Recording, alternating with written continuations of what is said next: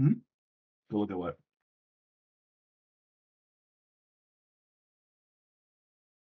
Uh, Preston should probably go look at his. See charge level spell Hmm. 7th for details. I have a spell. Oh, yeah, he hasn't spoiled himself. Cedric already spoiled himself. He's reading it. And the grenades and I have a pulse.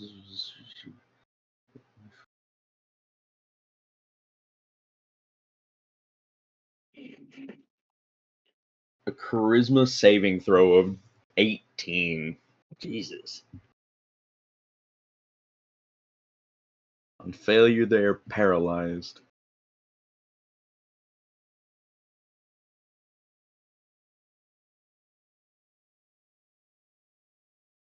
Jesus Christ.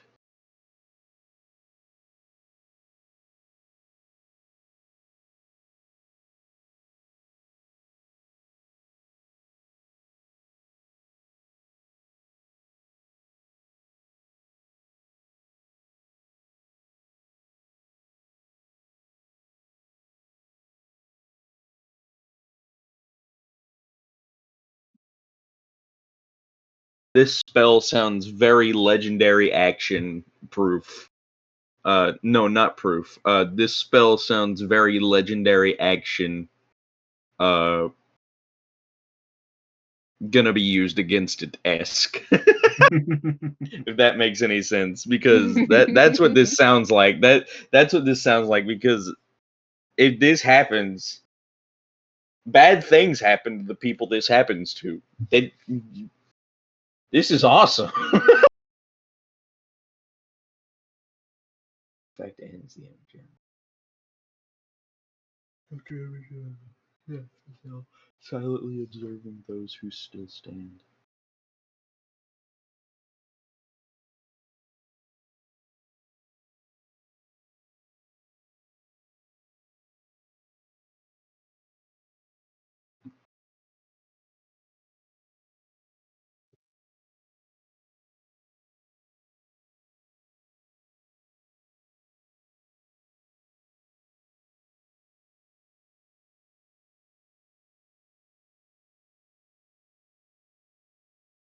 Incredibly based, Buff. Incredibly based. Absolutely. Absolute cinema. Exactly. How many charges do I get? It is once per day. Once per day. Okay, gotcha. I probably should have written that in there. I think that's like the one thing I forgot. I knew I was forgetting something.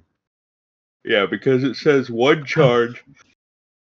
Yeah, so the one charge is once per day. Okay, gotcha. Same thing with Cedric's thing. Well, Cedric's is a little bit more different. He can choose to take damage to reactivate it. Masochist. Yeah, he is. Very glad we can agree on this.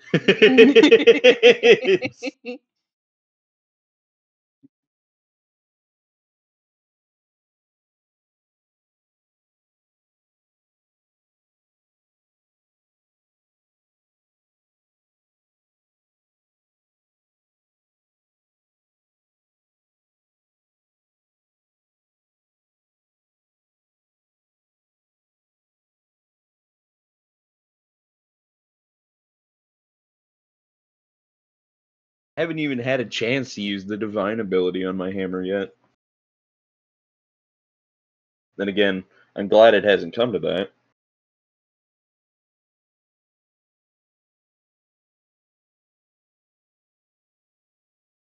Let's hope not. Let's hope not. It'd be pretty cool though.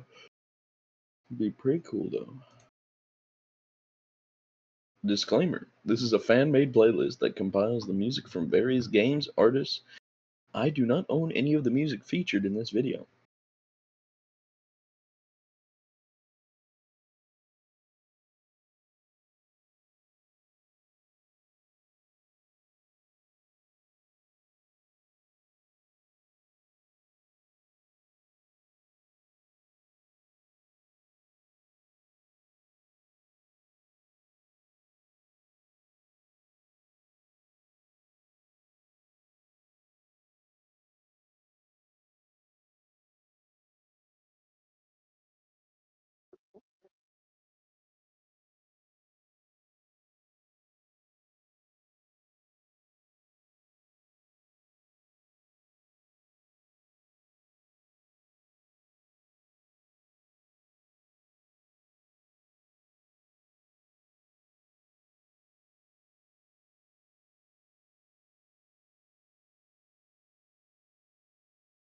All right.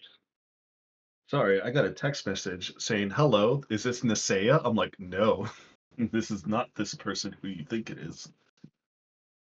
Sorry. Anyways, let's get started, shall we? Mhm. All right. So, last we left off, upon your arrival to the Ruby Palace, upon being greeted with open arms and warm hugs from Sarador the Ruby King and his fellow Thanes behind him, gave you open doors and just a general open relaxation visit to the Ruby Palace with no payment but leave what you can pay or leave behind, which some of you offered more than most, but they do not judge nor do they not care for how much you leave. As long as you leave a little bit of something. Upon exploring the halls of the Ruby Palace, you partake in the main hall with several foods and drink. You partake in, the majority of you partook into the bathing area, the two hot pools, the cold pool that is like the big open area for this blue cobblestoned garden, and you've experienced the never melt ice that is available to all to relax and enjoy, as this ice is only made and born in the plane of fire. However, as you guys were going to continue to explore more, you had ran into an individual that calls himself Allred. This individual, both Bayhorn and Fukler, as you both met him, you recognize that name with a history check, that a certain Queen Aqua has ran into him before. Sort of a dark history and past between the both of them. And so, Bayhorn, you had the idea to inform Queen Aqua about Allred's presence and his location. Before you, as you started to make contact, as soon as you did, you felt this shiver run down your spine, and upon connecting mentally with the Sending Stone, you heard incomprehensible voices of a different language that you did not understand. And upon linking your minds together and sending a message spell through, you all somehow connected to the one, the only architect. A battle of voices to be heard and a battle of differences partook between the message circle and this connection that you had. The architect stating his reasons, or at least some of his reasonings for doing what he's doing, to bring some sort of balance and perfection in reality. For reality in his eyes, as you guys surmise, is imperfect and needs to be fixed.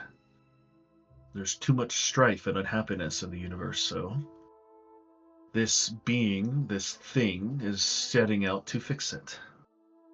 But with the pawn with a DC 39 roll of a charisma check of persuasion, Kayasaya, with the many benefits and helps of her team, managed to not convince the architect to stop what he's doing, but to acknowledge you as a potential change in the golden threads of fate, and decided to give you a challenge. This challenge is to face off others who have changed fates before. And the silhouettes that you saw between the fours was an older, more rugged-looking Chakna, a spitting image, almost their daughter in a sense, of Kaisai and Chakna's as her visage partaked behind the rugged Chaknas. A silhouetted visage of Seraphis, not being able to fully see their face nor their body, but Fukler knew, and all of you know, that that is this person that you're also going to face against. And with one final take off of Bayhorn's pouch was the conch shell that had a fragmented spirit version of Zen within. Then you saw Zen in the same silhouette party functure with this golden samurai looking armor. After that, you sought a sort of viewing with the Lord and the King of the Root Palace, as well as helping out Glenn from her own mental attack that Kayasaya had thankfully managed to calm her down enough that she knocks out and is being placed within her bedchambers. After about an hour or so, you guys all met with Sarador and the Thanes remaining. The 5 Thanes asked you questions, and you replied truthfully in kind. And with a determined look, Sarador somehow knows your plight and gave you all an unlock of abilities. With Bayhorn, he sharpened your blade using his scales off his body, allowing you to manifest Genesis magic and manifest a spirit within your blade to use that in battle whenever you wish. With Fukler, he used his own Genesis magic within his hands to block a strike from your hammer that hardened it like striking a hammer to steel, causing a exponential power to grow within the hammer itself and allowing you to expel it as well. And with Kayasaya, he reflected a disintegration ray up into the starlit formations above, into the astral projection roof that he has, and managed to ricochet the power back into you, allowing you to cast Genesis-like spells. As you all left there standing, seemingly at awe at what he is able to do just by himself, you do know that the mood isn't the most happy, isn't the most pleasurable. As you see him, his clothes are tattered due to the strikes that he's endured, and you do see he is panting a little bit heavily as it does take a lot of energy out of him. And as you guys are now standing within his throne room, what do you do?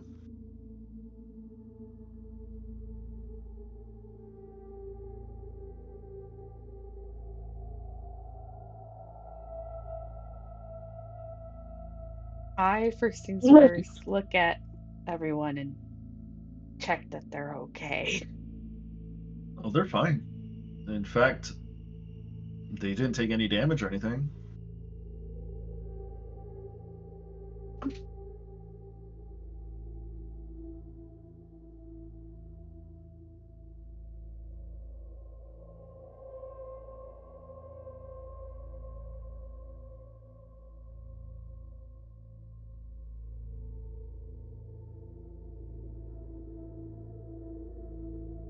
What was the place that he called that Glenn was at?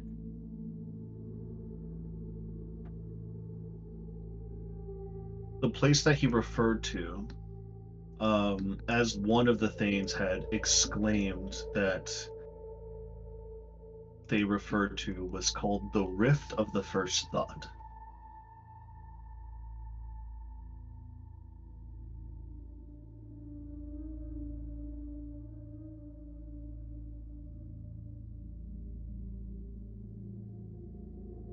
Okay,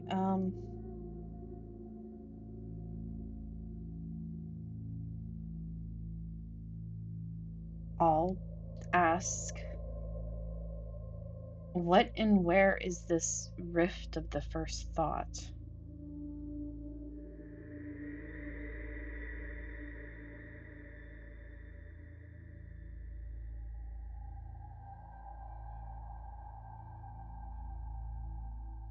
You see the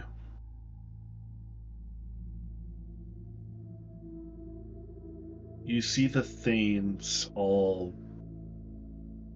kind of look at each other. They're not exactly. You can tell just based off of your passive insight that they're not. They're not hiding that they know what this is or what they said. They just don't know if they should tell you. So go ahead and roll me a persuasion or intimidation if you really want to know. If I say another line, would it lower my DC? Yeah. Just say what you want. Okay, seeing that they look unsure of telling me, I will look at each and every one of them and tell them, we have already been given a gift by you to stop the architect. You might as well give us more information so that we can utilize this new tool you have given us.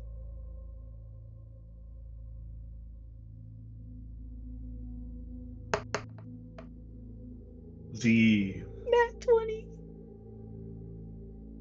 Nat 20 with the Nat 20 intimidation check. The blue skin Genasi thing, Charisma. She floats up next to Saurador and says, "We're very sorry. We may seem a little bit distrusting at the moment because, quite frankly, we are a little taken aback of what our Lord has done.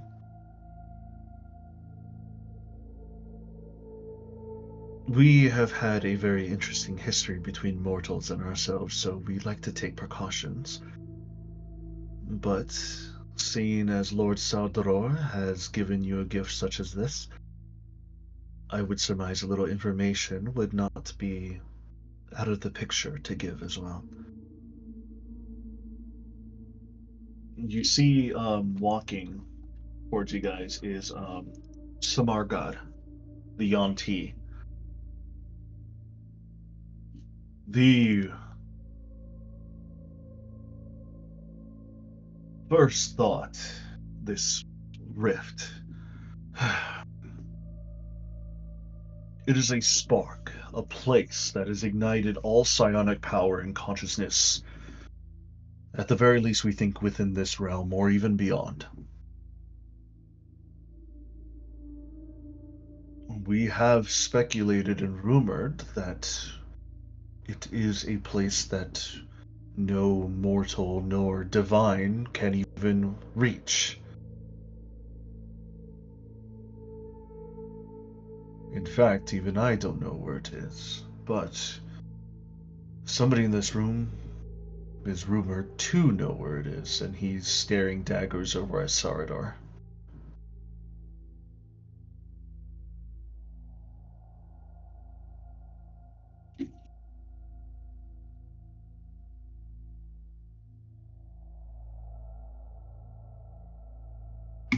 Rumored? Or actually does? You see Sardor, after he's regained his composure after the blast attacks and slashing that he took, you see him wave along his garments, and you see his garments start to repair themselves. He doesn't replace his garment wear, he just repairs it.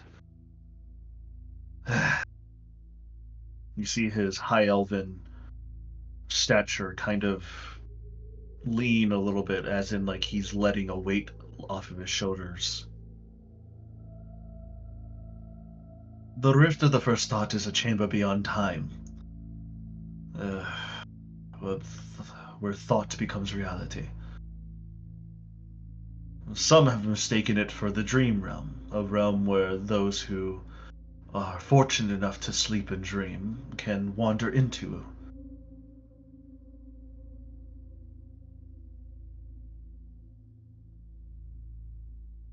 I've trusted you enough so far, Captain Kayasaya.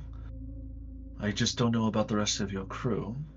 But seeing as the plight that you have brought upon not only on yourselves, but the plight that is emerging, and like a ticking time bomb, is emerging throughout the realm of the Astral Sea and beyond. I guess it is time for my final secret to be let known. Captain, remember when I brought you here 30 years ago, when you took a visit? You entered my throne room and I asked you to solve a mystery for me. And that mystery coincided to be a ruse, a play that I've orchestrated to show the rest of my Thanes that I can get away with murder. You do remember that, yes? I do. The Thane of Onyx and Obsidian, the one whose head still hangs in the tavern, got his snout a little bit too close to my secrets. I am a generous lord, and I am generous to my thanes and my subjects. But even I have secrets that are stuck like skeletons in a closet. I will tell everybody here now, my thanes and you included, for what we have sensed, even if we succeed or fail, no matter what, time and reality is going to change. For better or worse, I do not know. Deep within this palace, past vaults of forgotten gods and corridors of shattered minds, lies a portal to the rift of the first thought. Do you wonder why psionics, myself included, are so powerful and drawn to this place? Why, even just a thought or a ask of a question, the butler and any other services comes at your will?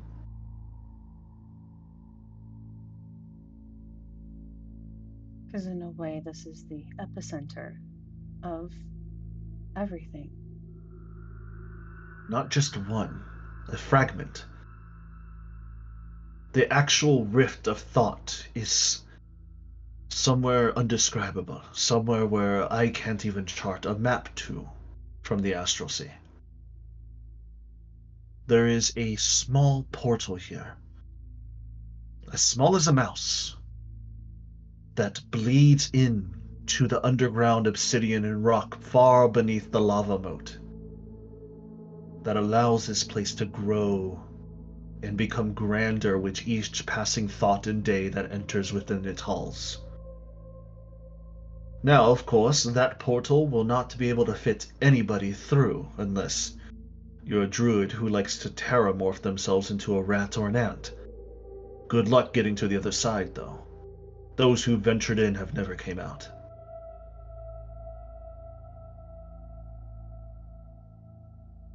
I have always thought that that rift was just a blessing of some dead god who made this place their home a long time ago, but with more and more research and more speculation, we came to the idea that it is not because of a dead god or a divine blessing. It is a fragment of reality being torn asunder from somewhere else.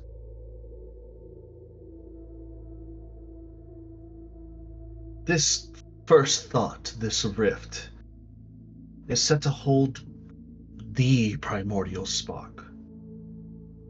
The first idea.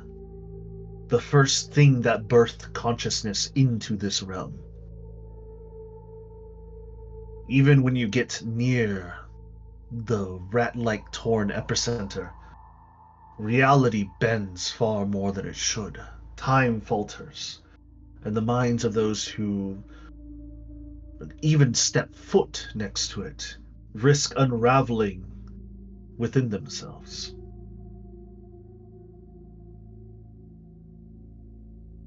I've only ever been through the first threshold. I haven't gone farther than that before my body and my mind start to fail me.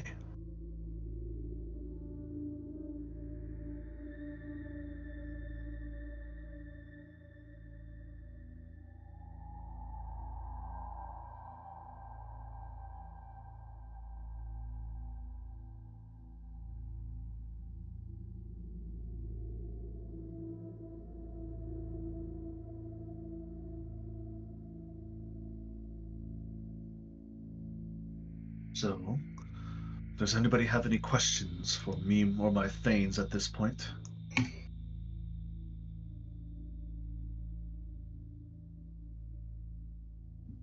A few. Then speak your mind. Would Why you is the know? rift here? Get that one first. It's like I said, I thought that the rift was a divine gift or some sort of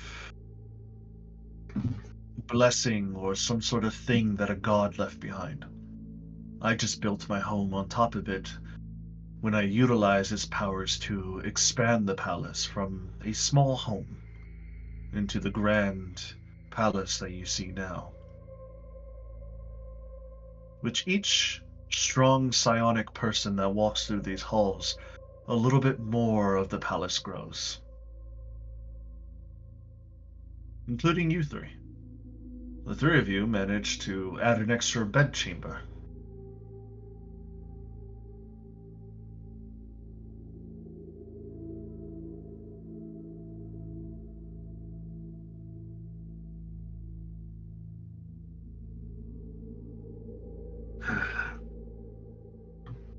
Next question. Do you know of where Ekathon?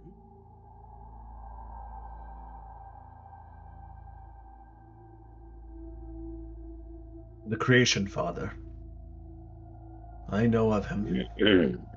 I know he resides in your ship. Do the Thanes, when he says that, know that? Passion, we got determination. Like Roll me an excited insight for check. something, you better believe it's happening. Guidance. So, insight. I gave you And guidance. I need that D4 for guidance. Mm-hmm. 4, so 16. 16? Yep. All of them, except for one of them, look shocked. The Thane's freaking out, like, what the hell do you mean? The only one that doesn't look shocked is Tihanus, the Topaz, the Shattered Kai. I'm He's the assuming only he's the one one that that found out. he's the only one that you can't tell what's on his mind. You either think he has a very good poker face or he knew all along.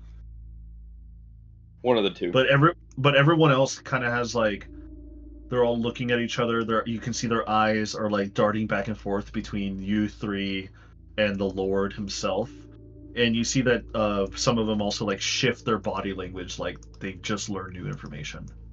Hmm. Hmm. Gotcha.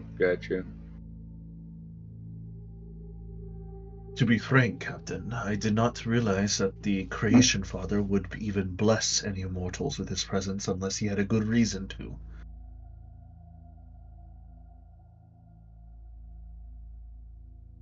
He is a very fickle one in his age. As a teenager, he gets more rebellious when he grows older. But eventually he'll turn into a wise old man, but that may take several decades.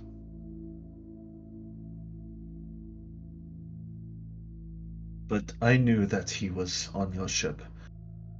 Even just sensing the ship come close, I was able to peck on it exactly where he was in your ship. Besides the fact a few months ago when he hatched and awoken on your ship, it sent out an astral signal. You saw that.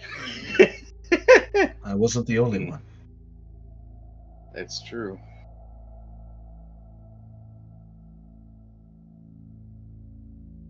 Now, thankfully, the signal that was sent out looked more like an exploding supernova. Not many decided to travel, although I have heard whispers that there was a few ships looking for that signal, but thankfully it seems like you haven't run into any of them yet.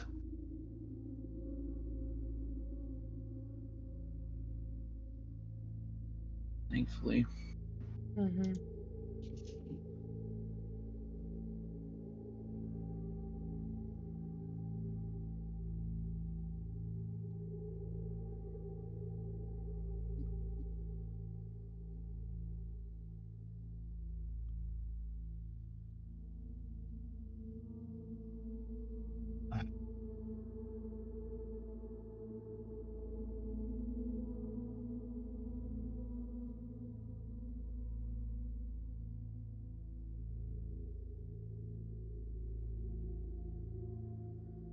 hope you know What? exactly what you're walking into, right? Oh, please, we have no idea. We both know that. Good.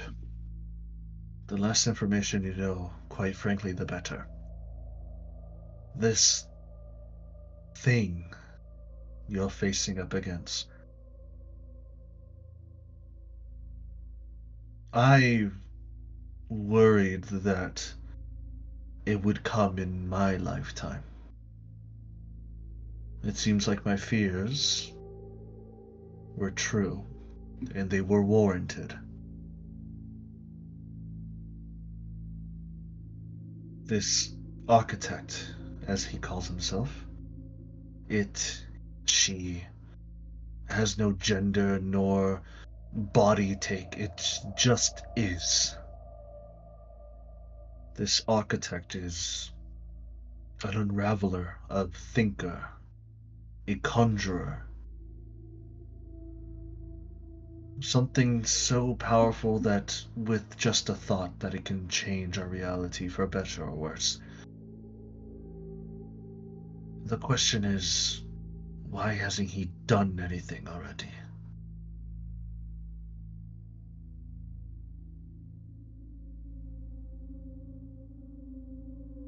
I saw your conversation with it. For a being who wishes to rewrite reality for the better, I'm wondering why they haven't done so already.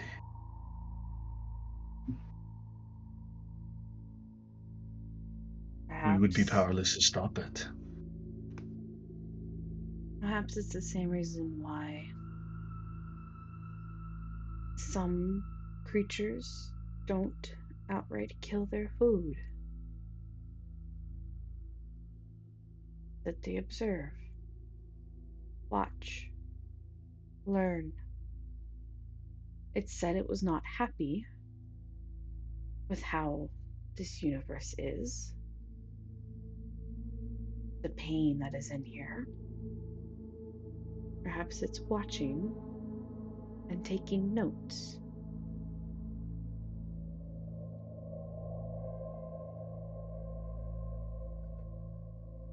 It very well could be, Captain.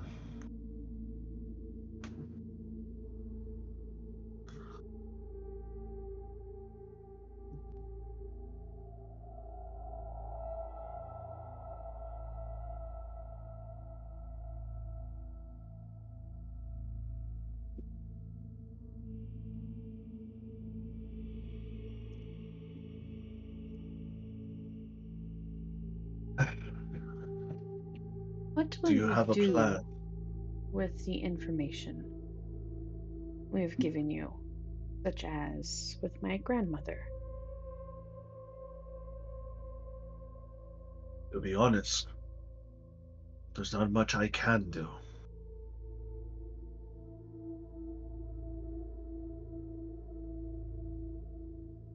I've sensed rumblings of the architect for many years now. 30, 40 years ago, I sensed the rumbling. Came far within the astral sea, farther than any known spelljammer or traveler or creature has ever traveled through before.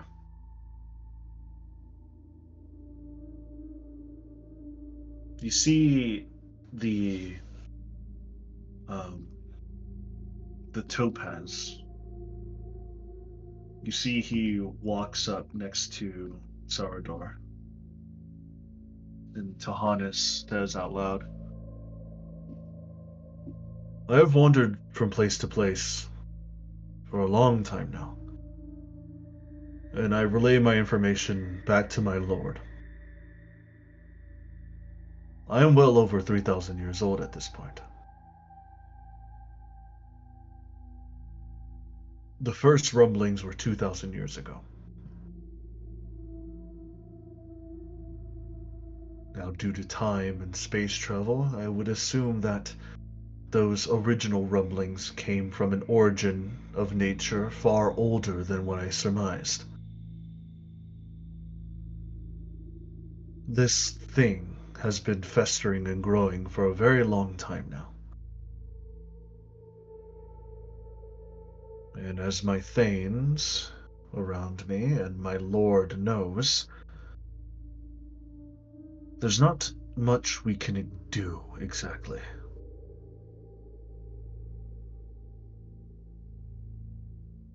The problem is with the architect and with things of this grand nature. We've recorded and witnessed only very special beings and or things can influence such a thing.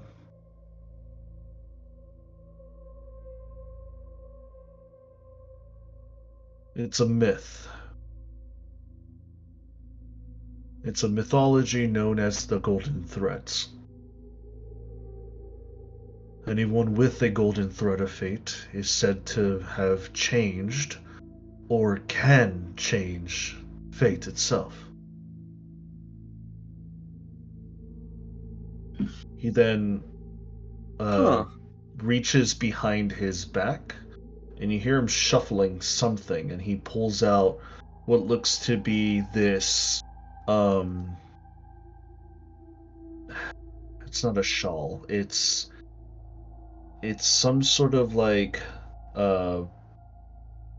yarn ball, but stuck within the yarn ball, it's like the two yarn, sticks. Like It's knitting very equipment? like knitting equipment, yeah. But it's very small, like almost like a child or a dwarf would be able to hold it. A dragonborn or a human would not be able to hold it. Huh. And you see in his hands, it is small. It is tiny. It looks almost. It looks weird. It looks like it's graying out. Like when he's holding it in his hands, it's like somebody went into Photoshop and took the color out of it.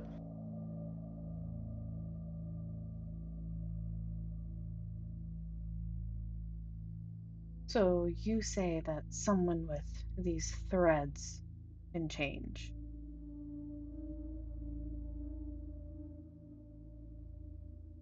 That is correct. Those with the golden threads might be able to change whatever the architect is planning. This item that I have here is a signifier. He passes it over to Lord Sarador, and it starts to grow in Sarador's hands. And as Sarador is clutching it within his hands, you see that it glows a bright red, but not golden. And it starts getting bigger as the knitting tools, the two sticks, start to click against each other, as you see that it doesn't come out of the yarn ball, it just continues to grow and build inside of it. Eventually it grows big enough to be, I guess you could say, as big as a softball, and then it stops and it stays that bright red. What does the red signify? Power, mana, energy, creation, genesis, whatever you like to call it. The size of the ball signifies the power within the person. The color is the nature or the fate of the person.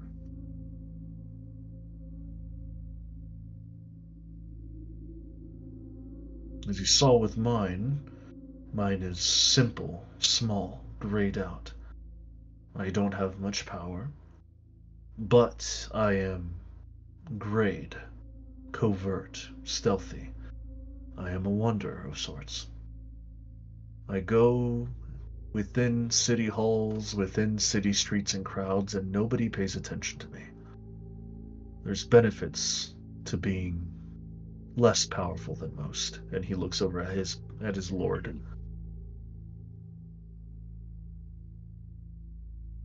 Sarador then hands he doesn't hand it, he holds the yarn ball in his hand and he extends his arm in his hand towards you three. Somebody pick it up. Aorn. Okay. I pick up the ball. As soon as you pick up the ball, you see the two yarn sticks, or the sticks start to clap and clatter against each other, and you see the yarn ball starts to grow more than a softball, and you have to like start holding it with two hands. It's as big, maybe a little bit smaller than a soccer ball, but the whole entire ball glows this bright teal. But within the teal, you see a few threads of yellow and gold. He only has fail. one I thread. thought these are supposed to be one color, guys. Well, you're not exactly whole, if that makes sense. Mm-hmm. So, it's not. I don't think it's too weird that you're, not completely gold, but also filling in the gaps with your own personality. Yeah, no, yeah, this tracks. This tracks. Perhaps we can have our Thane here explain it. Performing on the biggest stage in the world was just one step in I'm the looking at the thing the entire time. I'm like, I need some answers, man. What's happening? Cast guidance on him. You see his amber eyes start to look you up and down, and he kind of like tilts his head to the side before he puts his hand up to his chin. He starts stroking the little stubble that he has. Teal, huh? All right, next one. Can I roll like an insight check to see why he looks so weird? Yeah, roll an insight check. Guidance. Where is it? Where is it? Where is it? Where is it? Where is it? Am I an artificer right now? I never changed. You are your artificer form right now. Yes. A dirty 20. You see he's intrigued. And you also see that in his eyes, in that curiosity look as he looks you up and down, that he knows that color. He knows what it means. Bayhorn's gonna look at him and be like, so what does teal mean? And why is there gold speculated in there? The gold is self-explanatory. It means that you have encountered fate before and crossed paths with them, No? forever Yeah. cementing your life and your soul that you have been changed. Which is a feat that most mortals will never be able to accomplish. Fate is not a specific start and end. There is no person born who fate decides they're born on this day and they'll die on this day.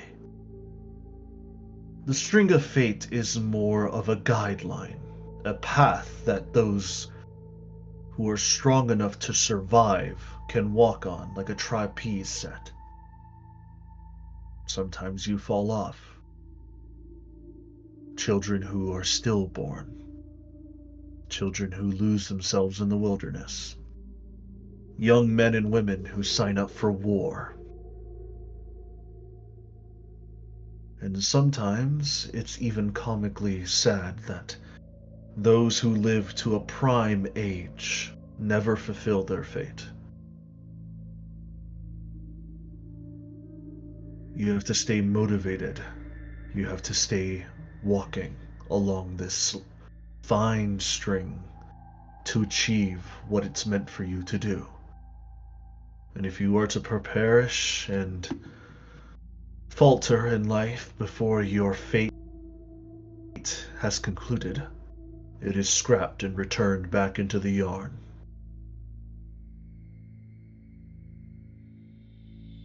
Maybe it's meant for another person. Maybe it'll never be used again. The teal signifies that, well, you have a quickness to you. A surge of energy and fervor within you that was like mine. Out of all the Thanes here, I am the weakest. I have lost my powers hundreds of years ago. The only power that I'm left with is grand life and near immortality. And so I wander. I collect information, live amongst the realm's peoples, to understand how they live and what their qualms are. And then I report back to my lord. And whatever he does with that knowledge, I have no rhyme or reason to question for it.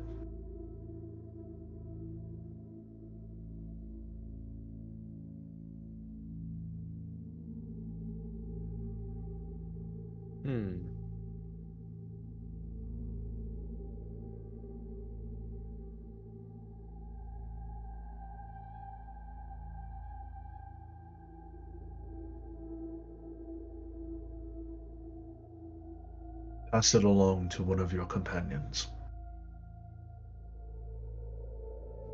He'll just give it to whoever's next to him. Well, they're Probably both next to Hooper. you. I'll take it. I'll take a look. Mr. Stillborn, let's see how yours reacts. The yarn shrinks and disappears. The yarn ball shrinks and splits into two. There's Oh. one white and one black. Fascinating. And you see the two sticks separate. There's now one stick in the white ball, there's one stick in the black ball. Huh. Like no yarn connecting them at all, right? There is no yarn connecting them. There are two separate balls. No gold in it at all. Shucks. But this is There not is. an outcome. What? As you look around and you spin the balls within your hand, as you start to turn them over, you see small threads of gold hidden within the layers. Very small threads, but only in the white ball. There's no golden threads in the black ball. Weird. Perhaps this is because of your technically dual soulity. Being, in a way, forced to reincarnate.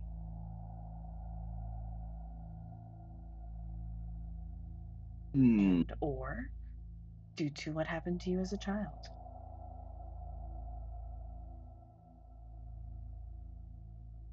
I don't know.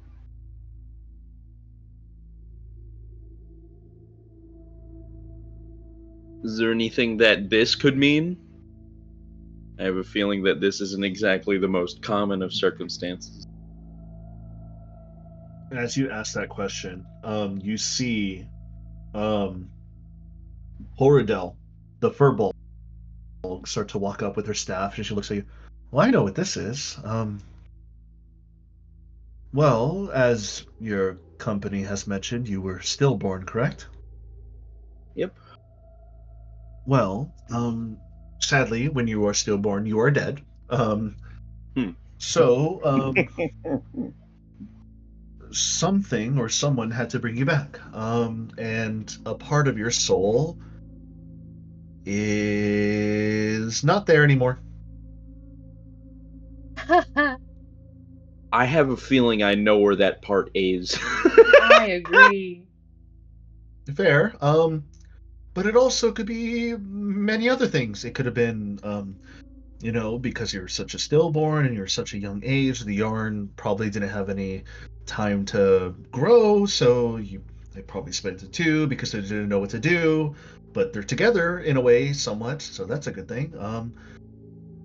It could be a darker route. Maybe you were tainted by dark magic, lich, or any other creatures, perhaps. Yes. Yeah.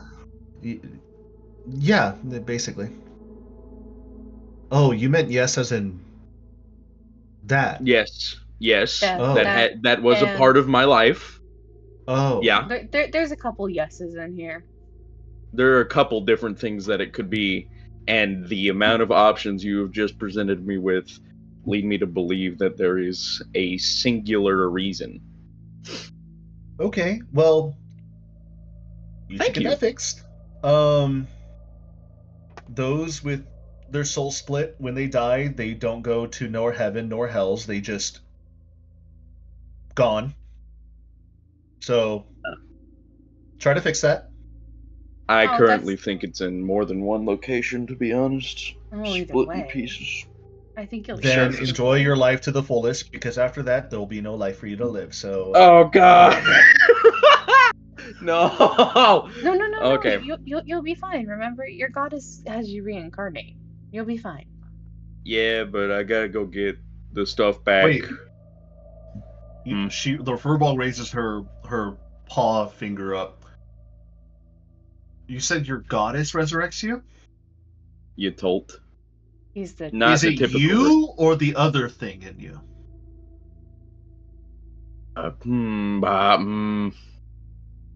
Well, Because it's if it's the hard other to thing in describe. you, then you yourself will go bye-bye when you die. It's hard to describe. There is this thing called Seraphis Callum that Yatolt likes to use, or has liked to use for a long time. Essentially, it's my soul. However, it doesn't go to the afterlife. It goes to the first forge whenever its vessel perishes.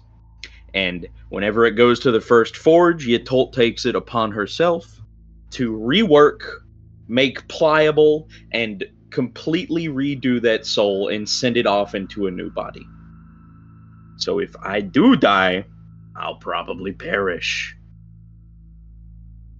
Well, Perish. I'm glad you've brushed up on your history. Everything you said is true. Unfortunately, both the part of my soul that is me is probably in the current hands of a fucking necromancer, and the other part of the soul that's Seraphis Callum is currently in the hands of what was the architect. So, the architect's taken Seraphis Callum from me, and that necromancer has taken me from me. I don't have either half of that in my being at this moment. So the fact that they're split into two pieces, one currently being black in the hands of a dude that I shall not name, and one in the hands of a currently what looks like an angelic being version of me, kind of makes sense. Kind of makes sense.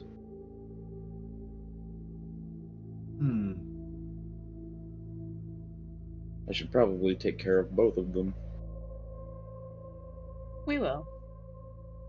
You wouldn't happen to know where Vecna is, would you? You see Horadel just shake her head. I don't know.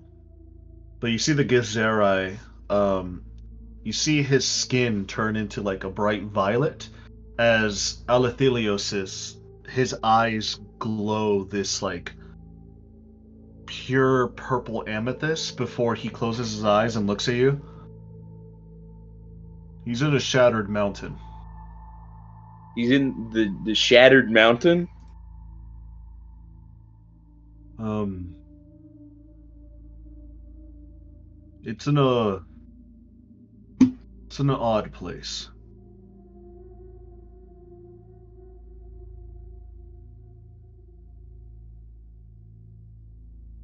What do you mean by that? It is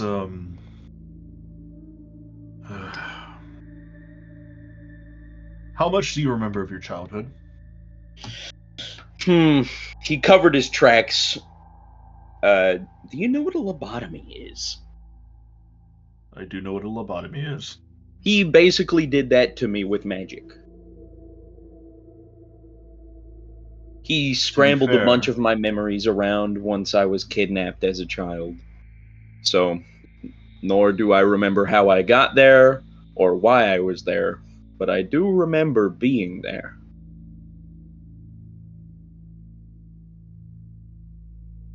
I'm gonna need you to sit down for this. And Oh, as soon no. as he says that, you hear a chair appear behind you. Fugler will take a load off. The Shattered Mountain is it's a personal material realm.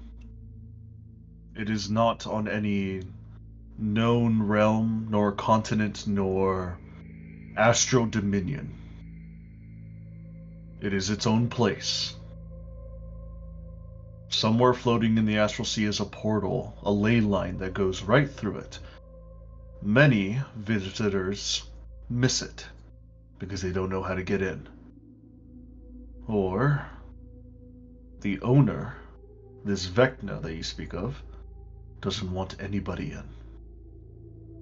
Oh yeah, no, that tracks. That tracks. Do you know your prime material plane, Fugler? My prime material plane?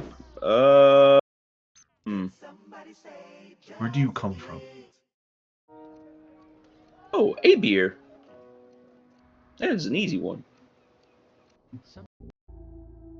There is no record place known as Abir. Well, shucks. In fact, Abir sounds like a common generic name that, if anybody weren't to ask any prying questions, they wouldn't know where it's at. They probably wouldn't even ask. No.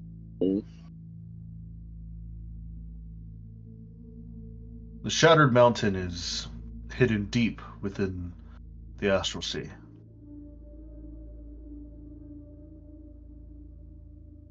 It's within the Shattered Teeth.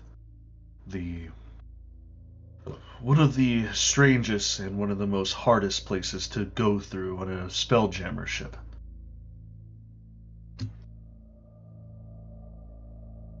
In fact, that's where we last recognized Vorthecarod's egg location.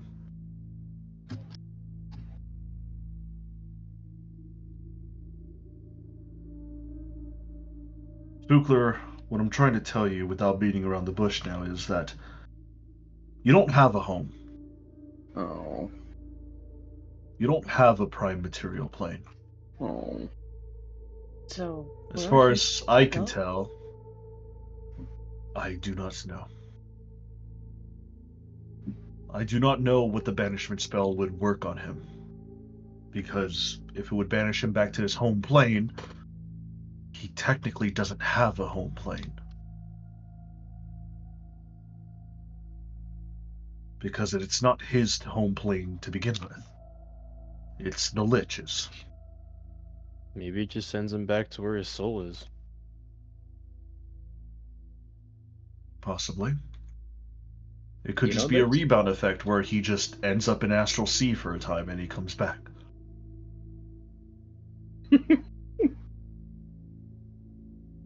Ugh.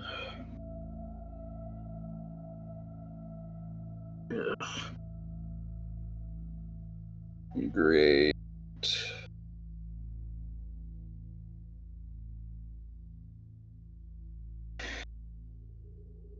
I apologize if that's not the news you wanted to hear. Not exactly what I was expecting to hear coming here, gonna be honest, but you It know, is I was helpful probably gonna hear it information. at some point. Yeah. Do you have any family? I do. Currently, one of them has been externally lobotomized by the school Strixhaven. He doesn't remember me. He's my older brother. I have another brother at Strixhaven. The reason one of them is probably brainwashed is because the Orkey were following us for a time. Oh, Meanwhile, my mother and father, I have no idea where they are. You see the Githzerai look at you, just straight in your eyes, and says, "Consider yourself without that family. They might be compromised to help out the Lich to find you or to keep an eye on you." Well, now that you say that, the architect said something to me whenever we talked to him earlier, which implies that something really, really bad might have happened. So, The architect said, "Let not the weight of your father's sins rest upon your soul." I had no idea what he meant by that.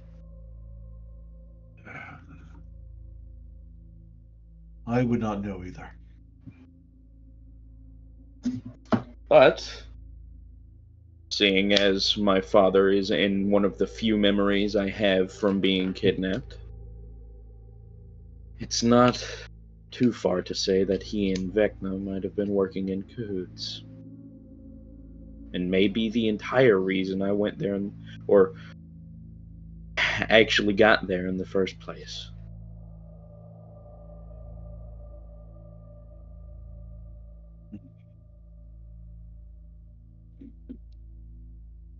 Well, at least now we have a little bit more insight of why your yarn has split into two. Now that we know that your soul has been tempered by a lich, that complicates a few things for you and those around you.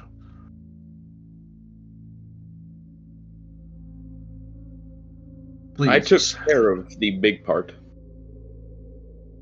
The Lich made me a phylactery. And you took care of that. I did. I took 2 other phylacteries of the Lich as well, and made sure to dissolve them completely with a special weapon. You've done far more than most. Good for you. Just be careful that he doesn't hunt you down for revenge. Oh, he's probably been watching me. A couple ways I can think of.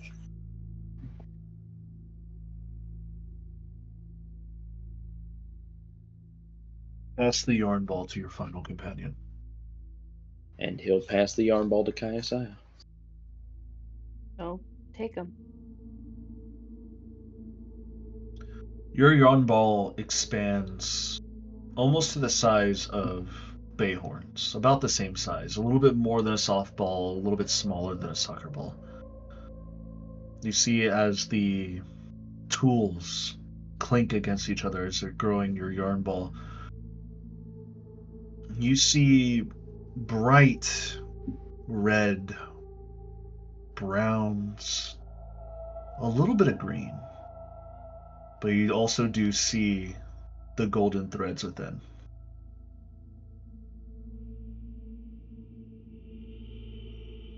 They're more pronounced than Fukler's, but they kind of match Bayhorns, where you're able to see them from the outside, and you have to kind of look around to see those inside. While Fukler's white ball was hiding the majority of them, he still had his as well.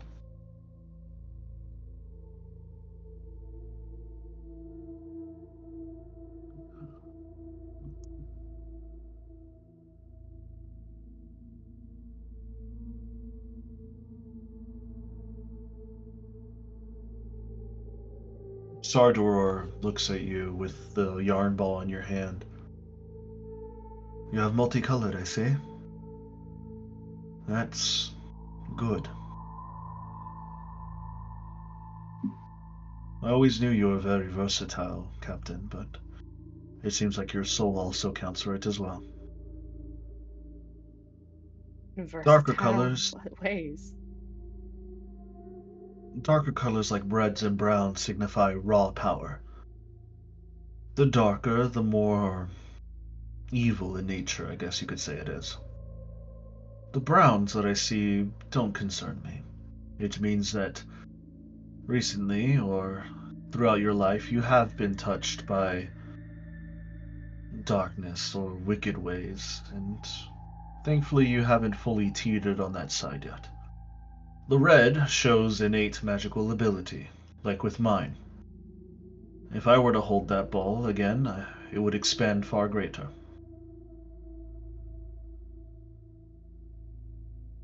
Typically, because even within my own palace, I have to suppress my abilities to make sure that the place doesn't come crumbling down.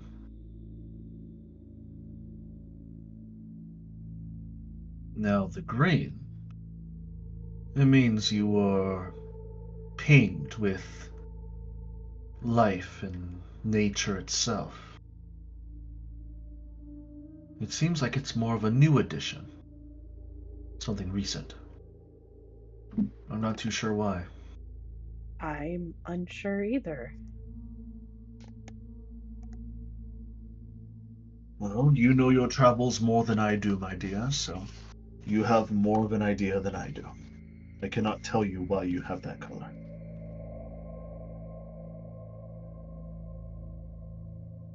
Green typically signifies love, life, growth. I know you have a husband, and I know you love and care for your crew, but that typically doesn't coincide with green. Green is more of a pureness, a nurturing spirit. Ah, I think I know where the green's from now. Then if you think you have the idea, then so be it. But besides that, this test meant to signify your strengths and the validity that you have golden threads, which thankfully you all do. I cannot say about the others in your midst, your crew that is still within the palace halls, now wondering where you have gone. Don't worry, I have made sure they have been calmed and know where you're at.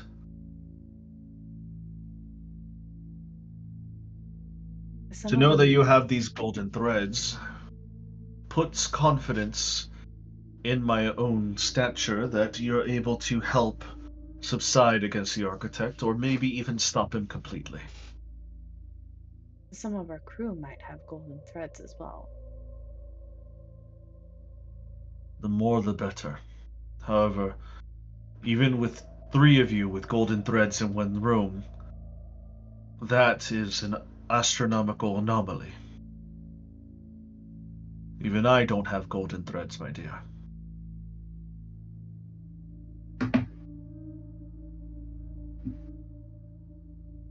Do you want one? I I've tempted with fate many a times in my years. If I'm not blessed to have one now in my prime age, I don't think I'll ever have one, nor should I receive one. To receive a golden thread of fate means that you have to go through something traumatic and drastic to the point that you could have been killed in that moment, but you persevered to change fate itself. For what threads you've gained individually or collectively, when did that happen, I do not know. I know you said that you faced fate herself, but even then, you might have Twice. not had your golden threads. You might have gotten them after the battle, but you might have had them before. Oh, Fate we didn't gain our is threads through those battles. We gained someone else's, I guess you could say, life. how so? We first noticed them a couple months ago. Right around the time Q asked for our help is where I would guess. What does that cosmic star child want with you? He has a crush on the captain. I'm also Well, his son's godmother. That is the That result thing- of having the crush on our captain. Yes. that thing reproduced. He Somehow. tried to with me, but I said no. And I'm glad you didn't. It would have killed you. More you know.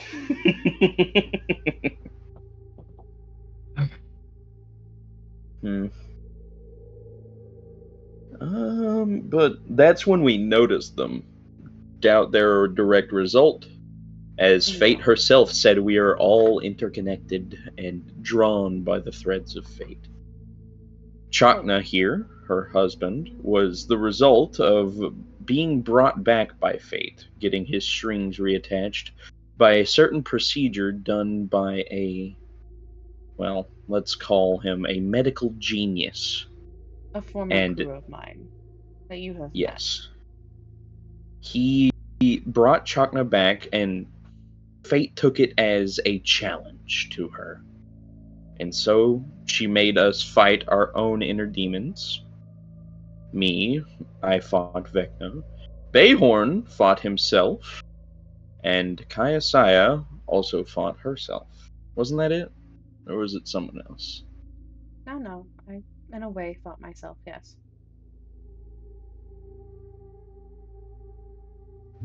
Don't quite know what that means, as there's other Bayhorns and another Kayasaya out there.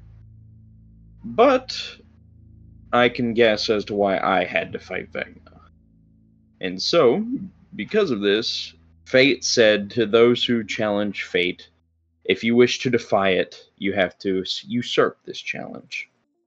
We succeeded, and Fate led us on about our way. Recently, though, we had to do it again. What was it for? I So, don't quite remember. right as Chagna was dying, he performed a spirit walk, a special Yes. meditation his people can do, which separated his soul from his body. So we had to go find his soul and put it back in its vessel.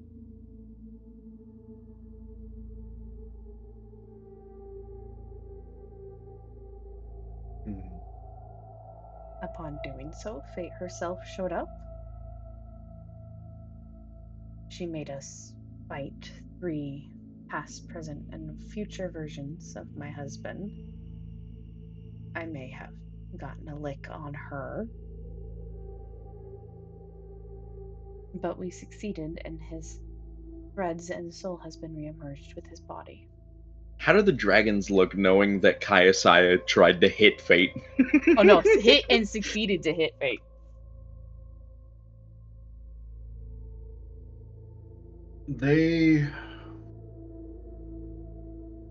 They are all intrigued in the story,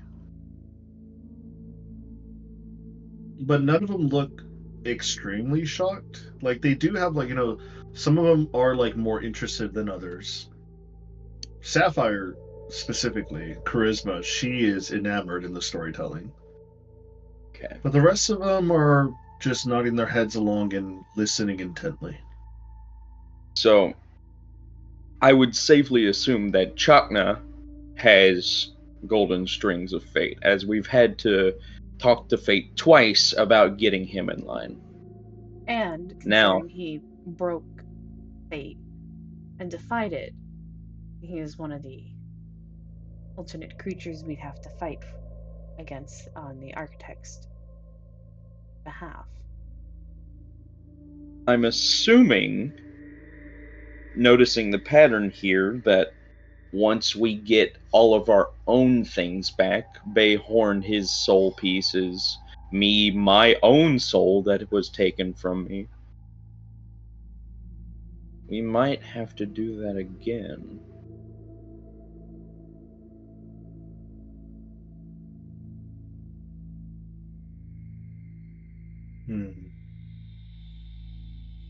It's not too far of a fetched idea.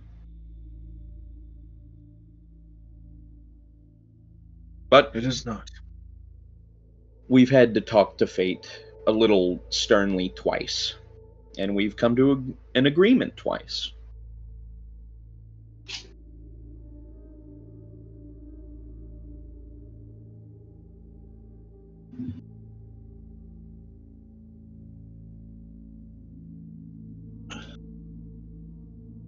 Adrian, Yes. I have a question.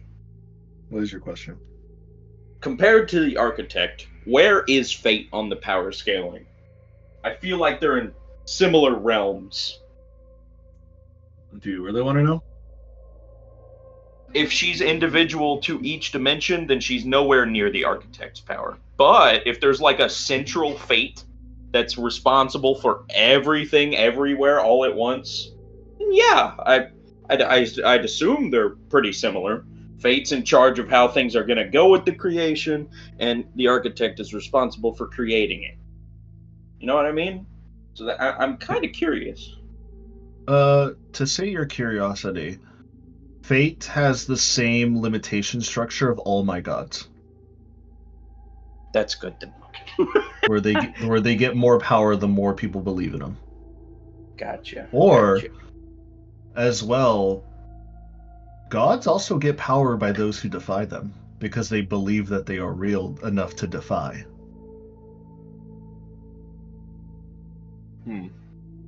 So, to those in my universe who believe in fate and those who don't believe in fate, both draw power to fate herself, you can kind of surmise how powerful fate could be. Okay, so normal upper god level. Gotcha. Mm-hmm.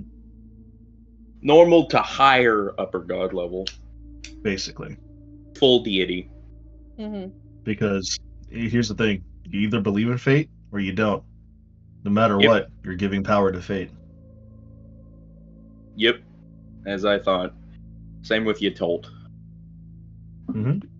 Yeah. Well, Yetold has a normal structure because everybody dies. Exactly. So Oh. why not believe in death? Exactly. You've seen people die before. Yeah. Exactly. So if everybody stopped believing in death, this would become a Dark Souls campaign. Is what you're telling me? Yeah. Or would be what's that one? Fuck. There was like which TV show was it? Where like literally nobody would die. Like you'd get shot and you would just not. It was like the Simpsons episode where Homer kills Death. Yes. Or was it Peter kills Death? I think he kills the Grim Reaper. Yeah. And then because he killed the Grim Reaper, nobody can die. Yep. It's like that type of scenario. Gotcha. So definitely like a Dark Souls type deal. Yeah. Knowing that.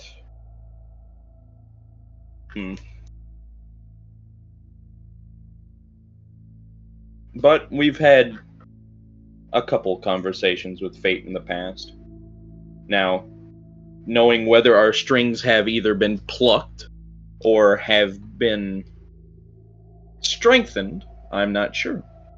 Fate herself and Yetold have leaned towards implying that when the golden strings that hang above everybody's head snap, you have defied fate.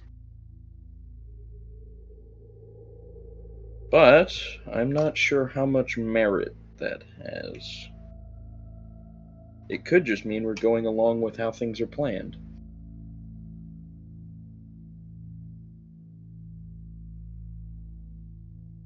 Signifying a time running out. Time is running out for each and every one of us, Fugler. It's just some of us run out of time more than others.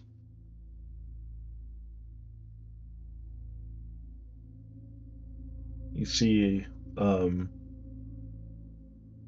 Sorador takes back the yarn ball from you, Kaisai, and he hands it over to his Thane who originally had it. I'm sorry that everything that has happened up until now has ruined your stay here in my palace. We did not expect to be hearing or witnessing an energy burst from the architect, at least not so early. But we've been doing everything we can to survive and or I guess protect ourselves until the inevitable comes. How about we can do more than that? We could try to fight against it. It would be extremely difficult, mind-numbing, emotionally straining, to the point where our bodies and minds might be physically sundered forever and we'd never be able to live a normal life again. However, But is it worth it? you wouldn't have to do it alone. Oh, I know I wouldn't be able to do it alone. I would order all my thanes and my subjects to help me. More than them. Part of our goal in fighting back against the architect is uniting all of the realms against a single threat.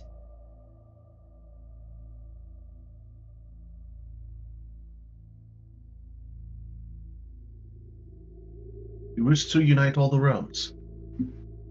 I do. All of them. As many as I can get.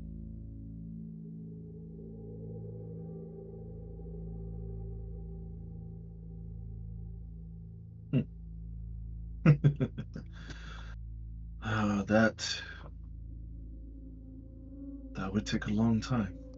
It would take a long time, but the more people who work together on uniting, the further we can go. We already have Erisire, Glorum, and the floating city of Kalendor. And we've only been at this uniting for a month or so.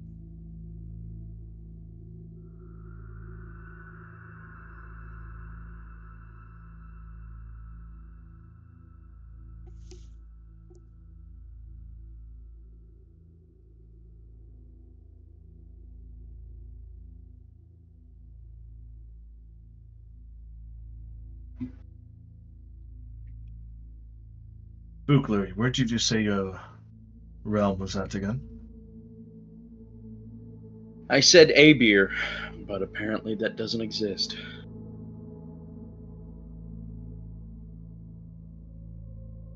It does exist. Huh? You know how I told you that it is a manifestation, that it is the Lich's realm, a realm that no one should be able to go into, or at the very least it'd be hard to get to. Yes. Abir is Toral's twin planet. Now, Toral, as you may know, houses the Sword Coast.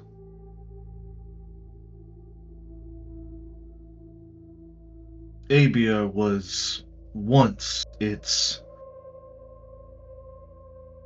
I guess you could say, its twin counter. It floated around it and orbited it in the sun all the same. But several thousands of years ago, Abir disappeared. And Abir was taken out of the rest of realm space and shunted across the lands. It is a desolate wasteland. Only few places and few villages live upon it. Not that many people. But it seems like this Lich, this Vecna, decided to take the planet and ran away with it and use it as his own home.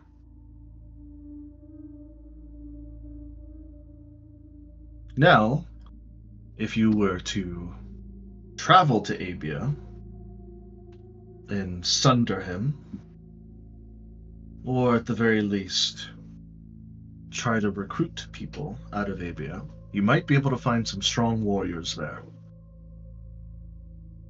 Kayasaya, for you, there's many different realms and lands you can go to. There's realm space where Toral resides in its own solar system. There's the crystal shell of realm space. There's many other lands of pocket dimensions out there that, quite frankly, would boggle the mind over and over, no matter how smart or studious the mage or wizard are. You can fly through the yawning portal and end up anywhere. From the great seas of Saltmarsh to the grand city of Baldur's Gate to the dark Candle Keep, there is just so much and so little time. And you said that you've already gotten word or assistance of Glorum, correct? Glorum has agreed to assist us in our upcoming fight against the architect. I'm not exactly too sure what a group of ragtag countryside warriors might do, but it is a stepping stone. You could also go to Ravenloft. You could find Tasha wherever she's at. Go to Ravnica, Eberron. You have to make a list. You have to find exactly who you want on your side and those you can do without. It would be nigh impossible to collect everybody for this task, even with our assistance. And those that you do not contact and do not bring under our wings, they might not live to see the next dawn after whenever the architect plans to make his move. Do you understand that? I do.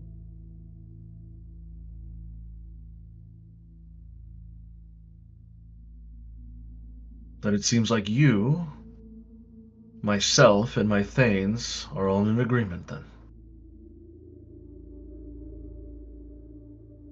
I, Lord and King Sauradar of the Ruby Palace, along with my Thanes, cast our draconic wings under your spread.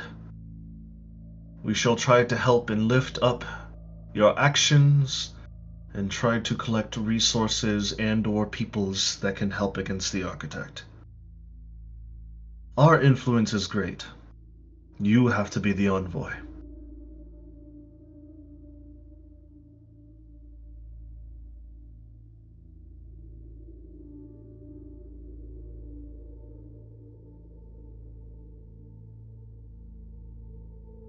Thank you. Captain, I do have to tell you that what I do see in you is potential. What I see in all of your crew is potential, but I just hope that you know that if we are to fail, it could mean the unraveling of everything. Do you understand? I do. But I also know if we sit by and do nothing, the same would happen. And the architect does not care if we are mortals, dragons, gods, celestials. It is not happy with what is created, and it wishes to try again. However, those of us it has created don't wish to leave, don't wish to be rewritten. So, I will do what I think is right for the sake of all life within our universe. Fight back and to tell it no. We are alive, and while our universe may not be up to its standards, we all like it here.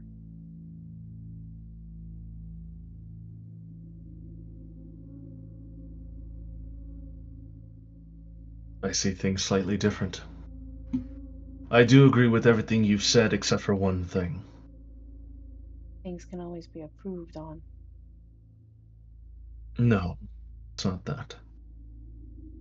I think the architect is happy of what we are, just not what we are in this current moment. The architect is a very odd thing. I think it's watching, testing.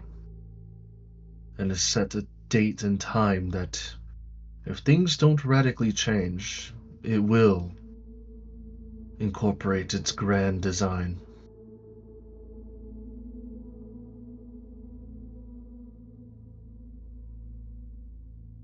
Did you know that there's mythos and words and teachings that there's lost etchings and lost paperwork that state that things somehow reset? Peoples, magic, lands, they reset to a certain point of, how you say, intellectual knowledge and power. Nothing truly gets wiped out or rewritten, just things get reset. Changed.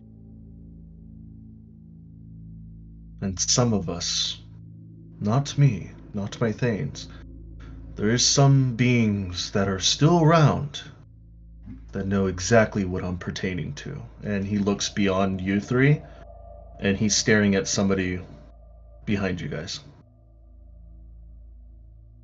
I'll look. Fugler's gonna look behind him.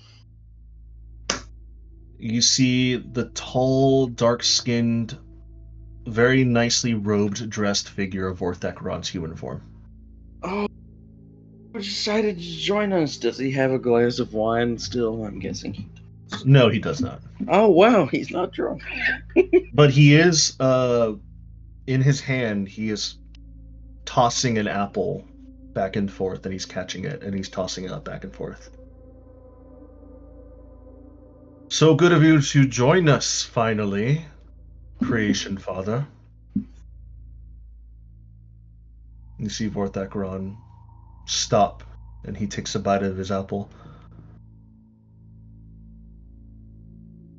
I just wanted to make sure you don't say too much, child.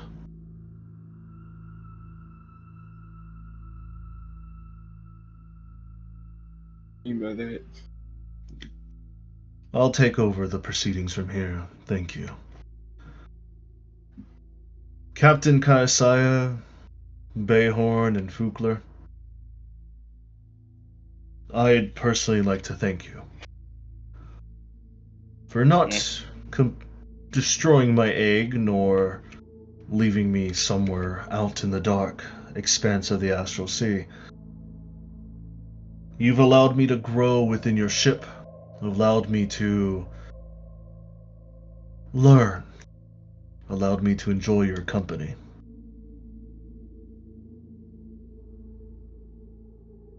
What he says is true. There are some beings like myself who have lived beyond the Architect's resets. I've seen many, many, many realms, kingdoms, and peoples rise and fall and rise again. This isn't the first time he's been unhappy or needing to change the universe. Sadly, I'm not able to stop him on my own. For I am a decree under his word. I am technically a servant of the Architect. I create. I bring life.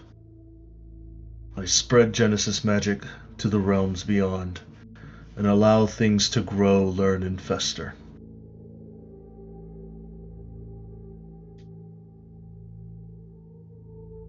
Eventually, I figured that you would find the truth, and I'm glad you did.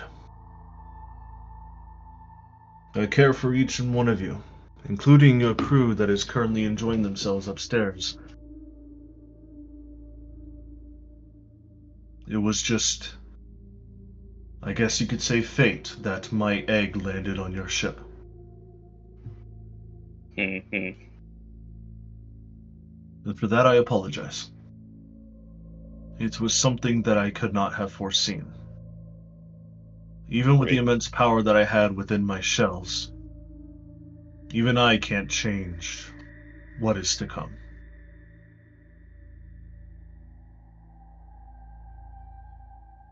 Wait. Wait, are we about to get smited by Vort? Are we about to die? No. Okay, good. Are you sure? Roll me an insight check on Vorthakaron. Oh no, okay. Are we about to die? Well, a 7, I can't tell.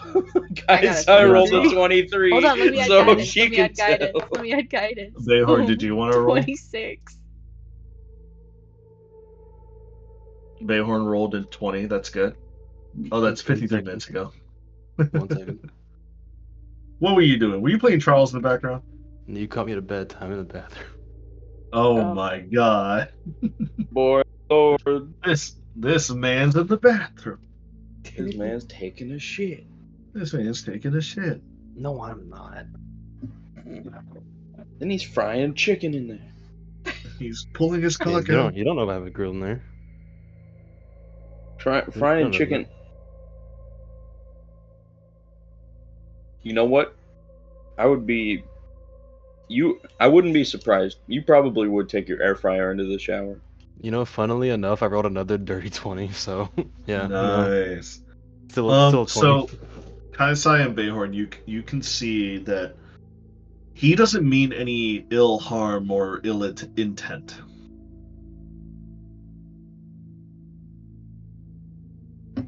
You see that you see by insight that he's referring to this moment in time, this I guess you could say the situation that you're all currently in, this knowledge you're gaining. That's what he means.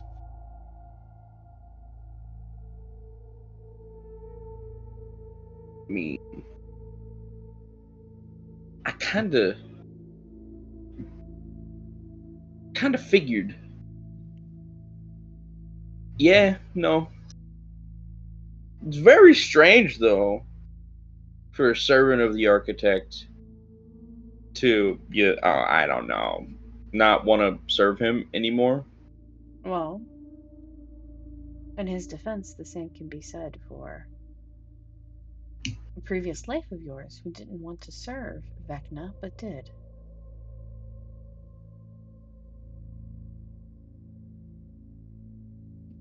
Yeah. Oh, wait, whoa. Shelby, you've just plugged a socket into an outlet in my brain and made a light bulb light up. You just made me realize the connection between Vecna and cars. Oh my god. No way, dude. Wait, did you say Vecna in Cars? Or Kaz. Kaz. Oh, Kaz. I heard Cars, and I immediately thought the movie Cars, and every time I think of the movie, I think of the Pope from the Cars movie. But what's implying this light bulb I helped? that Car Jesus existed. So was Car Jesus nailed to a cross or to a tow truck? I think his Was he tires hanged by got a tow nailed. truck? I think he was putting those. Nailed?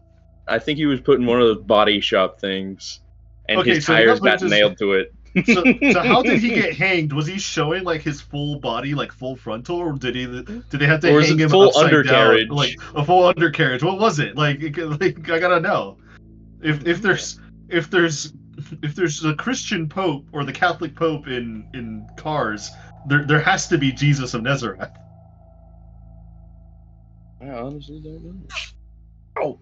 Anyways, enough with the babbling. Enough with the religion. What light bulb did you get? What's your light bulb moment? My light bulb moment was realizing the relationship between Vecna and Kaz is what I'm thinking of. Because if Kaz was using... Well, if Kaz did murder Vecna, as I would assume he did at one point, but also got murdered by Vecna, which I assumed also happened, that means that Kaz hated working under Vecna, but had to. Because Seraphis Callum compelled him to do so. But at the same point, where was the adult in that picture? Ooh, I'm curious. Ooh, you got me in a curious mood.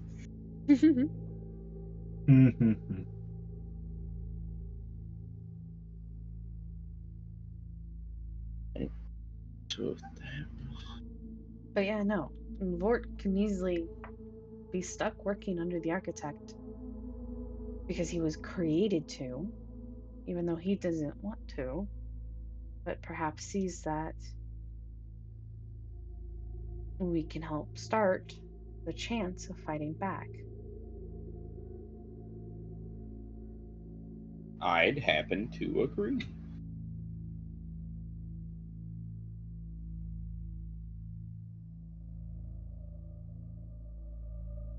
I think it would be a wonderful idea if, we compelled the art. Well, we already kind of made a deal with him. That's the thing. I'm assuming, Vort, you saw the entire conversation we had with him earlier. It was kind of like a giant debacle between our brains. I have been witnessing everything ever since I managed to hatch from my egg again. Okay, if that's the case, then we made a deal with him. He said if we beat up all four of the things, that the universe is probably going to stay the same. But That, I that's... can tell you, is a lie. I agree. Damn it. No matter what you do, everything will change. For better, Damn for it. worse. In However- fact, even some would say a reset is for the better. Too much vile wickedness, too much dark dealings, dark gods are ruining everything. But to continue on and living as you are and doing your best to be happy and doing everything that your dear Kaisai here has said is also a good thing. I have witnessed several realities come and go. And in every reality I've never connected with anyone. There was a few flings of romance and friendship here and there that I partook in, but they all ended the same. They withered away as I grew older and older and never having to worry about death. Until I woke up on a ship. Specifically your ship. Of course, as a child, or child reincarnated for the 20th or so time, I thought nothing of it. I thought of it as a source of food, energy, allowing me a place to grow and leave eventually. But with your travels and the way you cared for a being, something that you did not need to care for. Pukler, I remember the dinners you've made me. Kaya, I welcome the knowledgeable talks and those late nights with coffee that we had. Bayhorn, you keep being Bayhorn. Shit, okay. I can do that. I jest. You are, frankly, oddly enough, even though you're not human, you're the most human out of anybody else here. And that's a good thing. Let's go! Wild card Bayhorn! And so, thanks to all of you and the rest of those above us, I've been afflicted with something known as affection. And quite frankly, I do not want to see this reality go like the others.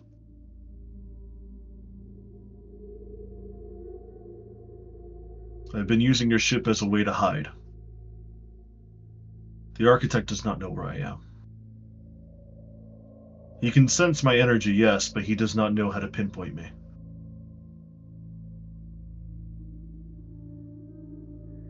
And it so happens I have a key to get to where you want to go. I can take you into the rift. But I must warn you, it is a one-way trip. I do not know if you'll be able to come back.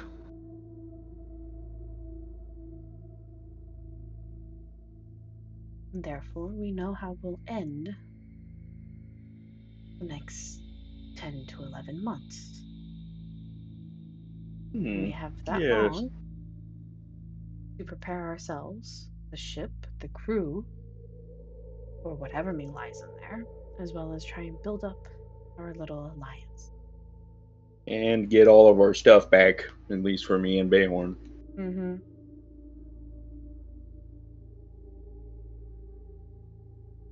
Okay. Well, I know where I need to go now, but Mm-hmm. what about Bayhorn? Man, I don't know. You need to Have you do seen any another other guys meditation. that look like him? I don't know where other me's are at. You just need to meditate on it. Man, I gotta meditate the other one in me too. Mm-hmm. You guys are all knowing. You guys know how to meditate better. I'm not very well versed in it. And he's looking at all of the Thanes and the Lord and Vort, literally anybody. You're looking at the super psychic dragons, so probably. Saradar raises his hand. If it's meditation you want, well, we have places here in the Ruby Palace that can help you. I just need to A, fuse the part that I have together, and B, find the other parts. Those are the two agendas with my soul, because I don't know how many more fragments there are around the world roughly. You're missing quite a few. That much I can tell. Oh yeah. But I have a few as well, so I'll grant you access to the Hall of Reflections. Have It's on fun the with that. it's on the 4th floor. It's a massive chamber lined with shimmering crystalline mirrors. Allows you to meditate and find self-discovery. But be warned, they do not show just mere reflections and meditations. They'll reveal your thoughts, your past lives, potentially, and as well as your possible futures. this sounds like quite the trip. It is not for the faint-minded or faint of heart. That's okay. I've died like 4 times. This is probably fine. You'll be fine. Well, it's good to see you again, Creation Father. Likewise. I noticed that your obsidian thing, your onyx, no longer? That's right. I had him silenced for getting too close. It's just like you. It's in your nature to cut those down near you.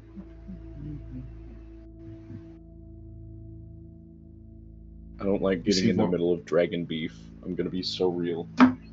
Yeah, there's You're a like this. There's this tense air between the two of them. That so much so that even the Thanes like slowly step back, like silently, like they don't want to get in between this. But sadly, you're all in the middle of this, so And you feel Kaisai this. is like just like looking at the ground, like not trying to be a part of this conversation. Yeah, like you can easily feel like the strange tension, like how should I say, like when your father and uncle are in a fight, Yeah.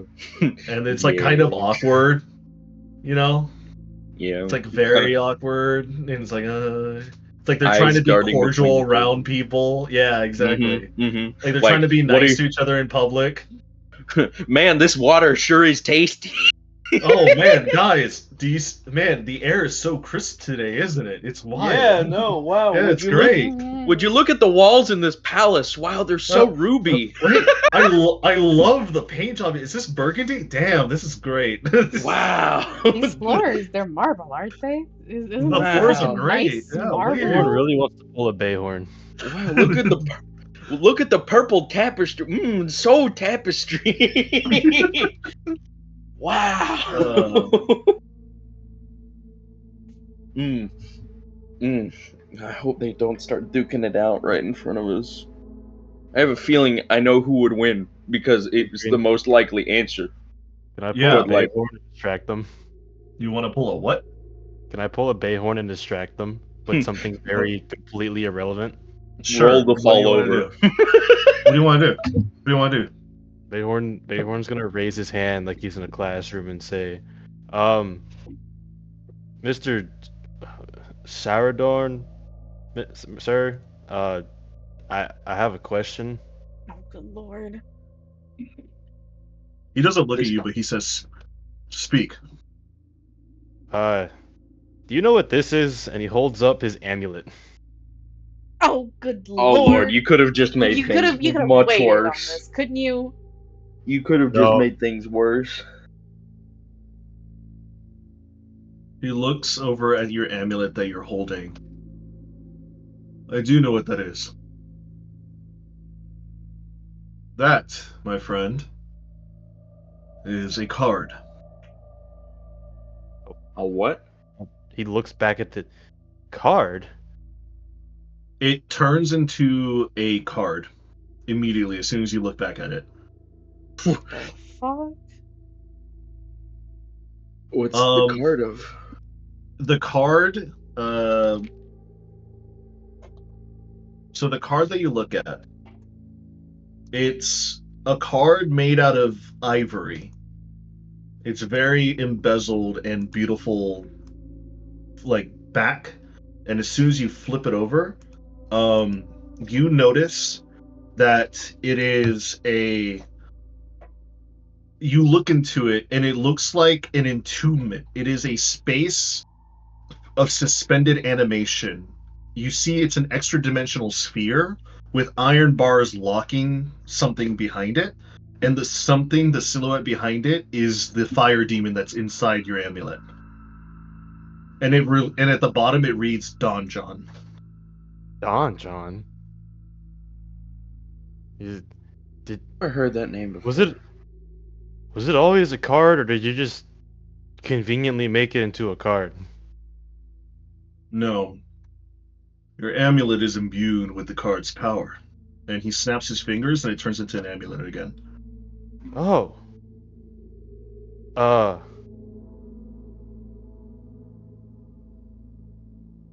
I did not know that. I just knew that he is a very angry person. The demon within was tricked and pulled a card. And that card was the one that locked him within. And he transmigrified it into the amulet you see now. Is that why he's so spiteful of people? Spiteful of everything. I have a feeling it is not the best idea to release him, because I feel like he'll go on a murderous rampage.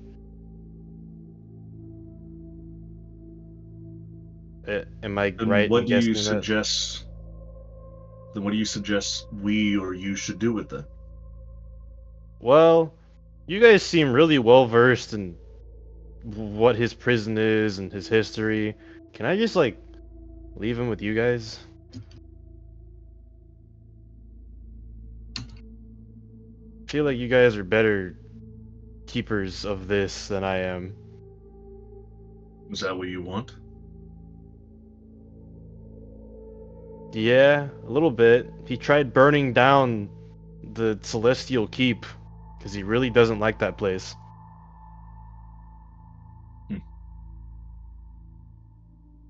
Then relinquish it.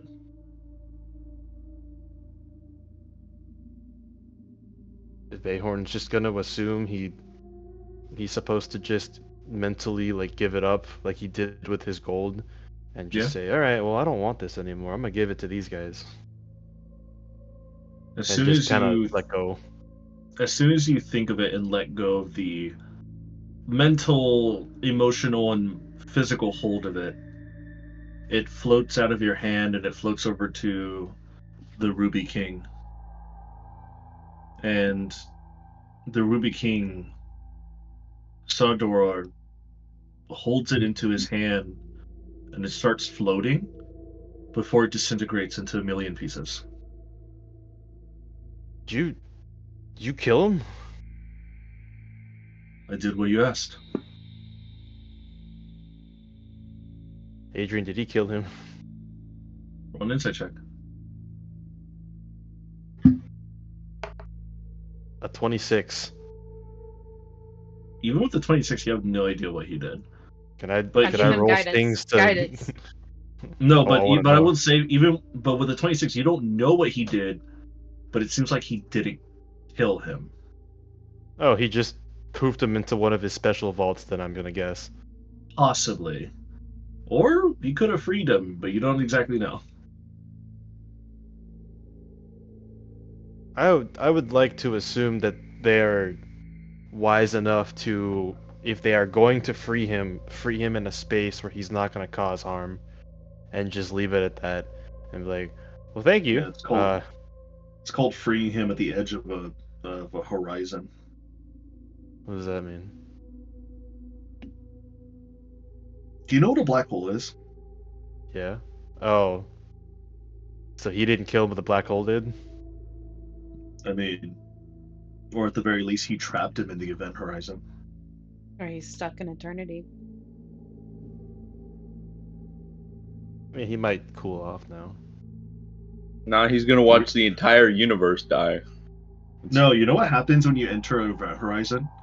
The future passes by you at a rapid pace. He'll see the end of the universe. That's what I was saying. Yeah, he's gonna watch time run out. I mean, he So did in say real- he wanted so- to be left alone in the middle of the astral sea. So what So, better Bayhorn, place let me- than in a black hole, right? Let me give you a visual representation of what the demon is currently looking at. The demon is now looking at your final battle between the architect right now. And okay, there it goes. He knows the ending now. Oh. Oh dang! Wait, And huh? he keeps going. You already have an ending? And he keeps going. And it's going. And he keeps going.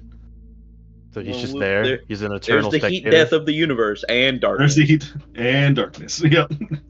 So he's just an eternal spectator. Not even that. It rushed by like that. He can't even see anything anymore. It's all gone. There goes Like Kylan. Kylan is. Kylan's gone. Yeah. Dust in He the didn't wind. go AFK. He finally left. He was He like, this shit popped. boring. He's like, Yeah, this that's- shit boring as fuck. I'm out of here. That's what happens when you go into the event horizon of a black hole.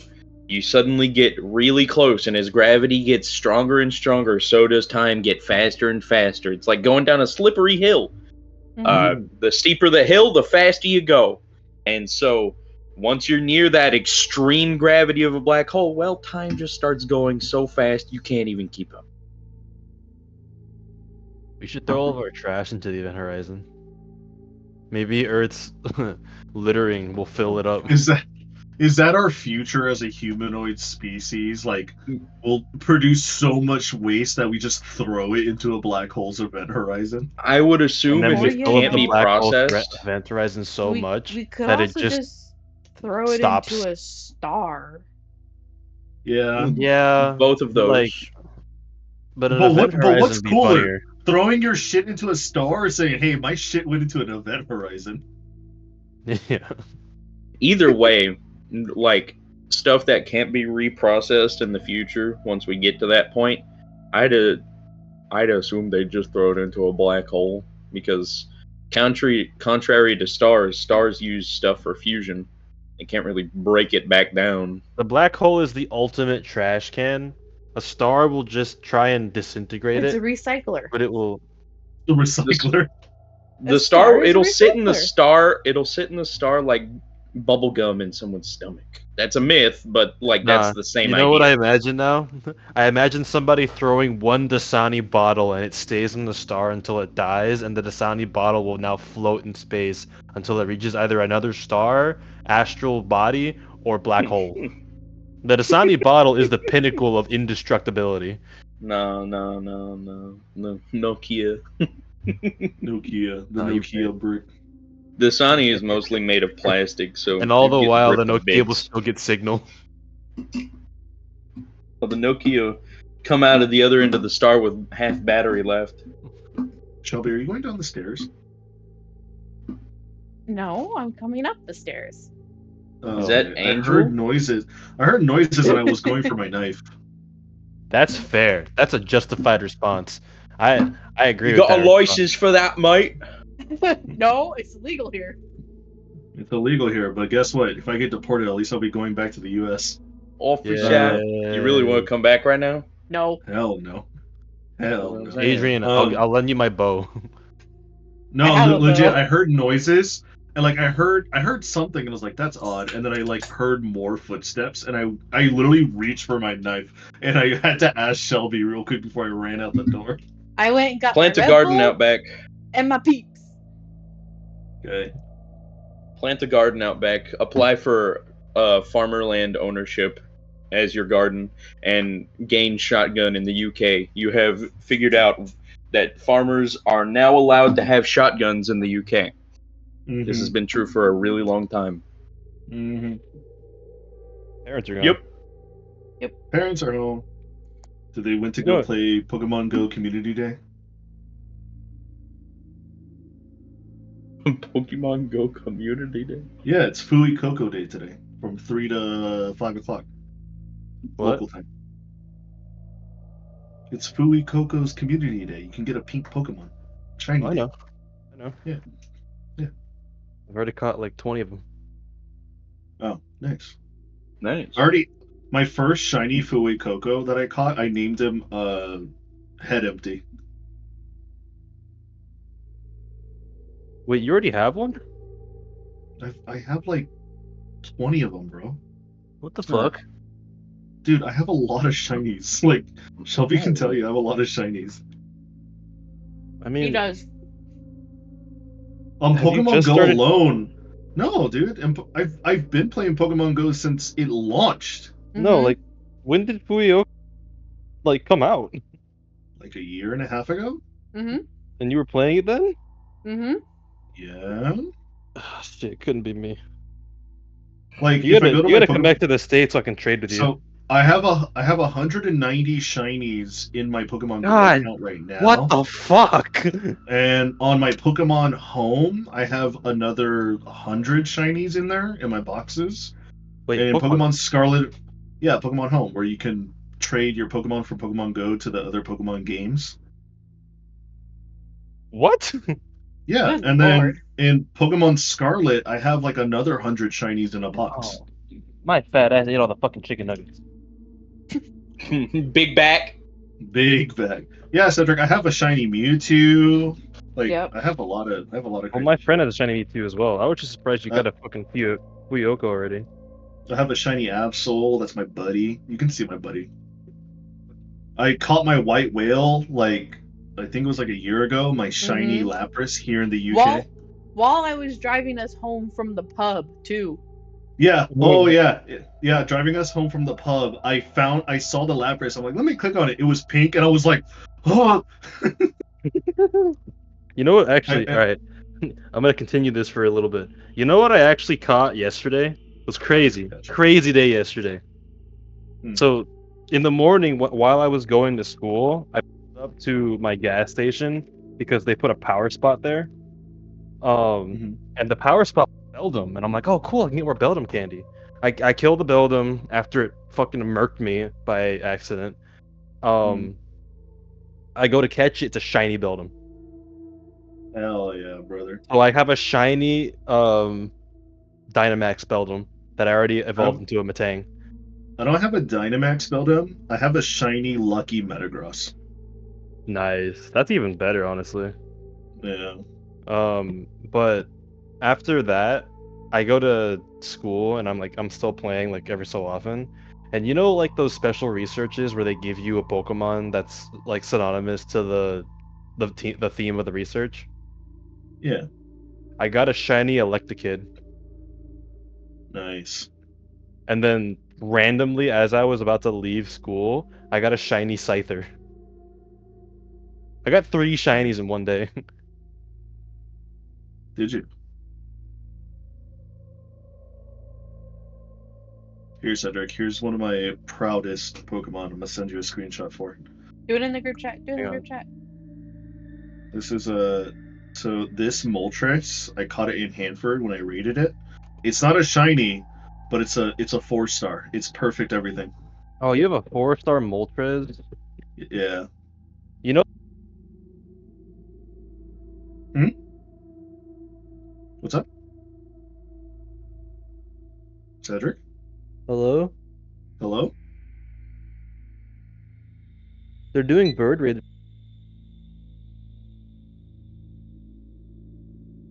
Can anybody hear him? I can hear you. I Oh, can't hear okay. Cedric. I can't hear Cedric either. Cedric. He broke. Oh god, I hope I didn't ruin D&D by talking about Pokemon up until the end when he dies. Hello? Hello? No, I think it was because I was in my hallway, and it's notorious Oh, for me bad anything. fair enough. I was putting fries in the air fryers. It's outside. Big back, I big wasn't back, kidding. I wanted fries. big back, big back. Wait, you I put just it also wanted outside? nuggets.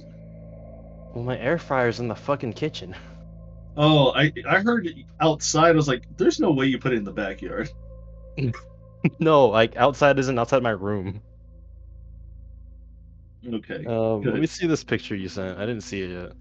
Yeah, it's no Skyblock. Oh, you bastard. Oh, there's so many more Fuikokos. Oh my god! Speaking of fucking shinies! Did you get a shiny Fui Coco? Oh, he's showing off he's showing off his camera. Ah, it's a shiny.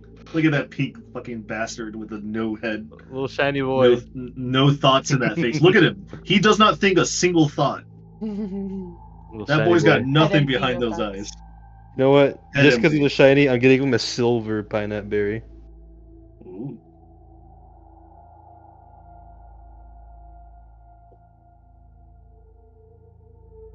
But anyways, let's get back to D&D, shall we? Yes, anyways, Good, now that that's good over talk. Good with. talk. Oh, that's over. I caught my shiny. Good, good, good. Gains, brother, gains. I got 14 Hey. candies from him, too. Alright, I'm gonna So, manifest it. You know, it'd be even crazier if he was a 4-star. No, he's not. He's a penis damn, star. damn. So, with the current tensions happening between the two dragons, the one celestial Genesis dragon and the one ruby red dragon,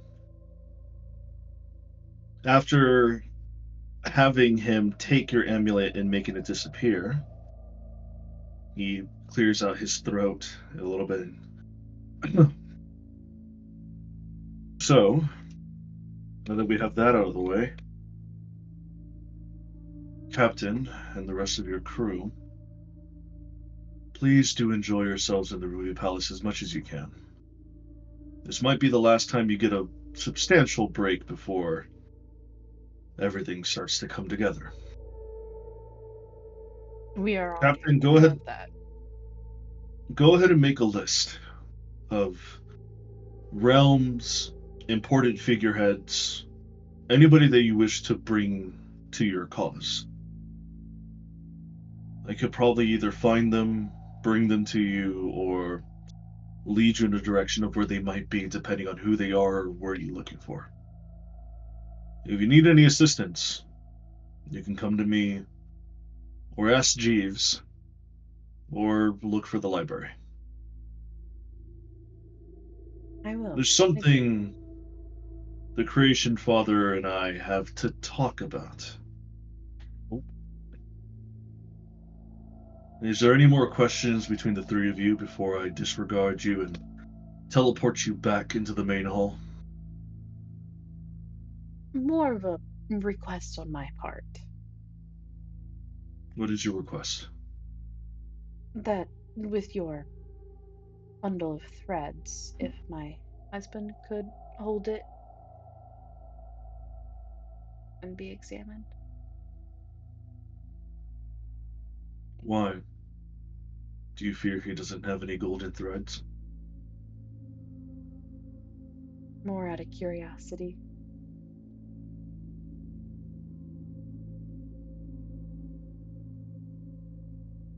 The yarn ball will be placed by your bedside table tonight. Thank you. Use it once on him, and it will disappear. Anything else, Fugler and Bayhorn? Nope, I'm good. Can I get teleported back to where I was before I got teleported here, though? I was shopping for ore, and I don't know if I got all of it. Oh, you did. It got placed into your bag. Oh, good. Fugler, do you have any questions for myself or my things?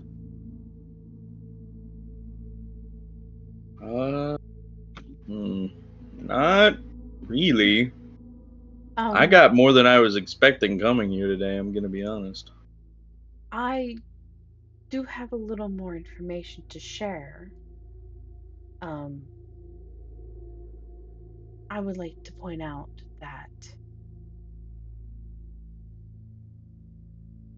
the Orkey of Strixhaven are working for the architect.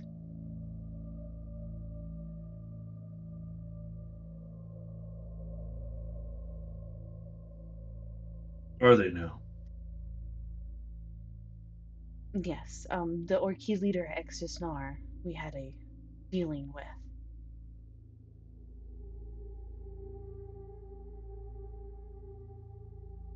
Is this a warning or a request of something? And just a sharing of information.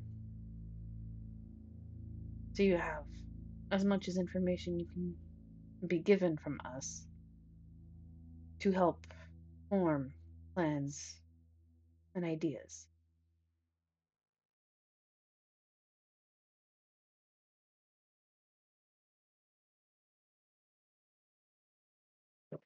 I appreciate the information. I'll look into this Extus Nar, the Orkey, but those who work under the architect are well hidden between my gaze. So I might not find much, but I'll look.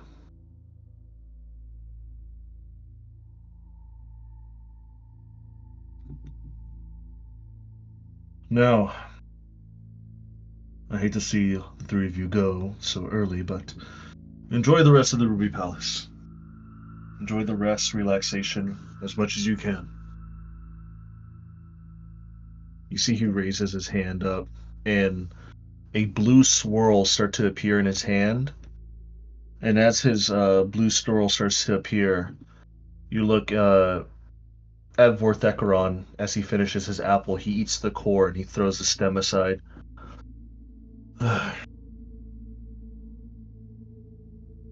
Finally get down to business before you guys are teleported away. And you guys appear, all three of you appear at the staircase near the main hall. Well, this place has become not as relaxing as I would have hoped. My bad. I'm gonna be real, I wasn't expecting this to be relaxing. Something always happens. As soon as you guys are starting to talk to each other, you feel this grand shake coming from the ground as everyone around you goes, "Whoa, that's weird," and then they start to like grab onto something. That's probably Vort, if I had to Oh, guess. man. Lovely weather we're Mhm. having, in a blatant attempt to ignore that. Oh man, the flow is marble. That's great. Oh, look at this marbling. It's such a marbling marble. But no more shakes happen.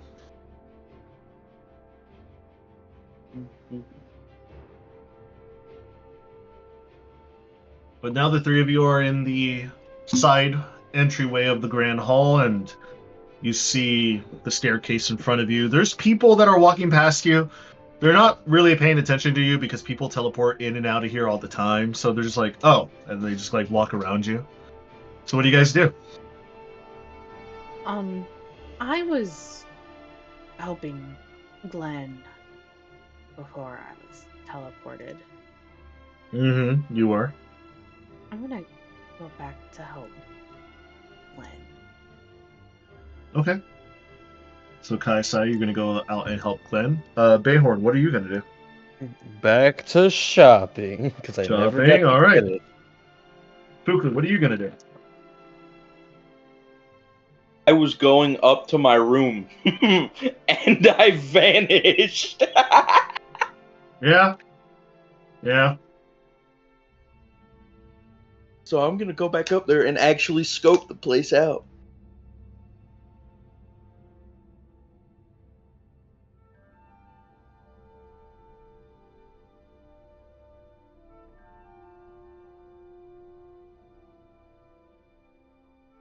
Sorry about that. I was eating a potato chip.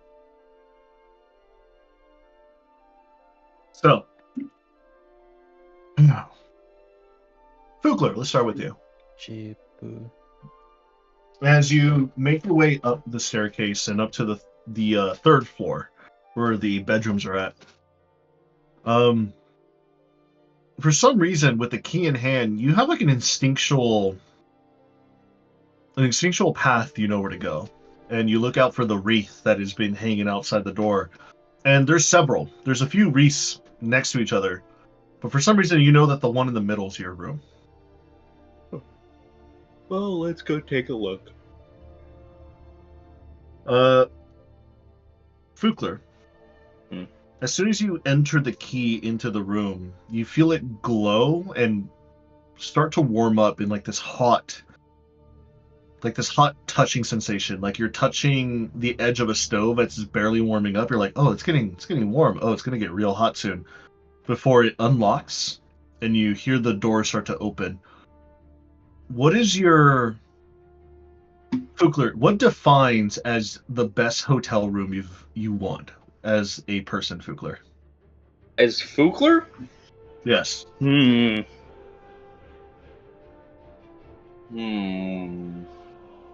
Well, spacious. There's room for you to move around in. It's not just a single room hotel. There's going to be like a sitting area and then like a bedroom area off to the side. It's spacious. But also hints of darkness everywhere because he's going to feel the most comfortable in probably places where it's a little bit more gloomy than most would appreciate. As soon as you open it up, the entryway is this grand, oval, spacious entry with a chair on the side with a bunch of dress shoes waiting to be filled out or filled in so you can get dressed up and comfortable. There's a coat rack next to the shoes. There is a side table that has a plethora of like small little fruits and vegetables that are just hanging out with like a little bit of nuts and chocolate in the bowl mix as well. There's more of like an entryway gift, like a basket. The marble in here is purely white and cool that matches your skin. As you go inside, you notice that the walls are this very nice, cool marbling that matches the floor work. And the pillars look almost Greek-esque, this nice, very cut, symmetrical architecture. As you continue in through past the oval entryway, it expands into a large family-like area where there's a giant seating arrangement, a couch with many pillows, a table with more other goodies, bags that are wrapped, food that is laid on a table. You see a kitchen area that is an open air kitchen with a very large wooden with marble encrusting to build it up. This island table that is in the middle of the kitchen. And beyond that, keep going forward, you see there's a bed, a big like almost double king size bed waiting for you at the far end of this room. Jeez. How much did this cost?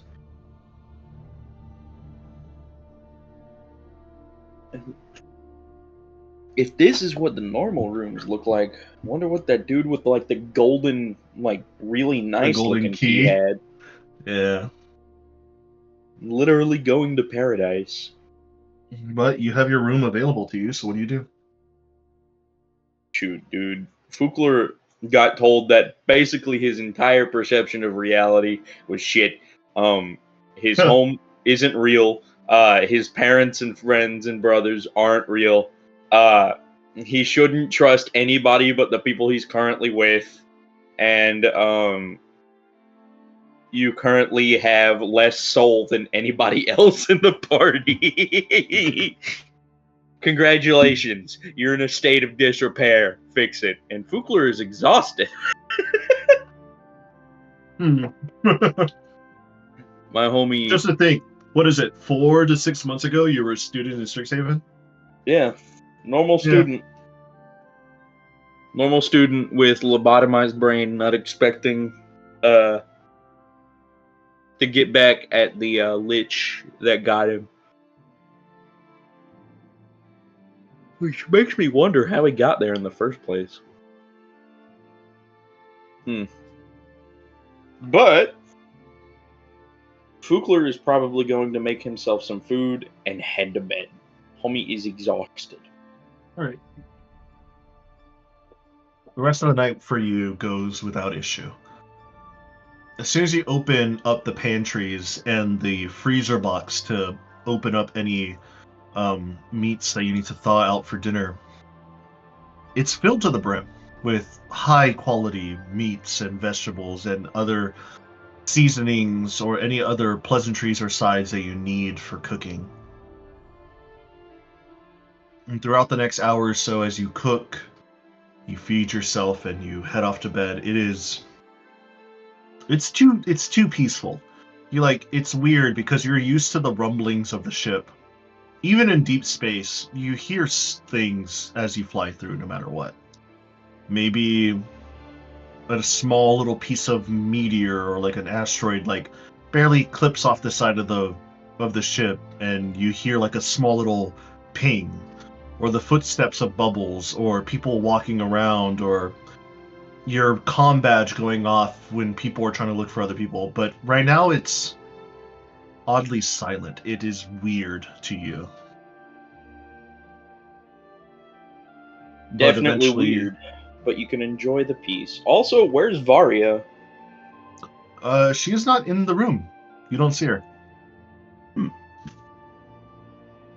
So you don't actually know where she's at.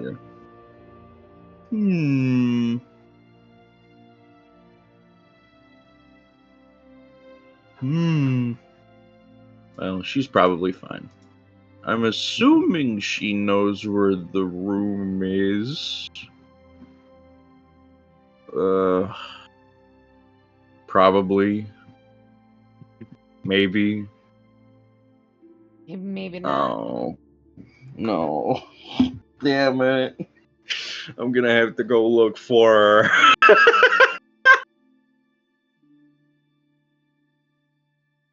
Okay. Fukler, we can't go to bed yet. Not yet. Not yet. Wake up. He's trying to get himself back up and continue with his day. We can cook later. We need to go make sure she actually knows where the room is. All right. And he's gonna head back out the door and start looking for Vari.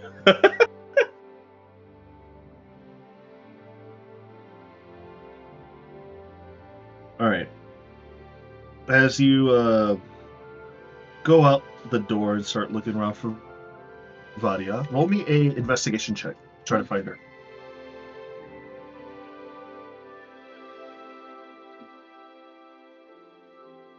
Also, Adrian, I noticed during that whole interaction, I was going back over what you upgraded my hammer with. It is exactly what I need to cover my weak points. This has been what I was looking for. You're welcome. And I can't tell anybody about it now. Yeah. I've been trying to. I try to make something that like I knew you kind of needed / would very appreciate. I extremely appreciate this. This is peak. I This mean, is peak. Bayhorns is funny because if he's at low health, he can try to reuse it and just kill himself. Persona.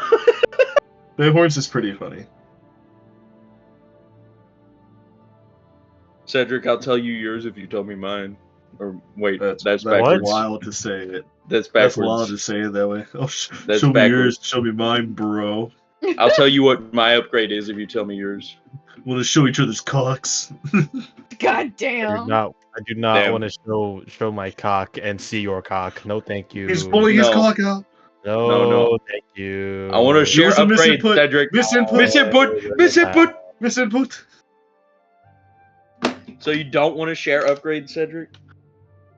We'll find out later. Okay. Keep your secrets. Keep your secrets. I will keep my secrets, thank you. And I'll But keep mine. let's roll that investigation check. 17. With the 17, you didn't notice her at the ground level, so you decide at this point to take the upper level.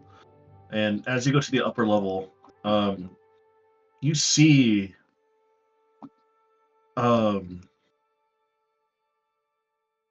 all sorts of people that are walking around. You see this big giant space that it's kind of has like a giant open room, far bigger than any room normally should be. It kind of like reaches beyond what you normally would think a normal room should be, but inside the room is completely empty. You see that there's this archway, and you feel like this weird invisible like substance in front of it. And as you're staring at it, somebody walks out of this archway, completely invisible to you, and then becomes visible. So you know that there's something beyond this archway that you don't know about. You look over to the other side of the giant hallway that you make into the upper level. You hear performers. You hear singing, music. You see paintings on the outside of this other room that are moving.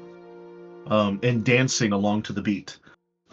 You hear people dining and yelling exuberantly alongside the far corner as there's how should I say it?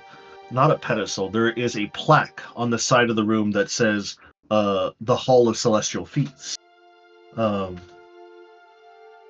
finally, at the very far end, you see another plaque that says Star Lounge and Meditation Gardens with the door closed. Oh boy.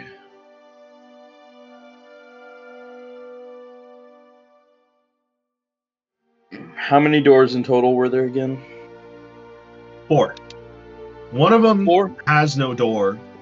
It's just an open, empty room, but you saw somebody come outside of it that was invisible and now not invisible.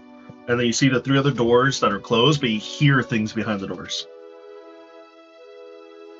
Alright, so I'm gonna go left to right on this.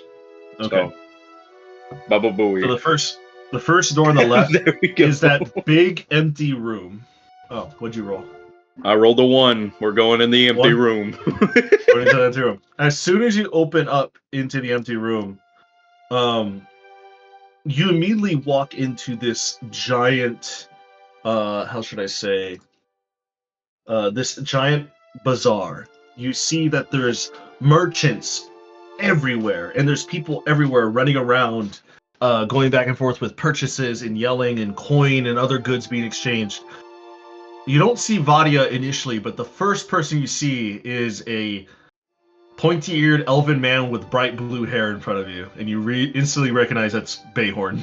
Can I sneak up on him? Roll a stealth check. I can't surprise him, but I can sneak up on him. Yeah, you can.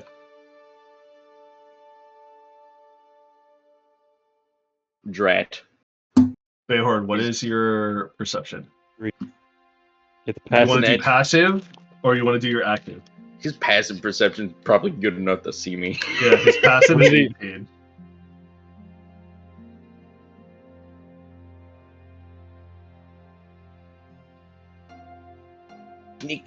Sneakity sneak. Gotta tiptoe.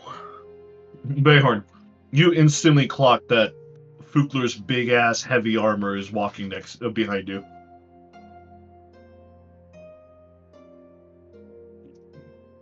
Hello? I Hello? can hear you now.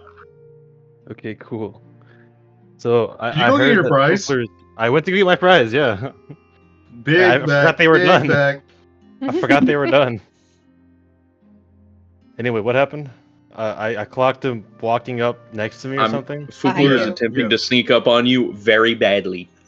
Yeah. Okay.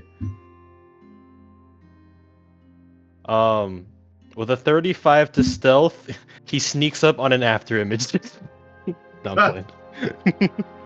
That's I will sneak up on you. No, I'm just kidding. that's crazy. Just disappears in front of what the hell? No. You snuck up on me. It's just my after image. It dissipates. Huh? Taps on shoulder. Oh. Your end is nigh. For a 29 to hit. Did you Jesus slap him? Christ. Well, Fugler obviously didn't see him. No. It's an unarmed strike. So Fugler is going to very gently hit you. Are you hitting me myself or the one that you're sneaking up on? Well, after you tapped him on the shoulder, he is swinging in that direction for a 29 to hit. I could say that I did the old like switcheroo where I tap you on one side That's and then crazy. go around the other. That's But- crazy. I could say that because it is something that I would do. And However, you have like a 20 something to, you have a 30 something to stealth, so it would check. oh, you wouldn't That's- know. Yeah, you would think Yeah, that I'm no. on that side. Exactly. I mean, I could roll sleight of hand just to make sure. Fugler's swinging like a maniac. Oh, you actually might know. Oh, Natural one. To sleight of hand. You run into my fist. Yeah, that actually what happens. Yeah. You don't know where I am until you know where I am. My fist found you on accident. All right. Just for shits and giggles, Adrian, can I roll a second sleight of hand while I'm getting punched? Sure. Face caved in. Also trying to steal from me. Perfect. I steal off of Hookler. What do you steal? I don't know. Stop. I can't take your hammer anymore, so that kind of ruins that. Yeah, I think it's a little too heavy for you now. A little bit. What do you want to take? What does Are he you have looking at? immediately you looking- available to him? I mean, On you his- on, probably like, his could belt and steal stuff. my stone of good luck. I still use that because it's actually goaded. It's only You a know what? wondrous Sure, item I'll too. steal it. You fiend. Everything now is -1. Yeah. Minus Instead of 1 0. from what it was. Damn. So he hits me in And the face. Fugler doesn't notice. Does he notice the stone missing? I'm pretty sure you'd feel if all your pluses go -1. No! Except he doesn't. No, Except he no, doesn't. he doesn't. Good lord. Bayhorn will walk around to face him and say, "It kind of hurt, man. I'm taking this as payment," and he'll hold up the luck stone between his thumb and middle finger. It's in the it's a little stone in the shape of a cat head. It is. Can I have that back? Sure, and he'll It's my toss good it luck back rock. to him. Toss it back with a chuckle. Yes! And Fugler clasps it in his big ass hands. Anyway, Have you seen What are you doing? Vario around here? Well, I'm looking for Varia. When you look for your girlfriend. Yeah, a little bit. Have I seen her yet? But he admits it. He admits What? He admits it. it. Have I seen her? I have it recorded. He Oh, has it shit. recorded.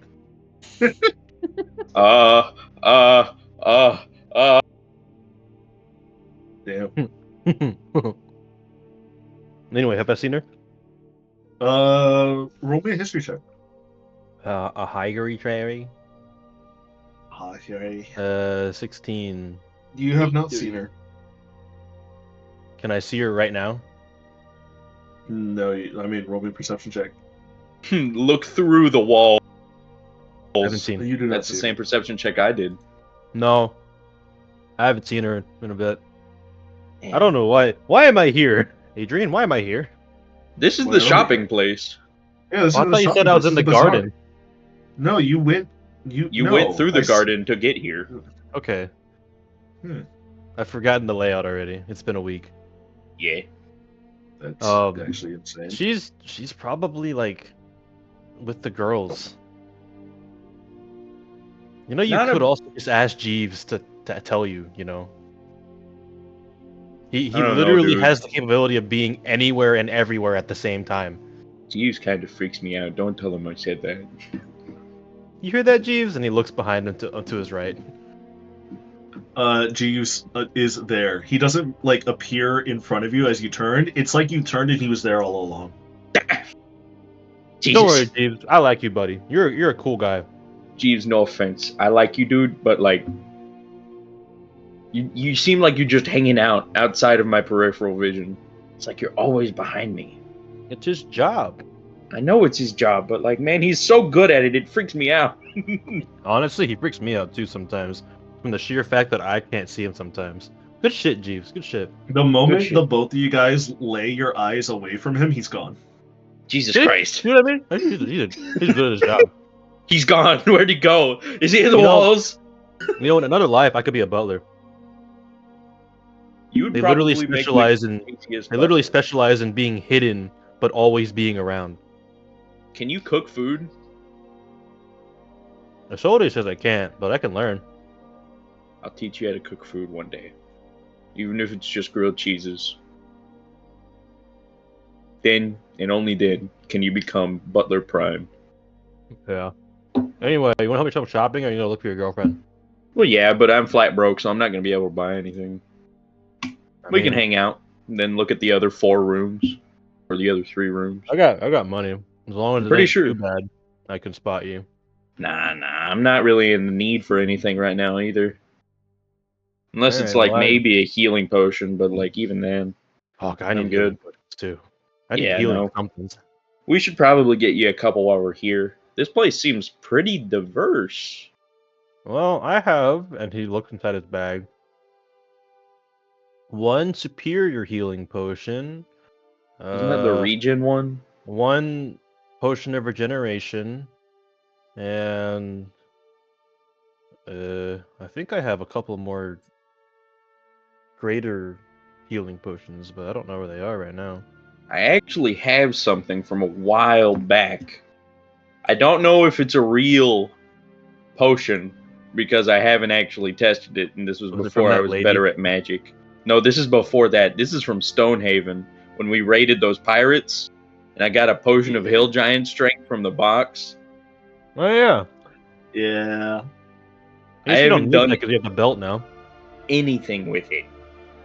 You should And sell I it. guess I don't need it. I was gonna say you can sell it if you find something like a supreme healing potion. Go ahead and take that and trade You and have use it. You have the better bartering, man. Yeah, fair enough. To be fair though, I've noticed because I bought this, and he'll show him the 3. I don't know how many chunks it was, but like however many chunks of void obsidian. It was 3 chunks, 1 pound each of void obsidian. Yeah, he'll show him the 3 chunks. I bought these, and they only charged me 150. So these guys aren't hurting for cash. They're just doing what they want to stay in business. 150. You'd think they'd be charging out the wazoo since it's like a hotel thingy. But You know what this stuff can make? Isn't it Vorpal stuff? I might be wrong. Oh yeah. Is it? Oh, Oh yeah. shit, dude. Oh yeah. And I'm gonna melt down some of these, and he pulls out one of his meteorite daggers, and I'm gonna make a hell of a fucking blade. You could probably make a Vorpal dagger out of each one of those chunks. No, I'm about to start dual wielding katanas, dude. And I'm gonna learn how to make a katana. Good luck. I Can you don't think imagine, anything man? you can match up to what you have right now. Well, on one hand, I have a katana of pure, like, creation, and on the other hand, and he holds up one of the chunks, I'll have another katana of destruction and void. You know, I've been thinking about that, but no other hammer can currently match up to what I have. So I've just been coasting. Haven't really Well, been in the market. you're gonna have to make one of those. You can't just find that. Yeah, no, that's what I've been thinking. But nothing else can really suit what I have. Plus, I'm kind of really just happy with what I have. So the other one would be probably purely for aesthetic purposes. Yeah. Maybe not aesthetic. It might be able to do something. I'm not the greatest at blacksmithing. So I mean, it's unfortunately, taken I'd me a probably have to while. commission somebody. It's taken me a while to learn. Yeah. Well, if you want, you can help me find some more stuff, and I can use it in smithing. I got stuff to do, even if I have an extra body. Not a bad idea.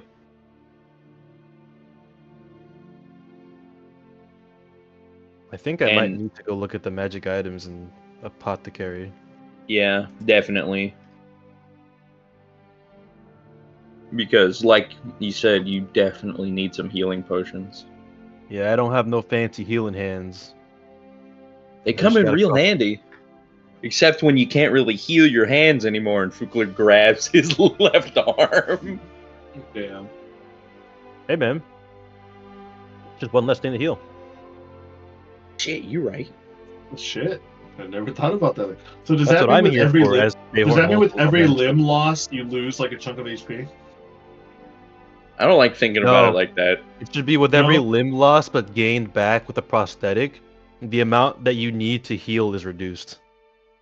One day I'm gonna imagine make if you lost half your limbs, one healing is 2 hit points. And in order to fix your broken limb, you need to cast mending on it over a period of time. One day I'm gonna make a bard that's super lucky, and instead of HP, I'm gonna call it my luck points, and if my luck goes down to 0, it means I get killed. That's just Bayhorn.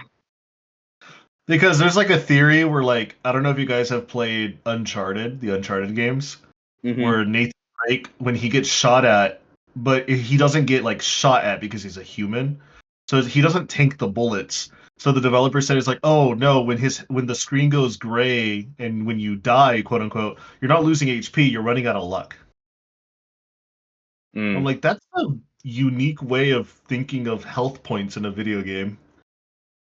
Where you just really cool. where you run out of luck and the last bullet takes you out. I'm like, huh. Interesting. I should make that as a D&D character. Shelby, why are you sending me Shiba memes?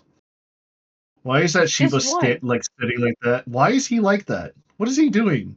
Because Patrick That is sent so it to me. dangerous. That is so dangerous. It's crazy. Anyways. To the shops. To the shops. Are you gonna Or the ship? I could also go back to the ship. I'll be real. The ship's in a bottle. The ship is in a bottle. Am I allowed? Are you allowed to uncork the bottle and get in the bottle and get put on the ship? No. Can you enter the bottled ship? You've never tried. You've never asked. You do not know. Can I put Bayhorn in the bottle? You also have a simulacrum in there. Yeah, but like I also want to work on stuff. Wow, workaholic. Yeah. Can't even take a load off. Man, our load off is now. Oh, you want to fuck around? You just found out. Yeah. I almost died for the 5th time. This is not a load off. This is a load on. This is more stress. This is a very stressful vacation. I like the winter village more. How about you go absorb your Zorzark? You just butt her because I'm right. You didn't die. But did you die? I didn't die thanks to 6 different people trying to help me. That is also true. It shouldn't take 6 people to help me not die. I mean, it takes 6 doctors and some nurses to help somebody come back from death in a hospital, so it makes sense. I mean, I guess, but like this isn't a hospital. I mean, with all the pseudo healers you have on the ship, it counts as a hospital. No one's a full cleric except for Vadia, and she just came on the ship. Yeah. I think I'm the only one who doesn't have healing until You're the only one on the last team month. that has no healing abilities. I have one now. No, wait. No, wait. No. Now that I think about I it, have one Finnegan. now. Finnegan has no way to heal anybody except for healing Jesus potions. Christ. Wait, really? Yeah, really. But he's a wizard. Yeah, Wizards it doesn't don't matter. do heals. Did he not take cure wounds? He No, can't. wizards don't even get cure wounds. I got cure wounds. That's because you took White Mage. That's the only wizard class that gets healing. That's not even an official class either. It's a homebrew.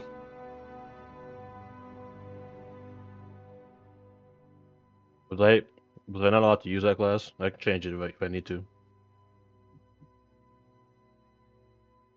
You just acted a little silly. Alright.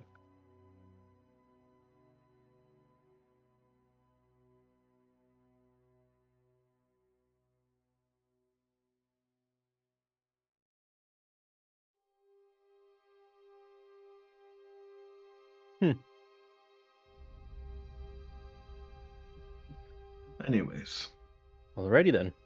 where do you want to go now? Since the both of you are now together. I believe I fully explored the blacksmith shop, right? And I bought what I wanted. Yeah, but there's plenty of other like little shops here that you can look around. There's the apothecary, like there's a bunch of magical little areas you could probably look around for. Alright, well I want to look at magic items, and now I should go look at potions. And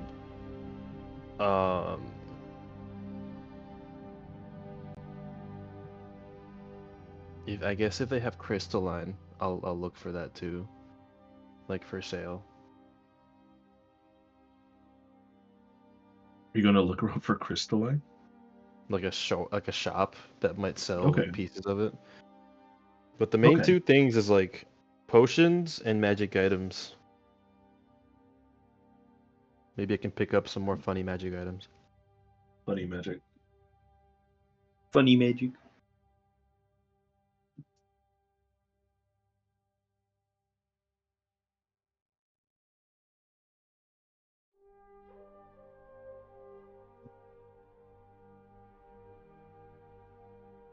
Where's that at? I just had it here.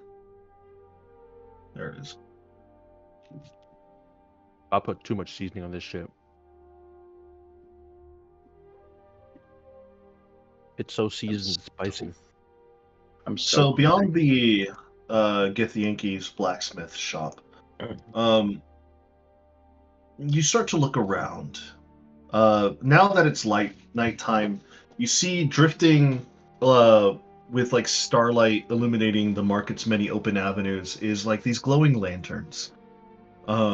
These lanterns are just floating through the air, almost helplessly as they're just floating between different vendors' shops, illuminating some others are being darkened, but all the same people are bartering and shopping, even this late into the night. But you do see is that they are kind of broken off into sections almost. The first section that you walked into was more of like a weapons, armor, and blacksmithing weapon. You pass by the Githyanki's smaller vendor shop, but beyond there, you see other shops and stalls that actually have names on them. You see a shop that is called Blade of the First. You see another forge that is being worked upon called the Gravemind Forge.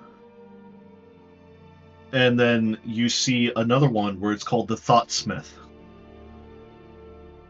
But that is in this like little blacksmith shopping area. There's other areas you see as well. You see an area that has more luxury, trade. You see another area that has like magic scrolls. And you see another area that has like potions, elixirs, other brews.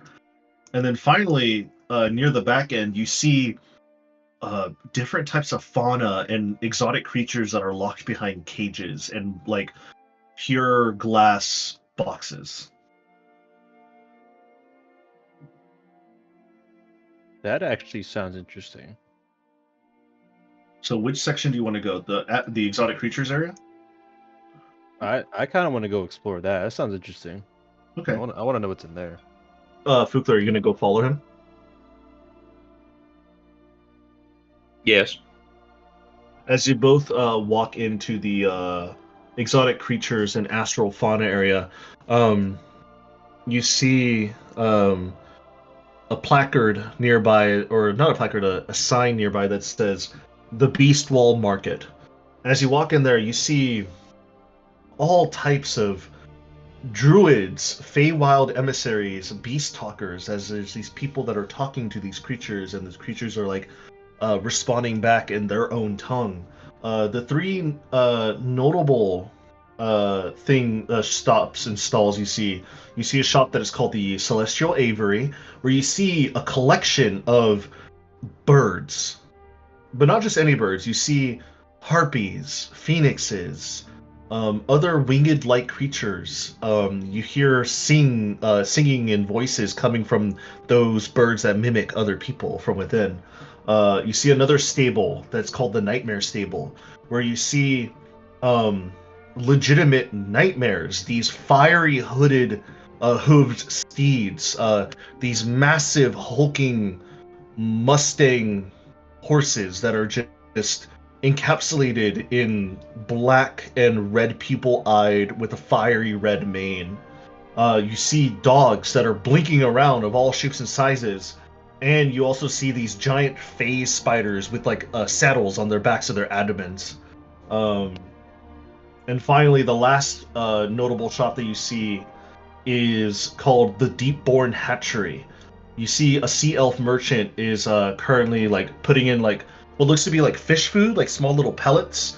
You see inside the tank that she's putting in, one large tendril, like a kraken's tendril, comes out and grabs the food and puts it like drags it inside their like little rock area that they're hiding in. You see jellyfish that are just floating around the stall itself that are outside of any water.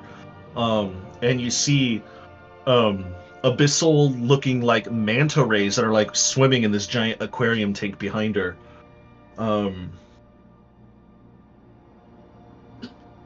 And those are the three notable shops that you see. There's a bunch of people running and walking around, like holding up like exotic birds or fish or other animals in like these cages, and they're taking them back home or taking them wherever they're going to.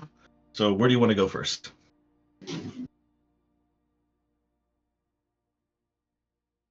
Are the fish in like actual water, or are they just? Some of them are. Some of them are not. What do you mean some of them are not? So the jellyfish are not. They are just floating around, but they're staying in the area. And since you're currently in the ethereal realm, you do see some ethereal fish are just hanging around. Well, yeah. So what would happen if Bayhorn casted etherealness right now? I'd die.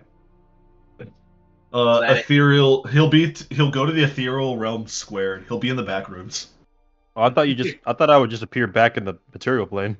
Nah, you go even deeper. Go even further beyond. Are there levels to the ethereal plane? Yeah. So how many times does he have to go to get to the architect's domain this way?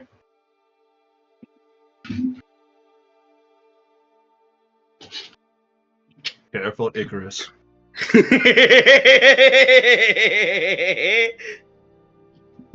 How far With your deep? wax, with your wax wings. I You're flying a So little I too say- close to the sun there, Fugler. I think we should buy You a might die bunch like of Onyx did. etherealness scrolls, give them to Bayhorn, and see how far down he can go. Wait. Why me? You're the one who wants to figure this out, not me. You have the spell etherealness. You're the obvious candidate. What happens when we build an end portal in the Nether? Let's see what happens. Fugler science What program. happens? You build an reaching end even portal in further the beyond. end. Oh god. Oh no. Oh no. Oh no.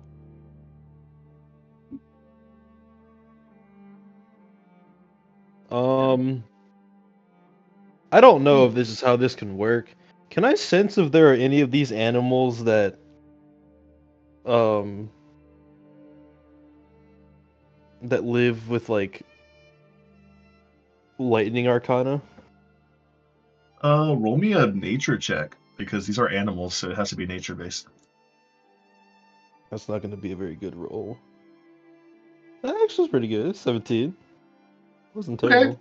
Not terrible. Let me take a look. Let me look at my. It'd be cool to have like a companion that wasn't just like a magic familiar companion that also jived with me. Fair. That is like the only reason why I'm looking here. As you're looking around, the one that catches your eye that you have like a strong sense of like lightning affinity.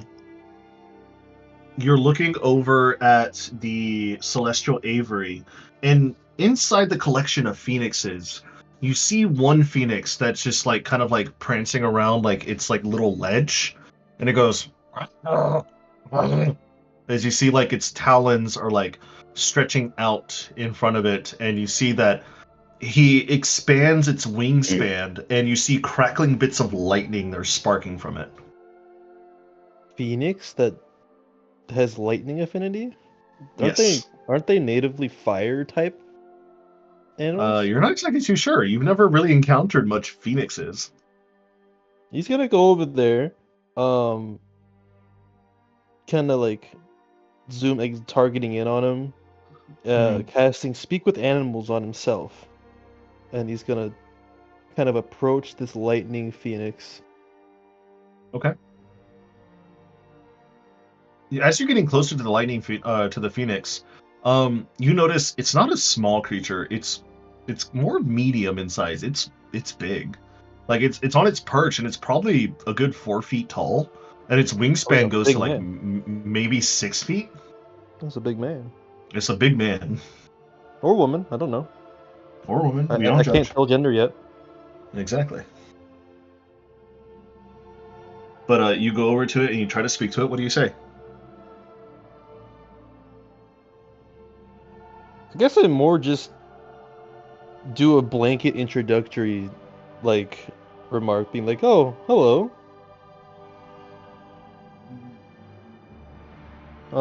It kind of looks at you, and you see it's like big. One of its big beady eyes just stares at you. It's just like tilting its head to look at you better. Forgive me for my ignorance, but I'd always assumed phoenixes were mainly fire-based.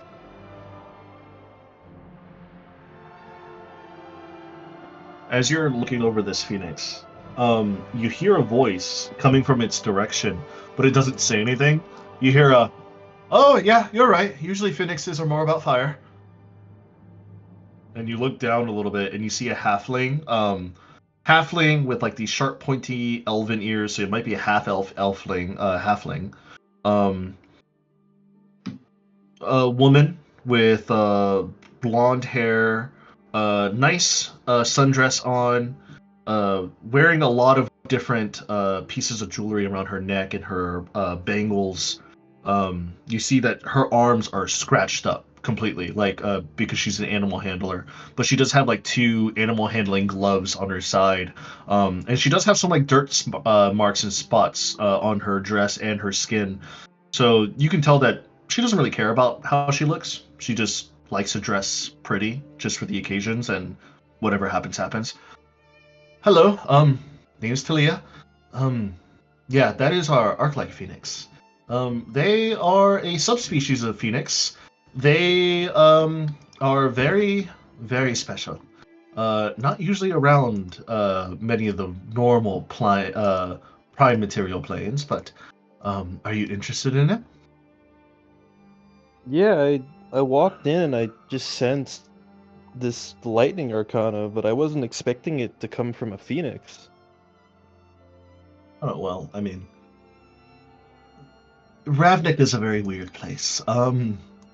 Lots of magic likes to mix in with each other, so there is plenty of creatures and also people and beings that come from there are very interesting.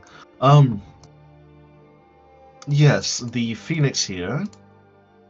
Um, the Arclight Phoenix is very powerful and strong in nature. What else would you like to know about them? Bayhorn's looking at it. Does it look like just a regular phoenix? Or does it have its own lightning appearance? What you see. I can give you a description / I could also tell you how, or I could show you how he looks like in art form, especially from the official D&D bridge. So give me 1 second here. I will send it via Stoneblood. I love So how the Arclight Phoenix, that. right? I know. So funny. The Phoenix definitely looks like a Phoenix. More hawk in nature if you look at it at one direction, but you definitely see that there is lightning energy sparking from the edge of the wingtips that are cascading down to his talon feet and into his feathery tail at his perch.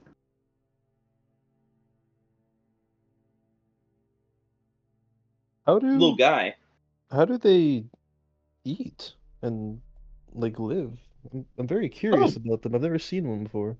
oh, just like anything. Watch this. And she reaches into one of her side bags and she pulls out a piece of dried meat and she just tosses it to him, and it just grabs it out of thin air. They don't have any specific diets or maybe special treats they like eating? I mean, they like eating meat. They like eating anything that is sweet, or I mean, they just like eating in general. But it is not an animal. It is considered an elemental. Hmm.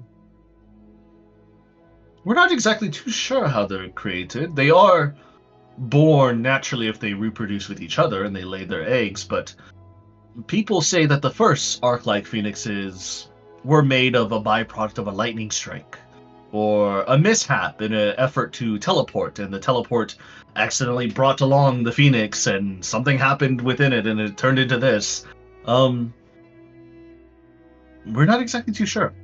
Whatever its origin, though, it is a bird of prey, formed of entirely of electrical energy. Lightning typically fans out behind it when it flies from place to place, and its speed is not the fastest, but what it lacks in speed shows in grace and majesty. Because this little guy here, and she kind of tickles the chest, and as soon as she tickles the chest, you see like a strong burst of electricity happens around her fingertip, and her hair just starts going spiky everywhere. Uh, this phoenix here was captured at a reserve. Um, its wings got clipped a long time ago, so it's definitely not the fastest, but he does like to fly. Um, he is the happiest during thunderstorms, going around the clouds, gliding alongside thunderbolts, that sort of thing. If you bought that thing, that Isolde would get jealous. because I have Why? never seen two people more intertwined with each other than you and that bird. What do you think so? Yes. Is the bird He's looking at me funny? Oh like, yeah. curiously? Oh yeah. Bayhorn's gonna, out of curiosity, try and put his hand out to it. Kind of like turns his eye over to you, and its neck kind of goes up and down. All right. It hops off of its perch, and it starts to fly in front of you. Before it puts its talons in your palm, and it kind of like settles there. Bayhorn will kind of pet the top of his head. You feel a strong sense of electricity, and your hair starts to go in all of its directions. Have you ever touched one of those orbs of like plasma electricity, like balls, and it's just your hair starts going everywhere? Feels weird. Yeah, that's that feeling. It'll be kind of weird. Can Bayhorn try and match his own lightning, like his own inert lightning arcana to match it? Roll an Arcana check. 22. You match it. It's kind of hard to match your natural electricity and magic to it, but you synchronize with it in a way that it looks at you and it knows that you have like a strong familiarity that it senses that you're not trying to hurt it, that you're trying to make friends with it.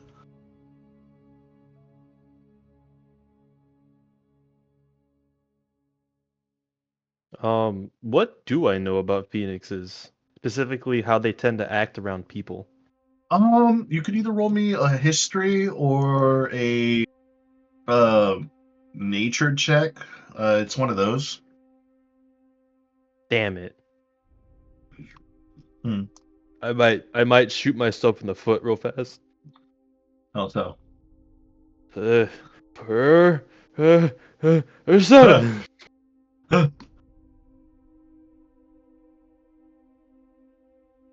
Oh, you rolled a 13 history.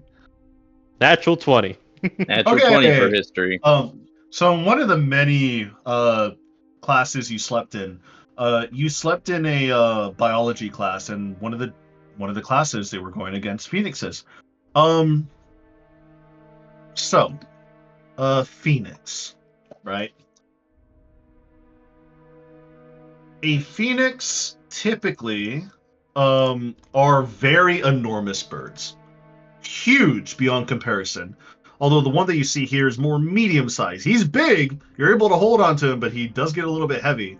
It seems like he's like putting his own weight against, not against you, but away from you to make sure you can hold him. They're normally covered in bright feathers ranging from all sorts of colors of the rainbow. The diamond like talons were hard as diamonds. They can cut through almost anything. Their eyes are glowing ruby, and they can see through any type of physical or magical darkness. Even the body of the phoenix was naturally bright and sheds its own light. Phoenixes are immaterial, almost.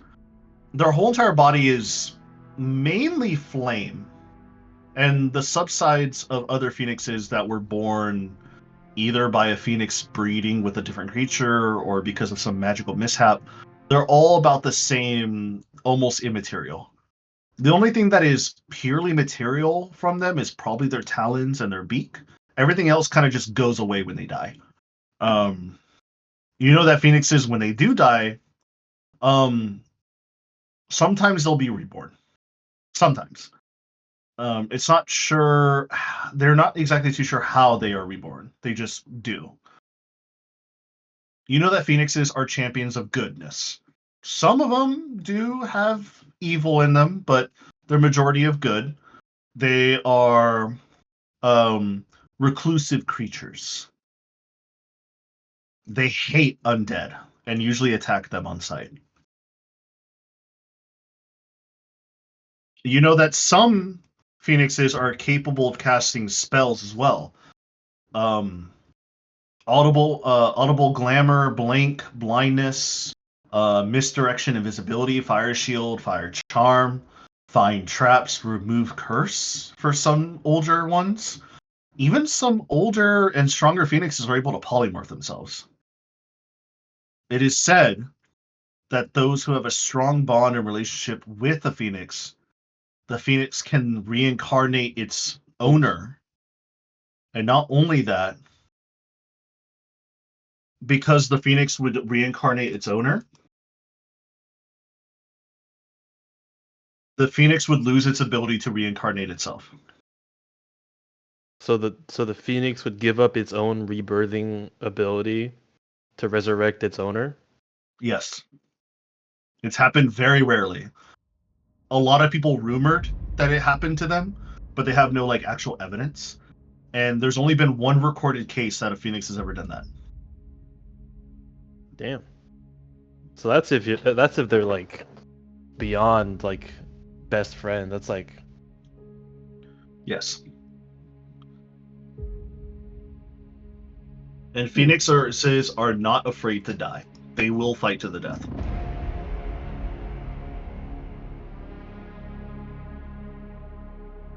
what is the phoenix currently doing on me? Is he just kind of He's now looking at Fugler. Yes. He's just staring at you. He's intrigued. Bayhorn's going to? Does he have anything on him? Hang on. Fugler's I gonna think- cross his eyes at him. I think The I bird- have a bit of meat. The bird then looks at you from its frontal and its beak, and then the bird starts to cross its eyes at you. Whoa. That's funny. I think I have a bit of like a sweet like snack and also some meat. I'll pull it out of my bag of holding and I'll offer it to him as one of my rations. He looks at the rations, he tilts his head around and looks at it like he's examining it with his right eye before, after a few seconds, he turns his beak and he just starts eating it. And as he's eating it, you feel the pricks and the prickles of his beak on you, and you feel little stabs of lightning like piercing your hand. It doesn't hurt, but you can definitely feel it. Feels probably familiar since I deal with it so much. Yes, you do. Bayhorn, also realizing he's kind of ignored the halfling, will turn his attention back to her and say, you phoenixes, are they normally this friendly? Typically, depending on the phoenix. This one was raised at a very young age by me and my crew. Like I said, their wings got clipped when they were younger, so they know how to fly, they're just not the fastest. So it finds itself going without food sometimes if it's out in the wild. Because we feed it and we brush its fur or its proverbial lightning wings, it stays with us. It's up for sale if you want to buy him. How much are you guys asking for him? It's a rare case. He is an elemental. Let me check my booklet. And she goes underneath the stall counter and she picks up a book, like a little booklet, and she holds it in her hand. She starts flipping through the pages. Why do you need a phoenix to begin with? Are you looking for medicinal reasons? Are you gonna pluck its feathers for any research? I'm gonna be honest, there's not really a specific reason. I just was drawn to its arcana. So you want a companion then? That makes sense. It's pretty lonely out in the Astral Sea unless you have a full crew. I only see the two of you. Are you traveling alone? The rest of our crew is elsewhere, enjoying the other areas of this place. Oh, alright. Well, tell them to come on down. I got plenty of other creatures in the back. I got monkeys, I got axolotls, got Monkeys? fish. Yeah. What type of monkeys? I feel like Isolde would like an axolotl. In my booklet here, the Arc-like Phoenix, we call him Steve. You can name him however you like. Steve! Steve! He is up for sale for 500 gold pieces. He is not a hunting bird. He is more of He's more of just a stay-at-home bird. That's why we discounted him. Normally, arc-like phoenixes and phoenixes in general cost way more, but due to his clipped wings, and you see she reaches up and she has to stand on her tippy toe to reach you. She brushes the underside of the talon, not the talons, the underside of the left wing, and you see there is some heavy scarring under his left wing. Okay, so I gotta There- ask this nice lady. You know the phoenix rebirthing and dying cycle, whole thing, right? Yes. So, do his wings remain clipped through that? I do not know. I've never seen his rebirth cycle. Buy the fucking There- bird. Buy the bird. Buy the bird. I was going to anyway. Yes. He's gonna look into the into the cage where he got Steve. Are there other phoenixes in this cage? There is a few other phoenixes in other cages. It seems like they separated the phoenixes separately. Let me go ahead Maybe and it's a give you the territory list. thing. It's like half territory, half like keeping them clean in their own enclosures. Let me look at the phoenixes that they got for you. I have a list right here with you. Let's say if they So have any they have- more, that'd be cool. Mhm. That'd be fucking. They cool. have the arc-like phoenix. Let's see here. Hang on a fucking second. I think there's a ladybug on my mouse mat. Eat it. I am not going to eat it. Eat it. Eat it. No, Yummers. not yummers. Yummers. Not yummers. I'm gonna go put it outside. Okay. Tell me when you're back so I can tell you about the phoenixes. Okay. Alright. So everybody. We know that he's taking the phoenix, right? We know this. Yeah.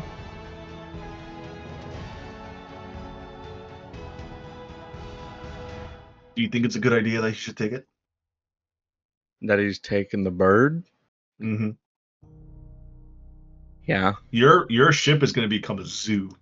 Ugh. I think it's a good idea that he's taking the bird. Think Personally. Yeah. I think we just don't have a big enough bathroom on the ship anymore. so? Everyone has parents would think, "What the bathrooms fuck in are their you doing?" room. Fucking peak. I didn't know that. My parents were like, "What the fuck are you doing?" And I was like, "Oh, I found a ladybug in my room." Good luck. Anyway, Oh. I'm back. Make a wish. Yeah, no, I set it free because I don't like killing ladybugs. Yeah, no, good. You I would do ate the it. same. You should have made a wish. I wished for its safety. Oh, That's good. How cute. That's good. So not only is it arc-like phoenix, you see that there is another phoenix, a little bit bigger than the arc-like phoenix. It is pure red, so it's on fire. So you assume that's a normal phoenix. You also see next to it is a green phoenix, and next to the green phoenix there is a blue egg that is sitting in a cage. He's gonna casually ask, "What's with the egg? Is it a phoenix egg?" Yes, sir. It's currently going through its rebirth cycle. Died of old age. Oh, by the color, I can assume it's maybe a water phoenix. Do those exist? Yes, they exist. I am interested in buying Steve, but I also would like to buy him a companion because I'd hate for him to get lonely if I'm ever having to leave the ship that I stay on, and I wouldn't want to bring him out if it's dangerous, even if he can Fair. rebirth. I think I would just rather his safety. So I'd like him to have a friend, but I don't know. Does he have any particular phoenixes that he enjoys their company? He doesn't jive well with. No, I mean they all seem to work well together, especially when we transport them. But we never tried having them in the same enclosure. The red one there is a fully adult male phoenix. We currently had to shrink his size. He's normally much bigger than what he looks like in the big cage. So if you do want to buy him, I will have to release the magic and he'll turn gargantuan. So get ready for a big holding place for him. The Phoenix? The normal Phoenix, yes. How big we talking here? Well, I said gargantuan, so if you have an enclosure that's about 30 feet big, you might need that plus a little bit more. Kill the mimic. It's bigger than the fucking cargo hold.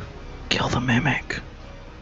Here's the thing: the cargo hold is pretty big, but the Phoenix could live in the cargo hold, but that will be the only thing in the cargo hold. Plus, we have the giant wyvern or the giant the thingy. Leviathan.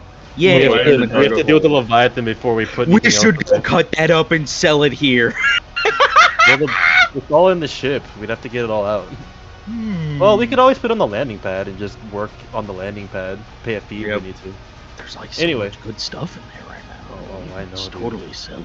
As you guys are currently talking to each other, you hear a bell ringing, and you hear, "Water! Get your death water here!" Death water? Death water? And he looks at the halfling confused. You see the halfling just sigh and just rub her temple a little bit.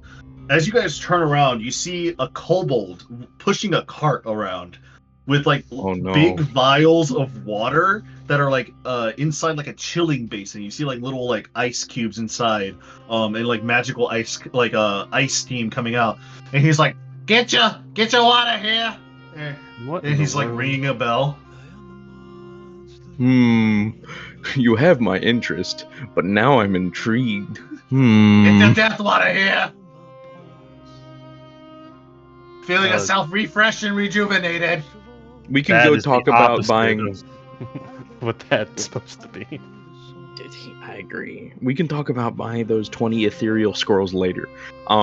The fuck? No, I'm not doing that. That's what I want to do with my portion of the Leviathan. You know what? If you want to do that, by all means. I'm funding the Bayhorn ethereal program. We're going to see further beyond. Project Bayhattan. Exactly. This is certified genius right here. We're gonna do this, but I'm curious as to what Deathwater is and if 20 coins can buy me a Guado. Fukler is going to then turn around and walk over to the very loud kobold and greet him. Hey, I noticed you were selling Deathwater? Yeah. What's in it? Well, there's a. Where to Give God me if one it's second. sewage. I swear if it's sewage. I swear. If He it's pulls out sewage. a small like notebook that's like completely tattered, like and you see he's like flipping through the pages. He's like trying to find what it's made out of. Dude has so many scams, he doesn't know where it is. Type shit. This is probably gonna like wild magic the shit out of me. I hope you know. Like, I just want to buy 2 phoenixes. It's got sugar. It's got some citrus in it. It's got some salt. It's got just make it. It's got like ginseng powdered down. We mix it in. It's Is pretty it good. just tea? Dude's just selling tea. you know what? You want some death water? You should probably come up with a better name for it, but yeah, no, I'll totally take some. Ask him what don't it worry. does. Once you first. drink it, it's to die for. Here. Oh. Is Here, it gonna should kill ask me? him what Am I going to fall dead on the spot? Here's a vial. How much does it 20 gold. cost? 20 gold? Okay. Hang on. Buddy.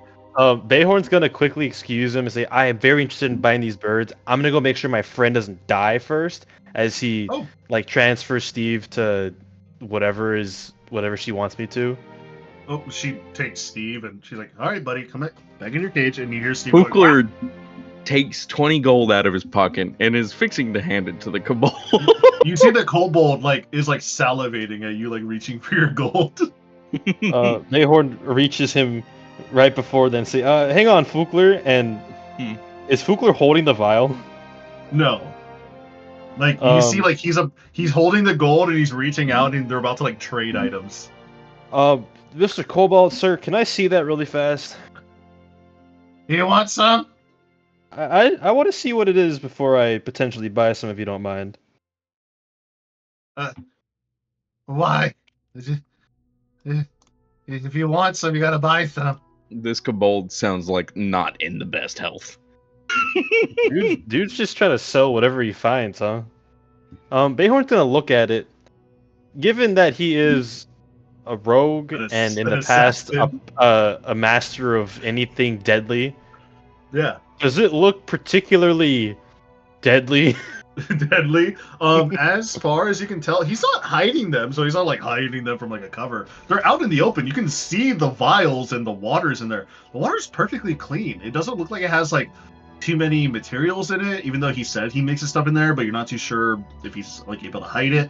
Roll me what would it be? A medicine check? Yeah, I was about to say medicine, but since you're specifically looking for anything deadly, I'll give you advantage because you have that past history. This is gonna go really bad. I have a +3. Yeah, you do. Master Assassin. It went not that good. The killer of the arts. Hey, wow. Man, I you know what? 13? It's been a minute, no, okay? I mean, it looks like clean spring water. I'm gonna buy some. All right. Kukler finishes handing over the gold. He takes you know what? the gold. I won't stop him. Thank you. And then here you go. He hands you one of the bigger vials. Can I roll an insight on him while this transaction is taking place? Yeah, roll an insight check. It sounds like he's just making tea. You know what I mean? A dirty 20. A dirty 20. He's genuine. He's a seller. I mean, he's excited that he finally gets to sell a vial of death water. And by the way, young sir, you should probably come up with a better name for it than death water. I'm pretty sure you would make more money that way. I do make some coin, but my customers who try to say it's to die for, they keep coming back. So, I mean, it works, I guess. You know what? If it works, it works, buddy. I won't stop you. And Bayhorn walks back to the other shop. I have to make enough money for my children. I'm almost gone anyways. Oh. Did you know kobolds only live for 5 days? I don't know about 5 days. I'm pretty sure it's a couple years. No, legitimately kobolds only live for 5 to 7 days. I've done 7 days. He is indeed not fibbing. I thought it was 2 or 4 years. Days? Well, typically, rarely they live long because they typically die by some accident or other means. Oh, so their average life expectancy is because of dumb fuckery. Dumb fuckery. They can live to 80 to 120, but do they? How intelligent are they is the real question that we need to be asking here. Kobolds are fucking dumb. What's their score? Average intelligence 7. Average, yeah, I was about to say kobolds are stupid. There is some kobolds that are higher than average. Those are the ones that live longer. 8 to 9. Also, so kobolds, if you gave a kobold, oh my god, wait. Kobolds are weird because they also in my world, my kobolds say their lifespan is days, but because they're so enamored by everything and dumb, they think that days are years. So this is an older kobold, so he's lived a long life, but he thinks he's about to die soon because he's lived for 5 days in his eyes.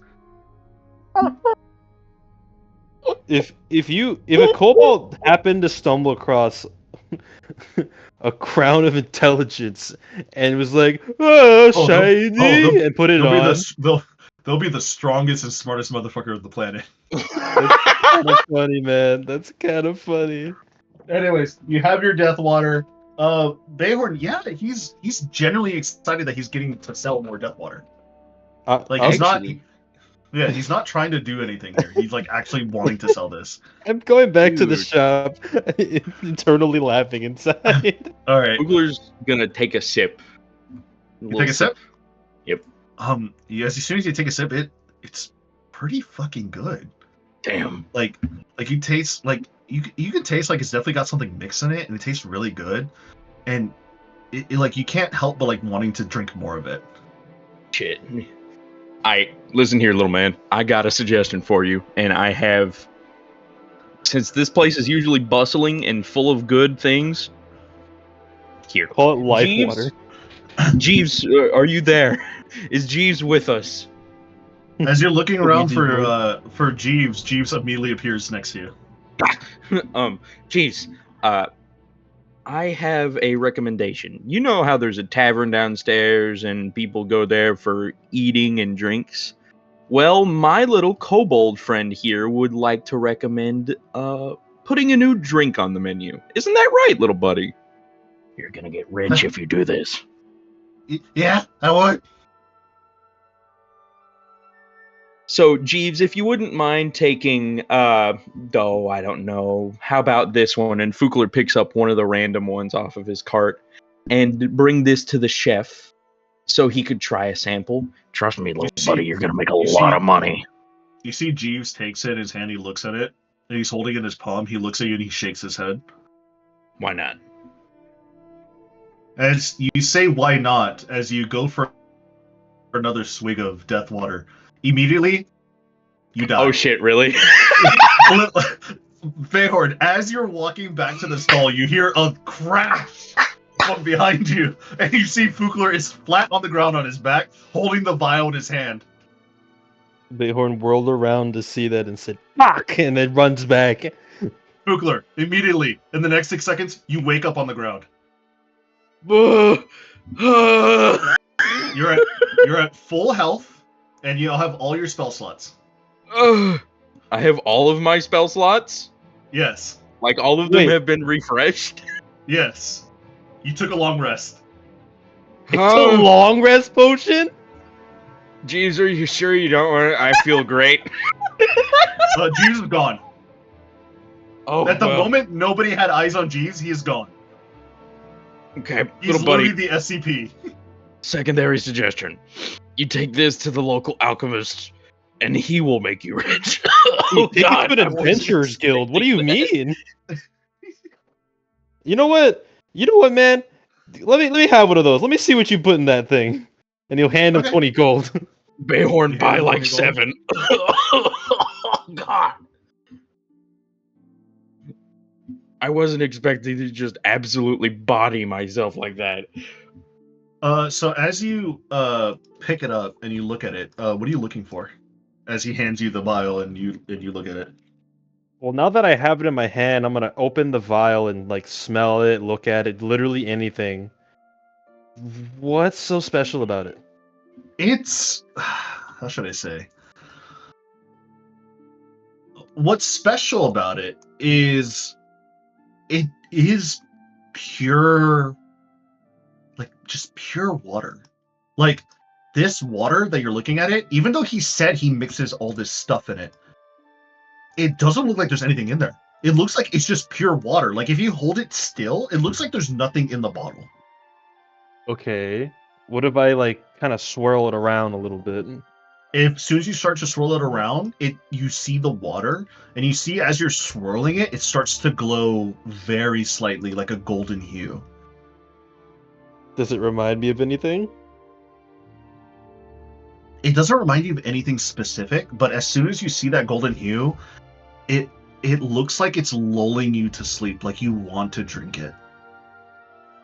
I need to sell things to buy more of these.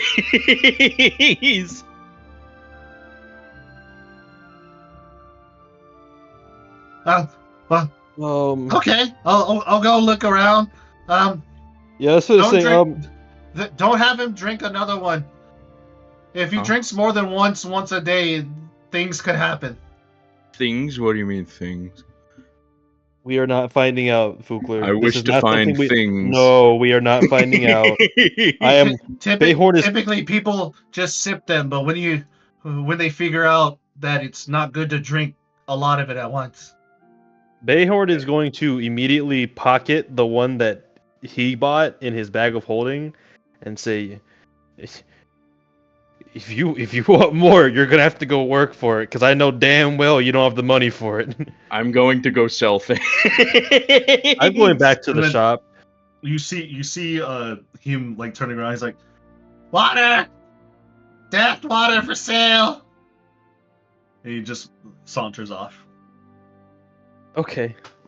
Bayhorn is going back to the halfling lady, and he is going to continue his negotiations about buying some more, some phoenixes. I guess I didn't. Why not? I got money. You see the halfling, half elven woman. She kind of looks at Steve. You see she's petting Steve. She looks at you. She's like, "Ah, you done? Have you met the kobold? I see." He's definitely selling some interesting stuff. I will find out what it is later.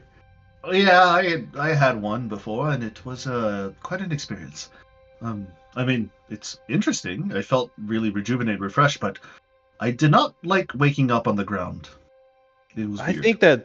I think that's something you'd rather drink when you're like on the couch, maybe in bed, not standing for sure.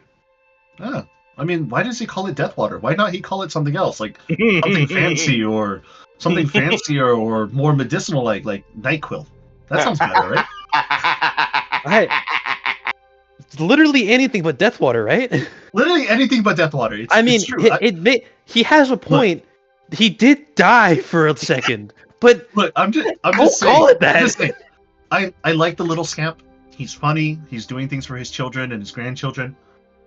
But he's a little up there in the head. But anyways, back to Steve. You want to buy him? Yes, Oh, and great. I'd like to buy him a friend. That reminded me. Yes, is there anybody that Steve favors that he'd like as a companion? Do you know of anything? Well, I mean, not any of the Phoenixes, that's for sure. Steve's a He- male, right, Adrian? As far as you can tell. Okay. Well, I mean, he likes the Phoenixes, but he doesn't really buddy with them during the flights that he gets to go on. I mean, he likes the astral songbirds.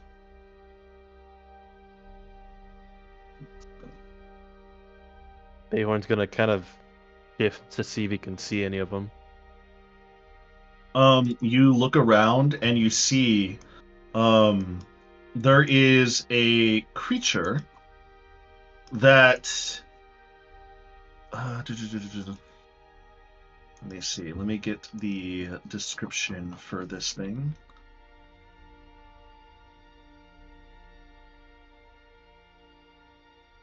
There it is. Okay, found it. You see that there is a different bird that is in one of the other cages. Slightly smaller than Steve, but still decent size. Not a phoenix. Yellow orange beak, bright red eye patches, bright blue and purple fur or feathers that kind of like glides down to his wings. His wings extend them, and then his wings start to bleed into like a white/red coloration. His tail is a pure red fire like variation. His stomach patch area that goes down to his legs is also like in a bleed of white with red talons. Let me go ahead and get you the image so I can This is a post it in fucking the Snowblock. parrot, isn't it? This is called an astral streaker, Sounds like it's a parrot. or as she likes to call, a astral songbird. This is what it looks like. Okay, not parrot. He does like the astral streakers. They're nameless, so if you want, you could just name them however you like. Do you want to get one of them as well? How much is one of them? I mean, if you're gonna buy a pair, I guess I can get you a discount. Let me see here. So for him, for Steve, he's going to be 500 gold pieces. The Astral Streaker also normally goes around for 300, but since you're buying the pair, so 5, 6, 7, 800 gold pieces, I can talk it down to, let's say, 675.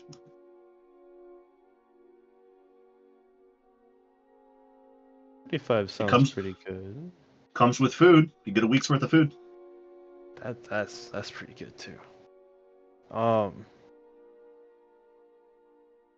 was curious. You did say phoenixes are able to reproduce with other phoenixes, right? And Typically, the different yes. ones. I'm not saying I'm gonna buy another phoenix to like try and make them breed. This is just me being curious. So if Steve is a lightning based phoenix, Yes. what happens if he tries mating with like A normal one? a normal one, or I guess any other one except lightning? What happens? Is it just a Typically, chance that it's like a dominant gene type of thing, where the dominant gene usually takes over, and the egg and the embryo would be nurtured and born into the dominant parent's genetics. Sometimes the dominant gene could not work, and the weaker gene could come about. It's more of a random chance. so it's along the same lines of regular mating, I guess, of Yeah, animals. It's just genetic lottery type of thing. Okay.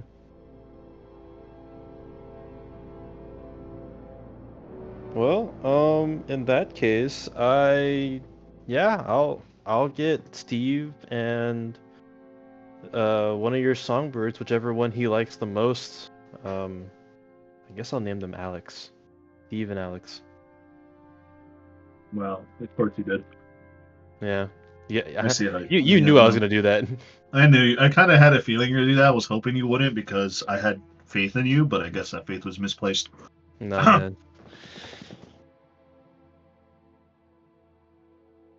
She looks over you Well, and she's actually, like, "All right." what gender is the bird, Adrian? You have no idea. I'm gonna ask her what gender the bird is. That's a good question. They're elementals, so they typically don't have a gender. Why? It would have influenced my naming for the songbird. Oh, the songbird. Songbird is this one. Let me look at its tag on its leg. Female. About 24 weeks old. How long do they live for? A few years. So, pretty fresh. Almost reached full maturity. All right, Adrian. I won't name it Alex. We're gonna name it. I'm gonna name it for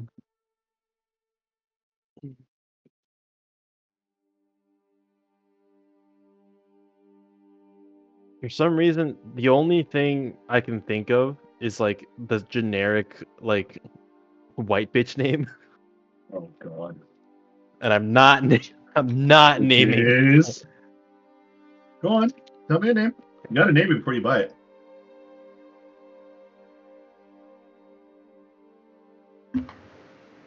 Is the Steve songbird too. is Steve too? Stevette. Steve Lit. Does the bird look like what you sent, or is it like a different color? No, it's the same color.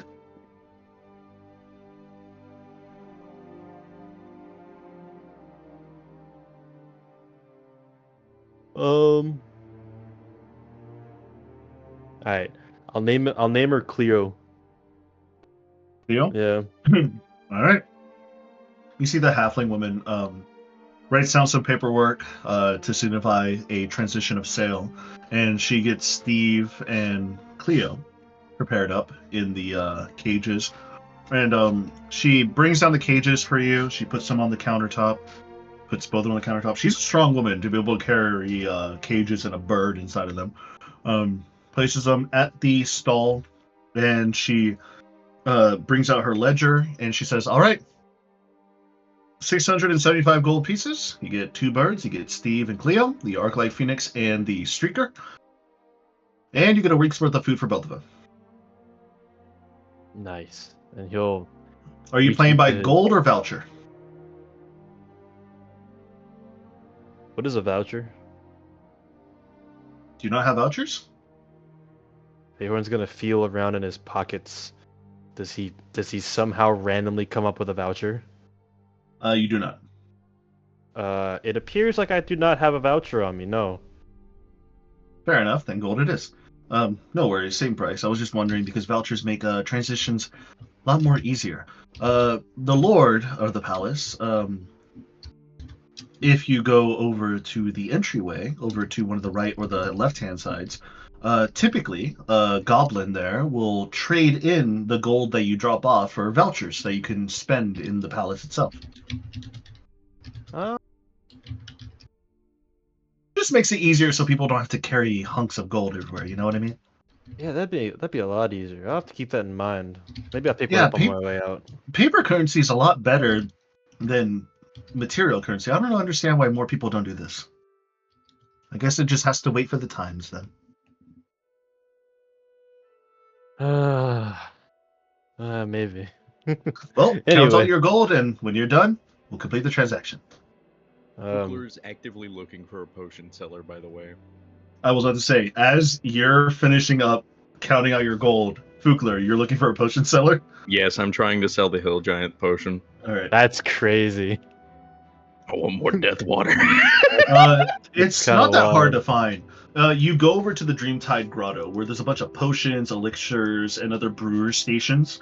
You see the visage in the area changes as soon as you walk into the grotto area.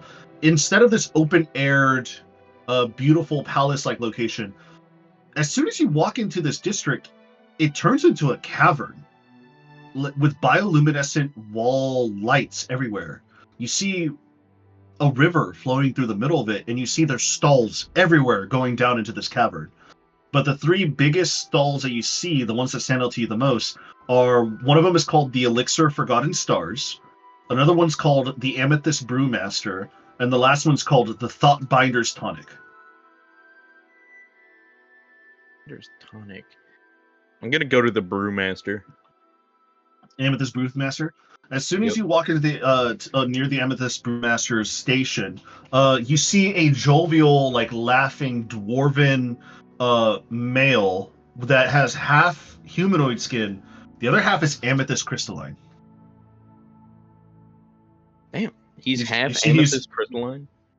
At the very least, that's what you see. And he's like laughing it up with another patron in front of you. He's like, "All right, go ahead, take your potions and skedaddle out of here. Hopefully, I see you next week for the same price." Hey, you, Dragonborn man, come here. Oh Lord, what is I this like man? I gonna like show this guy. This guy is cool. Oh yeah, no, but he's gonna try and swindle the shit out of me. I can already tell. Yeah, sure. Well, now you've walked into my shop area.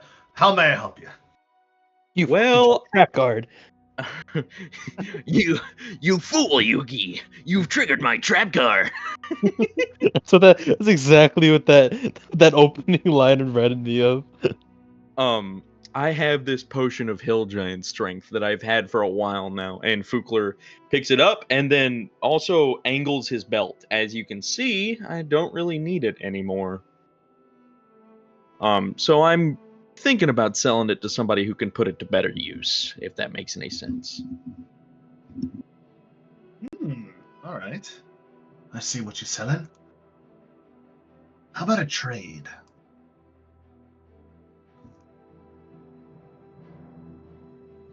A trade? What exactly are you thinking? You see as he you hear him flick like something underneath his stall, and behind him there's nothing behind him, but as soon as like you hear this like ka-chunk, the ground opens up behind him, and upwards from the ground is a swath of potions. like there is more potions here than you've ever seen in any other shop that is all condensed into one area.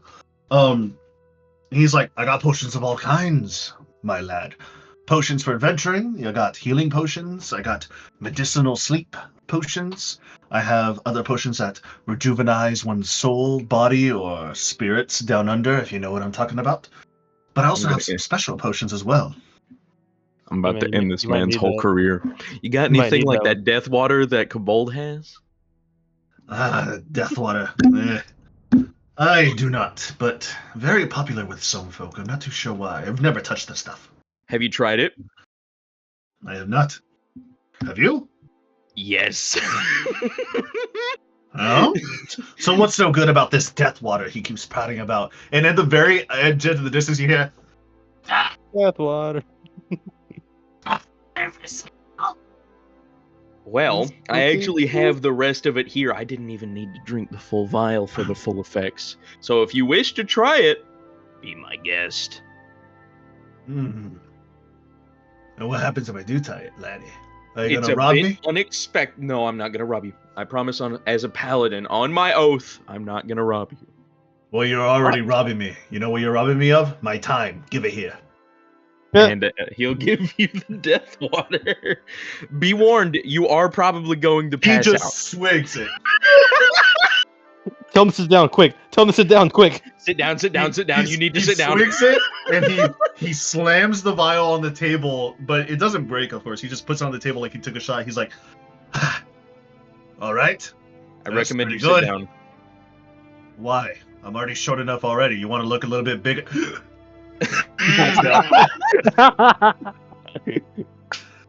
He falls right on his back. And then after 6 seconds, he just... Holy shit. That's some of the best water I've ever had. That little fuck makes this. Yes, I recommend hiring him immediately. You will become immensely wealthy. Well, thank you for the information. I highly appreciate it. You get a 10% discount for telling me. Yes! But I don't exactly have much money on me, as I spent some on the death water. It was only 20 gold coins, which I think is a flippin' steal. Only 20 Gotta jack gold that for price up. 20. That is... A flippin' That poor steal, man. if I've ever heard of it. That poor man's been being robbed this many years. Exactly. You should hire him and upcharge it out the wazoo. But I digress. You know what? I will hire him. But we have business to attend to before I close up shop and chase him down. What would you like? I want to sell this potion of Hill Giant Strength, but I don't exactly know how much it goes for. I know it's in like the 60s-ish range, if I have that idea. But I don't exactly know what I would want to trade it for. What do you have in stock? Hill Giant, you say? Mm-hmm. Typically, it takes about 300 gold-ish to make. But I have some interesting wares if you want to trade it. I have this one right here I like to call Dreamwalker's Mead. I have another one called Star Lotus Wine. I have another one here. One singular dose to use. The Violet's Revere. And finally, the Amethyst Ember. That is my own personal brew. I have two questions. What are the Violet's Revere and Amethyst Ember? I'll start off with the more simple one. The Amethyst Ember, he pulls it from the giant pile of potions, like you see healing potions, potions of light. You see all the mundane potions in there, but he pulls out this single dose vial. It has like a very smoky look to it, and you see just briefly that it looks like there's fire inside of it. He brings it over to you, and he says, whenever you drink the Amethyst Ember, your mind starts to accelerate beyond normal perception, giving you, I guess you could say, an easier time using your mind and intelligence. You get advantage on all intelligence checks for 1 hour. Holy shit. Whoever drinks this brew can cast Detect Thoughts if you want to peer into the minds of any poker games or any games of luck or chance around the table. Damn. And if you're adept with psionics or magic, you can extend your spell range a little bit in combat if you need to. So you expand your spell range by 30 feet. Okay. And the dosage lasts for an hour. The dosage lasts for an hour. Gotcha. Yes. I have a question. And Avery. what about the violet one? What is your question, Cedric? This is in conjunction for Fukler. If he drank that and it increased his spell range by 30 feet, does that mean he can like cast contact spells? It does not work like that. It has to have a range to begin with. Okay. Yeah. Good try. I thought it might have worked, but it didn't work. Psionically cast contact spells? That would be crazy. I mean, you could do it on like your weapon and throw it. Still would work. So if I I'm not even gonna go there. I'm gonna go there. If I put lay on hands into my hammer, what would happen? You smash somebody across the head with it and you heal them. After damaging them. Diamond is unbreakable moment. But and what does the violent one do? That one is more of my rare potions. If you want to buy this, not only will you have to trade in, you also have to cough up a little bit of coin. The Violet Revere. And he snaps his fingers, and you see a box appear in front of you, and he opens up the box, and you see other little potions inside of it, but he pulls out the one you're asking for. It's a one dosage vial. It's a small vial. It is like a deep violet kind of like elixir that is shimmering like liquid stardust. Like, have you ever seen like the liquid, or not the liquid, like the edible or the drinkable glitter? Yeah, the like liquid glitter thing. Yeah, it's like that. Yeah, only to more like shinier degree. This one is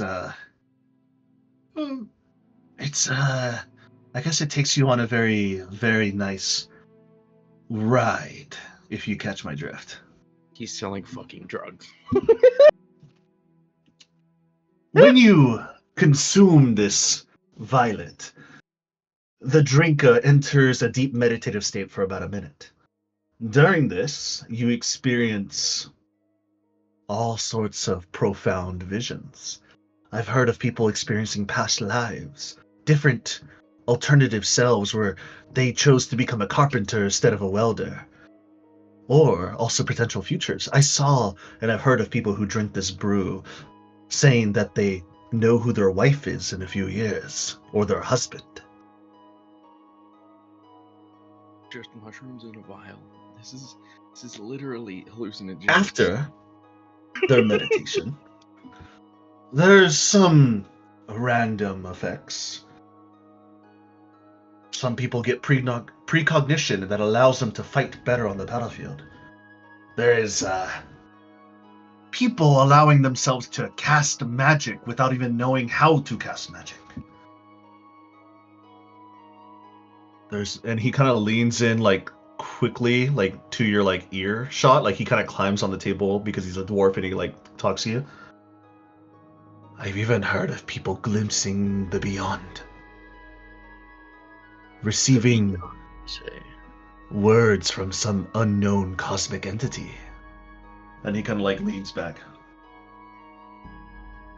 Yorn, I might really need this potion. And as well as a side effect, divination magic doesn't work for them for about 24 hours, so. I don't use divination magic anyway. But some people who want to hunt you down do. I'm not just a normal potion seller, my friend. I've ran into pirates before, and I'm sure I'll run into them again. Definitely. How much more will this potion cost me? Well, you say you're trading up the Hill Giant Strength, which, for a trade, I'll take you for the majority of its value cost at 300 gold pieces. The Violet Revere as a potion, single dose, I would charge those about about 1,000 gold pieces. That is with your 10% discount. That's with the discount? Yes. Well, I can afford it anyways.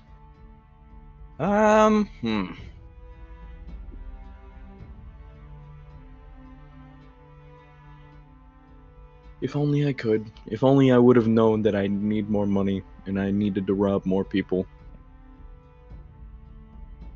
Couldn't do that anyways. Robbery, you say? That would break my oath. I'm not going to rob you, I promise. Well, I don't want you to rob me, but maybe somebody else.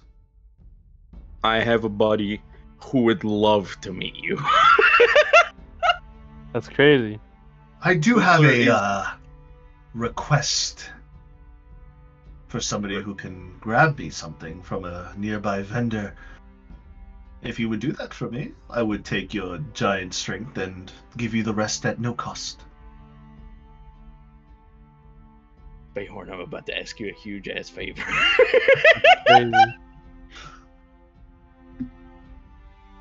Fugler is going to cast message on Bayhorn. Okay. Am I near enough to you to do it? Or Yeah, how long? It's like 125 feet. It's like 125 feet. Yeah, it's big. It's a big range. Yeah, message is 120 feet. Larg. Larg. As you are finishing counting up your gold, you pass it over and you pick up your birds and you hear the girl behind you say, "All right, make sure you feed them every 12 hours." You hear the voice of Fugler in your head. Bayhorn. Oh. I have a request. What? I'm holding my birds and a week's worth of bird food. This magic man is Fugler, asking me. You hear the birds squawking even though you're not connected to them. What the fuck? They're just that loud. They're just that loud. You hear them vaguely outside the door. Yeah. Bayhorn. What? I have a request. What? So, you know how you were having meditation trouble? I'm gonna have to figure myself out, but I'm thinking about giving this to you. So this man says he has a potion that can let you meditate really hard. You could probably find your other people. I mean, I was gonna go up to the fourth floor of this place. Just come to this vendor really quickly. This nice potion seller. He has a deal for us. Plus, he wants you to steal things. If you use this potion, you'll probably be able to find your other parts faster. I'm just saying. I just want you to know for the record, I'm less excited about stealing in this place than you think I am. But I'm still gonna come over there. Definitely. If not, I'll just get the 150 gold this guy is probably gonna give me for this potion. Bayhorn is gonna go on his way to where he thinks that Fugler is. Does he see the kobold on his way? What? Hey. Get your jack out of here!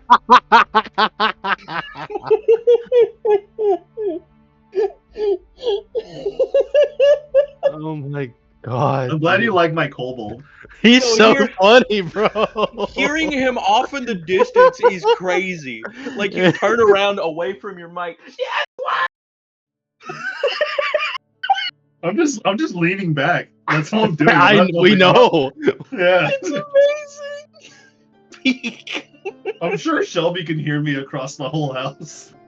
Oh yeah, definitely. Yeah.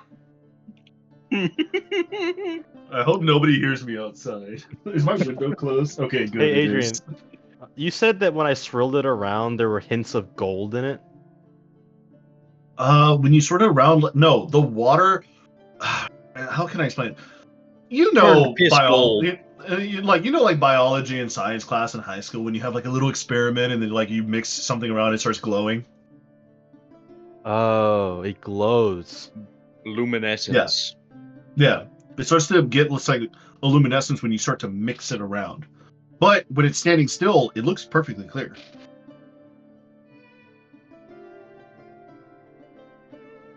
Okay. I'm making a custom item because I have to add Deathwater in my inventory anyway, and I'm trying to Yeah. write out a description, and I don't know how to write it because of how absurd it is.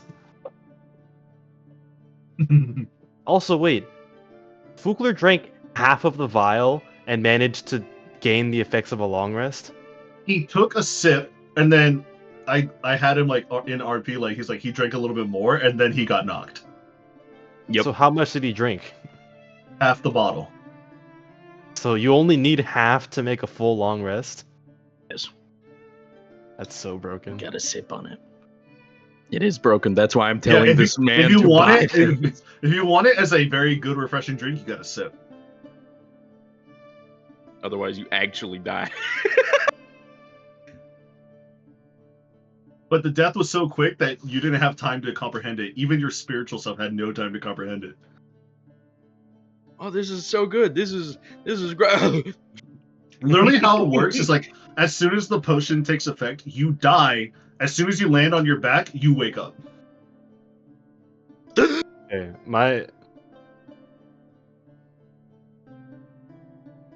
yeah.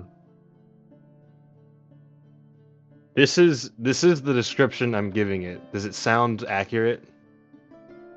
You could even use it for your own description if you want to make it an item. I don't care. Yes, that's how it works. Okay, cool. But yeah, no, you're good. That's how it works. All right, cool. You like my? I'm gonna send you the block. Look at how I named it. Oh no. Ha! Deathwater. Quote unquote death water. All right. Anyway, so on my way over, I'm gonna go up to him and say, hey man, would you be willing to sell me like 10 vials for a discount, like bulk price of like 75 gold? I don't know. Kinda.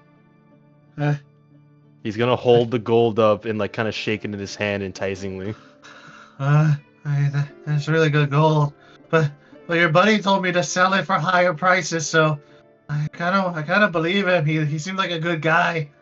Well, think of us as your inspiration.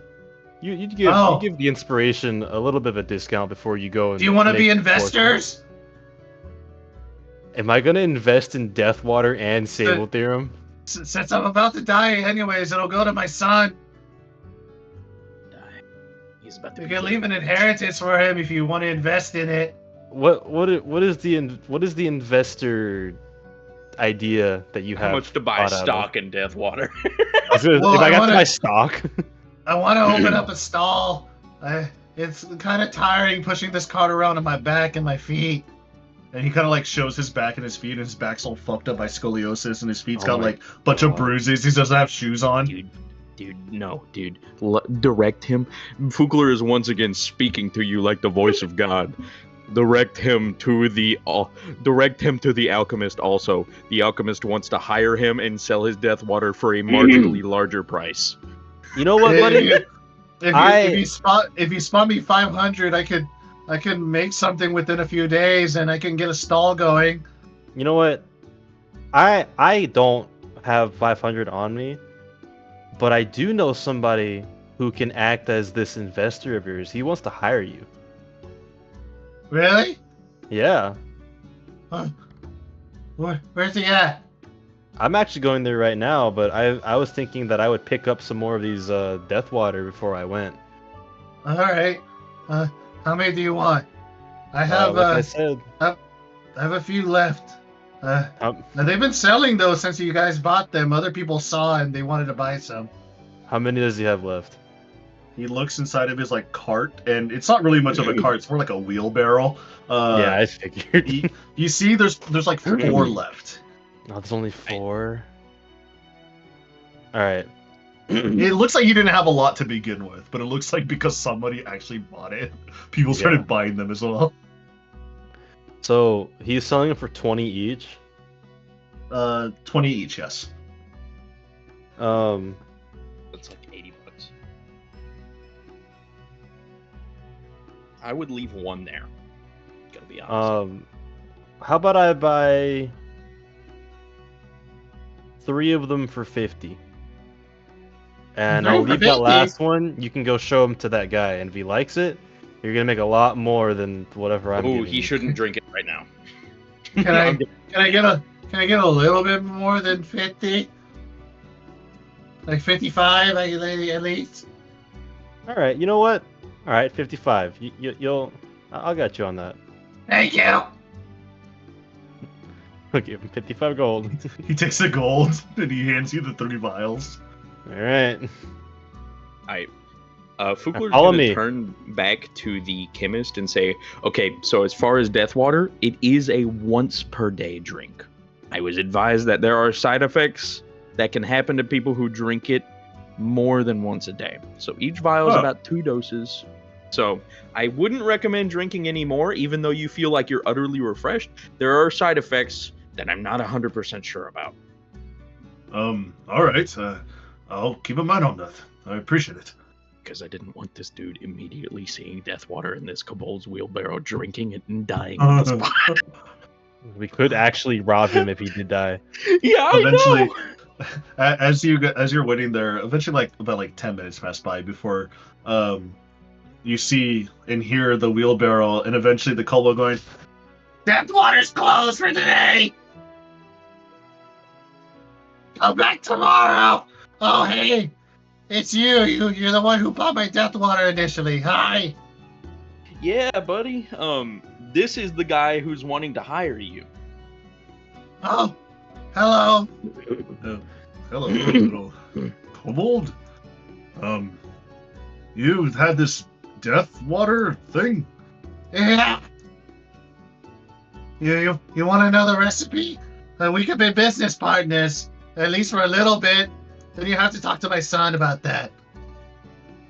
All right. He's gonna lean over to the chemist and say, for some reason, he thinks he's gonna die soon, and nobody knows why. He seems to be in perfect health. So, have you not seen him? He looks terrible. Well, he does look terrible, but that's the effects of poverty. Treat him nice. We do live in a society. All right, buddy. He's wild. All right, friend. You wanted to make a partnership? Yeah. You want to sell my death water at your stand? We could split some gold if you try to get some advertisements and revenue in. I'd be happy with that. I don't got much to live for anyway, so any little gold makes me happy now. That's crazy. That's crazy. This poor little man.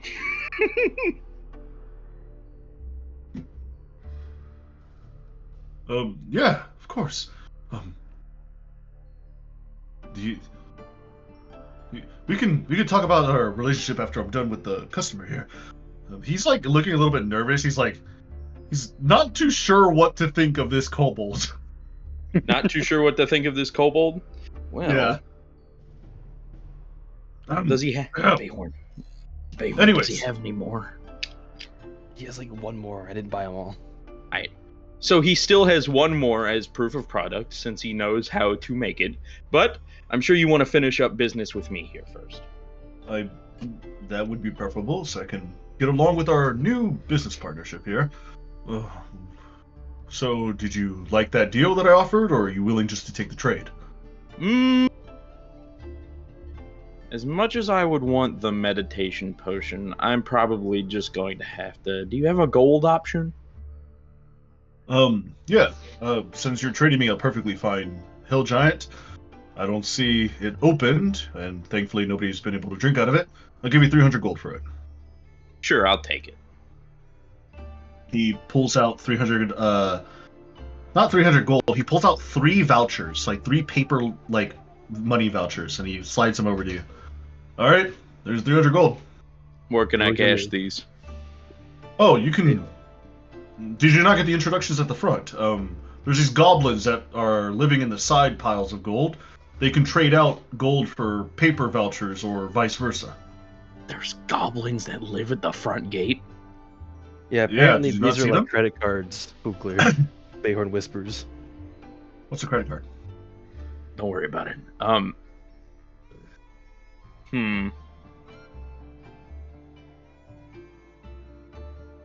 Unless my friend here would like to steal for you or procure items for you. Yes, procure. I do have a little something that I want somebody to procure for me. I'm willing to give up a very special potion for that. All right, before If you you're say interested. anything else,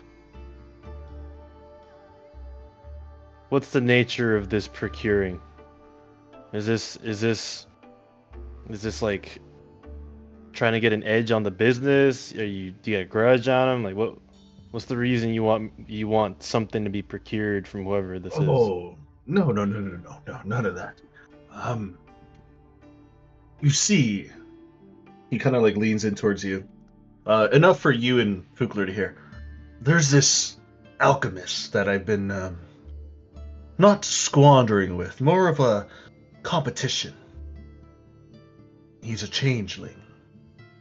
Changes up his name every day, but he works at the Elixir of Forgotten Stars. A little bit down the pathway and around the corner. He brews his potions with the tears of celestial beings, and I want them. God. Where the fuck does he get celestial beings' tears? Dude, all we gotta do is kick Q in the balls, and we would be sad. Well, here's the thing. He doesn't reproduce that way, so does he have balls? Or is he just straight Ken down there? You decide. We'll just twist his nipple then. Same being effect. like Q definitely has sex. I'm gonna be so real. Oh, he being does. like Q. Yeah, no. He does, but it's called a finger, not a anything else. What? Don't worry about it. Huh? No, You know what? Adrian, Guys, to reproduce Kaya the knows. effects, we just have to twist the nipple. I Anybody don't will wanna cry off know- of that. Mm, I don't want to know about the Eldritch Ussy. I'm gonna. Eldritch Ussy. Yeah, I don't want to know about it. I'm gonna pass. Double it to the next person. But there might be other ways of procuring this. We could probably get Vorthecaron to help us. There are several people in our lives that we can just spritz pepper into their eyes and boom. Profit. He's gonna look back at him. So, this is a business edge. Why? Kind of, yeah. Do you know where he gets these and what they turn into? If I knew where he got them, I would go get them myself as well. He puts them into his brews that allows them to, how you say, level up a little bit. They are they're enhancers. Okay. I see why you want them so bad. I mean, can you imagine this hill giant strength here with a little bit of celestial tears? What if it turns into a frost giant potion? Stone giant. Where's his stock at then? You should offer him an egg shard, like a piece of the egg. Bayhorn will let it be known that he's listening, but still skeptical. His stock, as far as I can tell, his main stock is within his tent. It's a transmutation tent where it's bigger on the inside. So I assume he has a building or some sort of thing inside that allows him to store his goods. Maybe he lives inside of there, I don't know. He also likes to procure the hotel rooms quite frequently. I'm not too sure if it's because he owns a room or he rents one out, or maybe he visits a lady or a man of the night. I do not know.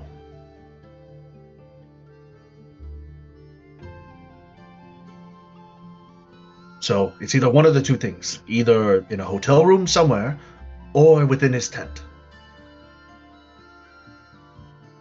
I've seen it, though, before. He showed it off to me and the rest of the other standees. It's a basin full of celestial golden tears.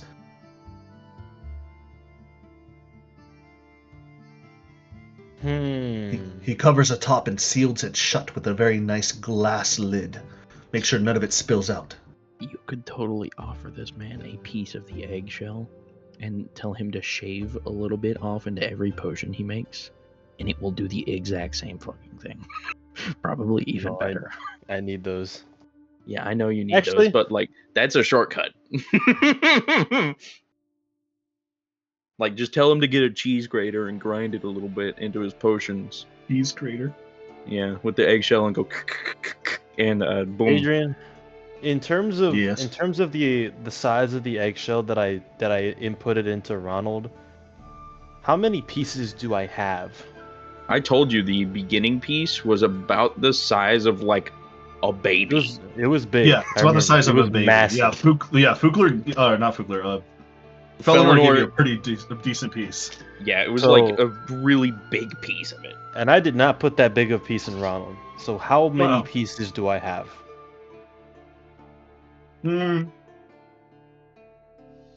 Let's go by weight, alright? So, Felonor, how much of a weight did you give him? Oh, it depends on how thick the eggshell was.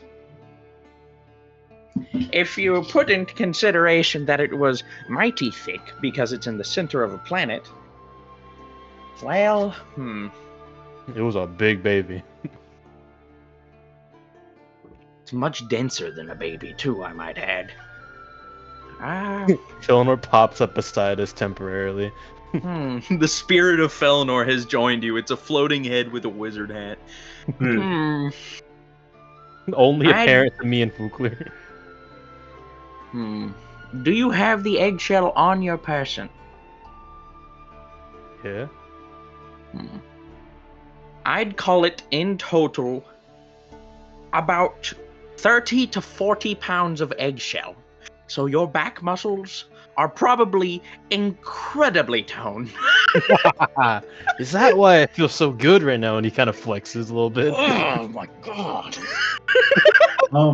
So the amount of shell that you put into your robot had to be significant weight enough to have like a feel and to power it up, because you're powering up a living thing.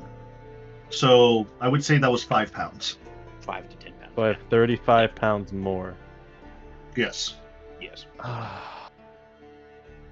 Use it or don't. You're probably gonna come by other stuff eventually. I will break off another 5-pound piece. And this place, is it a house or like a hut or a stall, or like what is this place? It's like a cave. What is this? It's like what is the building that we're in?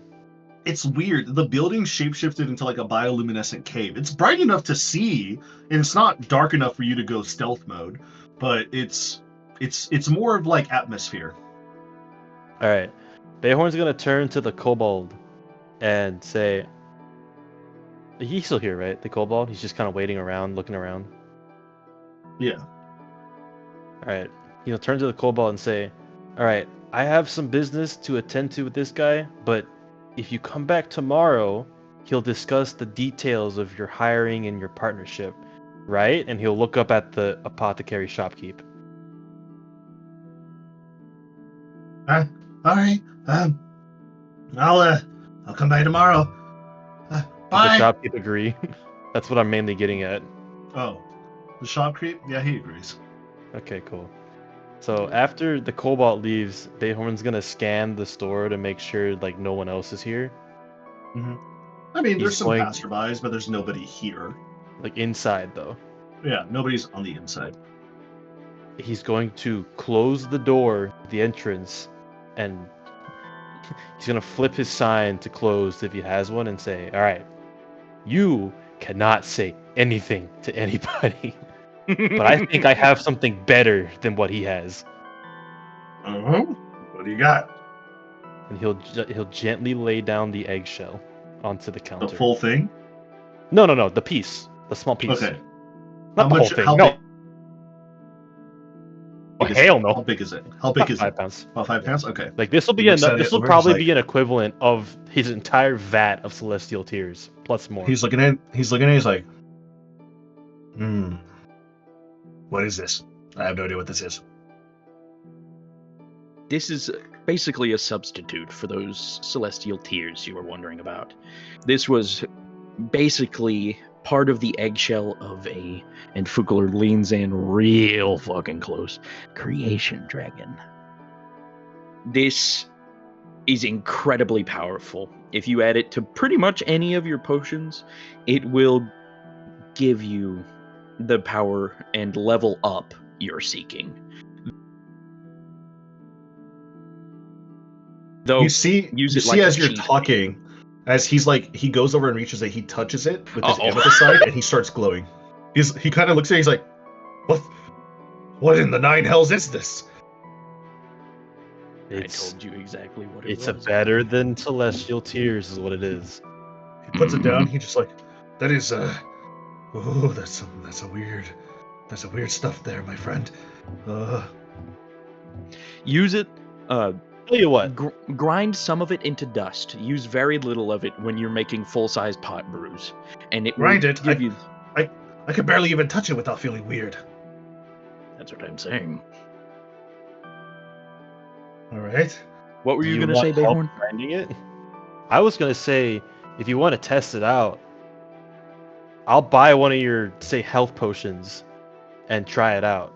If you grind some of this in there, just like a small, like a fleck. All right. And you can decide if sure. you want to buy it after that. You see him like takes out like a very like short knife, like a paring knife, and he you see that the paring knife is not a normal paring knife. It has like a very nice clear sharp edge, and it's silvered, not like iron or anything like that. And he gets like the tiniest bit of the edge off, and he starts to like grind it, like starts to go back and forth, and he like holds the egg with like some tongs to like keep it steady, and he doesn't want to touch it himself. And eventually, after like a few like moments, he cuts off a tiny bit of an amount of the eggshell, and he takes a mortar and pestle and he puts the tiny bit inside and he grinds it, and he's having to work on it. The shell is very hard and dense, but eventually, after a few minutes, he finally gets it down to a very, very fine grain. There's like, if you would have looked at this mortar, it would look like there's nothing in there, but if you look into it straightly, you can see the little specks of eggshell in there. He takes one of the health potions and he uncorks it, and he ever so carefully tries to push some of the powder inside.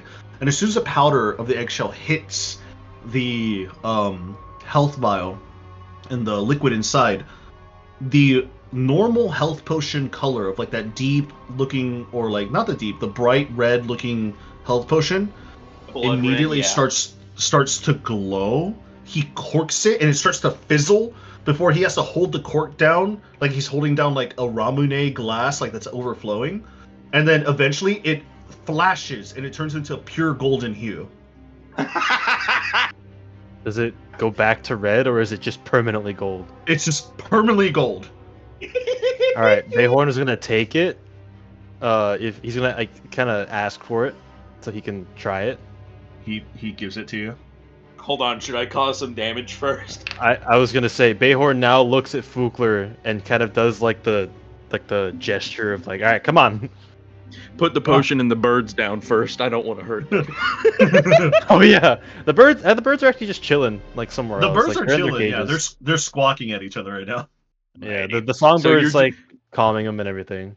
So you're just wanting me to hit you, right? Honestly, I could do it myself, but yeah, you can have the satisfaction of it.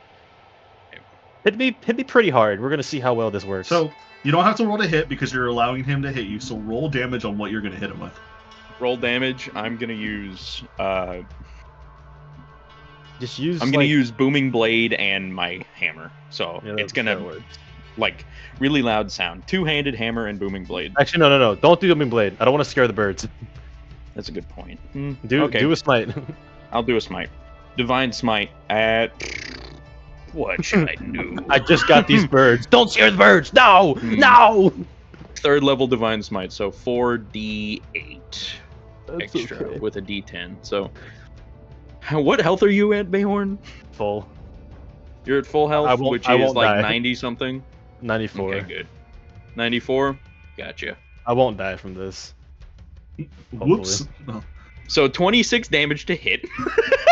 26 is not bad. That's crazy for 5 dice. It's not too bad.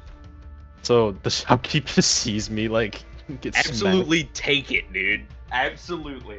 What is that? Noodles? And so Fukler was just gonna give you this. absolutely bashes Bayhorn's arm in, almost cracking his bone.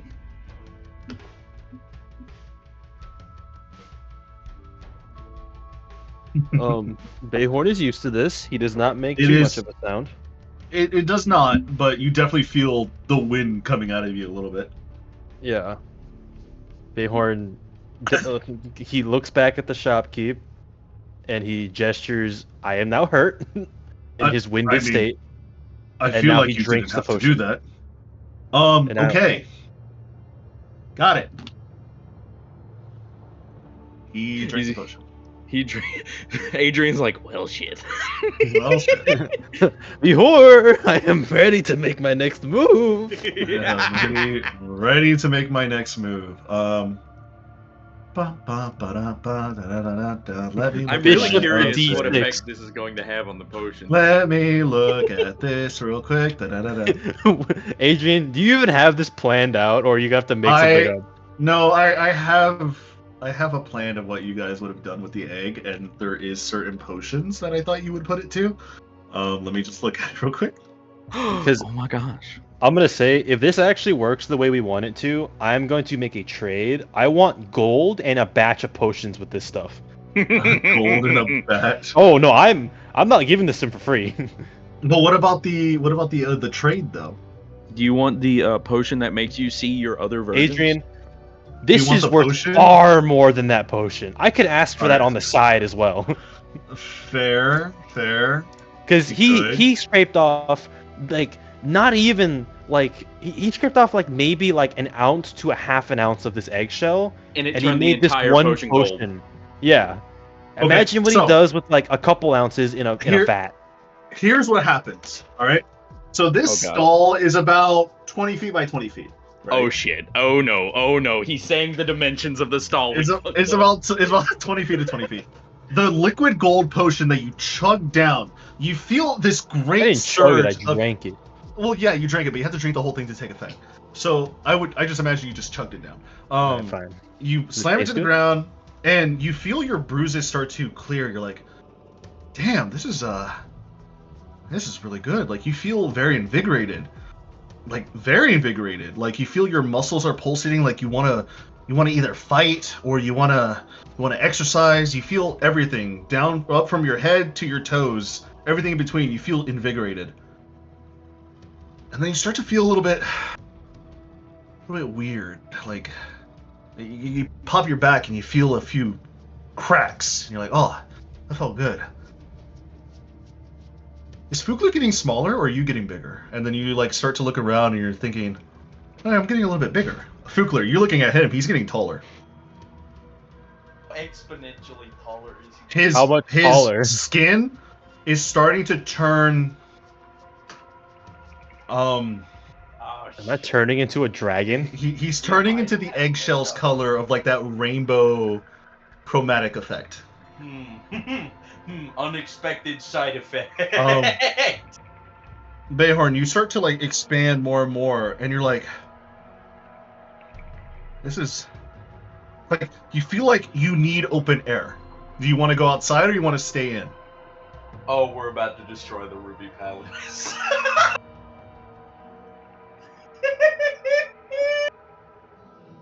Question: Oh no. How big's the pocket Bayhorn, hole? as Bayhorn is currently like you start to lean over on the table, and the guy's like, "Are you all right there, son?" Fugler, you starting to notice he's starting to grow scales. You should probably cast Dispel Magic on me, Fugler. Like now. By the way, the pocket dimension hole is like 50 by 50. But there's also a mimic in there. I'd fight the Mimic right now. This is like the prime time to do it. At what rate is he growing scales? Because I want to wait 5 more seconds. It doesn't grow that fast, but you see like he's hunched over a little bit like he's about to throw up, but you see the scales are popping on his arms. And then now, after a few more seconds, you see little back spikes are starting to grow through his clothes, and his clothes are starting to meld with his skin. Unexpected result. I'm going to be completely honest. Needs more research. I'm going to cast Dispel Magic at third. You sense you are being transmigified by something. You're being polymorphed. Into what? But it's a stronger version of polymorph. Stronger version of polymorph. So if we mix a little bit of this with you start to feel this like burning sensation in your throat. Oh, it's a fire breath, isn't it? So eventually if I cast... you burp and you see a rainbow of fire coming out of your mouth. Oh. You know what? This is probably the best time, Fugler. I'm gonna go fight that mimic. You know, I don't know if it can handle shit. Actually, okay. Am I slowing in growth? Have I stopped growing? You have not. Yeah, no, you are growing. Oh god. At a fast pace? Yes. And did Dispel Magic do anything? I'm going to cast Dispel Magic at 4th level. It's going to be an even higher level because it's a paladin spell. So it's a 5th level Dispel Magic. So you cast Dispel Magic? Yes, 5th level. Your Dispel Magic wafts over him. It does not work. As the magic flows over his back, Bayhorn, you're starting to your fingers are starting to meld together as you're looking at your fingers, and you're starting to grow talons and more scales, and you suddenly break the edge of the table you were leaning on, and you're starting to grow a little bit bigger. Okay, can I try and internally control what's happening? You can certainly try. What do I have to do? Roll me a Constitution saving throw.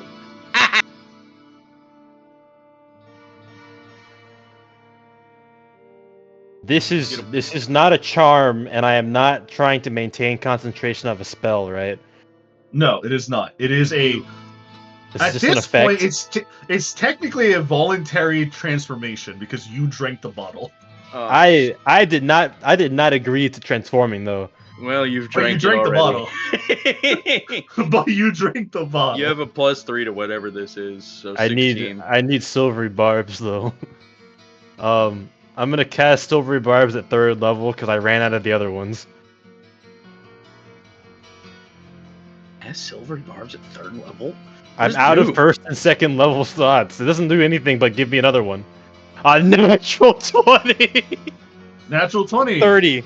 Because I think it's 30. +3 for your aura, right, Fugler? Yeah. So okay. +3. So the best possible outcome happens. You resist it for a little bit longer. Oh. The best possible outcome is he resists it for a little bit longer. A little bit longer. As you're resisting it, you see your talons go back to your hands, but you're still popping with scales, and you don't know what to do. You are resisting it as best as you can. I'm going to try and take this and gain momentum and try and control it even more. Fugler is going to swipe the gold off the counter that he has gotten for the potion and pick up basically Bayhorn. You can't pick me up when I'm taller than you now. I will if I goddamn want to. He does have a 21 to strength. He can carry a lot actually. I will carry you. No, get the birds. They're more important. Birds Guess are what? more... We don't want to break the Ruby Palace. We're going outside. Fugler is going to do something very drastic. He is going to look the shopkeep dead in the eye and say, "Protect these birds, and I swear to everything holy, if you make these birds go through anything bad, I will know." and I have to take care of something really quick. One moment. Alchemist word, I swear.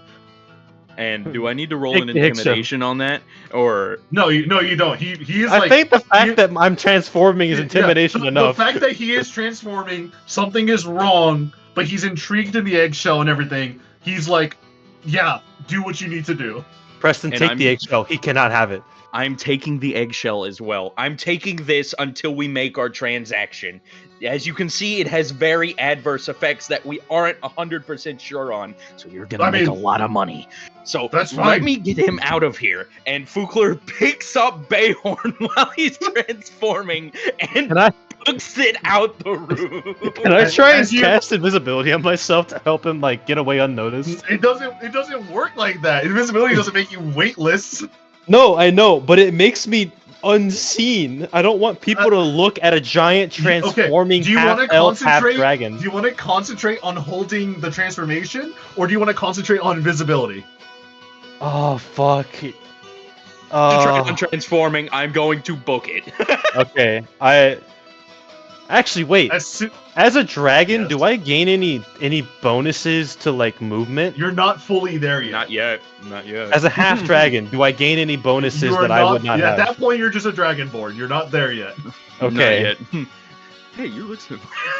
Yeah, you look pretty. In that case, running. Running. As you burst through the door and you start running, you see more and more people are passing by, and they're like, "Oh, hey, slow down!" And you hear, Kobold screaming. The Deathwater merchant. Bayhorn, while being, I guess he's being carried. I could also run with you if I need to. Do you want to be princess carried or fireman? Princess carried. I have to do something with the front of myself. You Fair. are being princess carried, and Fukler is booking it as fast as You're he can. booking it with the princess carry, a few people are clapping. He's like, "Yeah." Bayhorn is gonna try and find his lapel, if there is one, even still. Okay, there is. Yeah, you have it on you. You could just press on Fukler. We have an emergency, Captain. Captain, meet us outside, Captain. Captain, very big problem. Captain, very big problem. Kaisaya. We'll swing to you at this curve moment, Kaisaya, finally. I was 30 trying to minutes help before 30 minutes before this happens. Because all this happened in the span of an hour. You make it over to Glenn's room. And as soon as you open it, you see Fiobella is currently reading a book. And she's looking at you, she's like, "Well, there you are. She's asleep. She's fine. Isolde's already gone off to bed. We're sharing the room to keep an eye on her." Has she awoken? No, she mumbles in her sleep though, but it's slight mumbling, nothing too crazy. How was your meeting? We were told that you got sent away for an audience. Oh, it was interesting. Lifts up You hand hear to a- show Genesis veins. You hear a knock on the door, and it opens, and you see Chakna looking at you. He's like, "There you are. I heard you came back, but I was waiting in the room. Everything all right?" And he sees your veins, and he's like, "Oh, what happened?" Well, we have an ally. That's good. Who? The ruby dragon and his things. All right. Well, I'm glad that we have such powerful allies on our side. But I'm less concerned about that, more concerned about your arms. What happened? He gave me Genesis magic. Are you sure you're ready to wield such magic? We'll I know find you're out. capable, but... Well, they do have an arena here, so if you want to test it out, we can. How's Glenn doing? Just got back. I came to see. That's good. The boys? I heard they went off with you. Oh To yes, be they got things determined. as well. Good.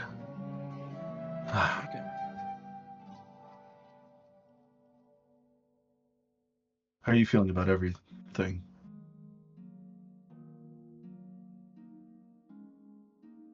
Oh,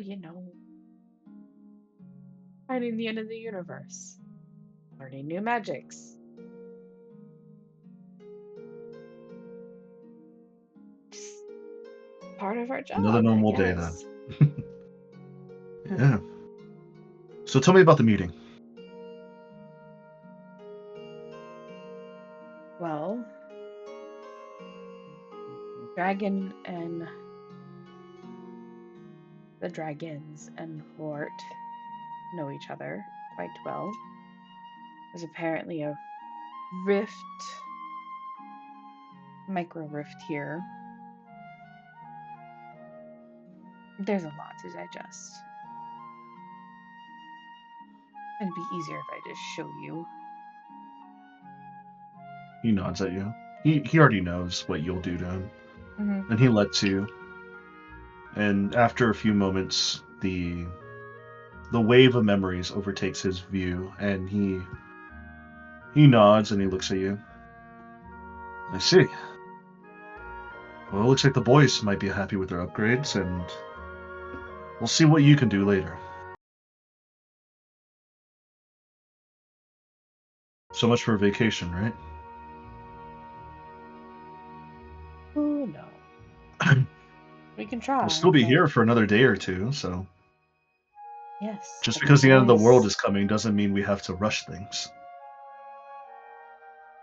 However, we have a semi-comatose crew member, another crew member who's going to be meditating on his other bits,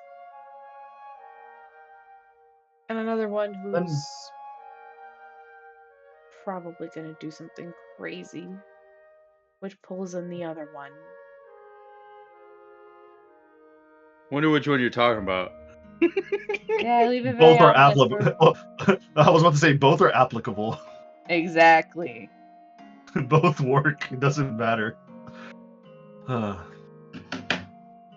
Well, I'm glad everything went well. And it's right. We have a comatose crew member, so we might need a few days here anyways. So at least we can make something out of it. Well, I was hoping to help rectify that. Do you think she should just fight it off on her own? Sometimes it's nice to have a little help. Sometimes it's better to fight your own battles as well. I feel like she might be... I don't know how to say it. There's an air about her that she's afraid of asking for help.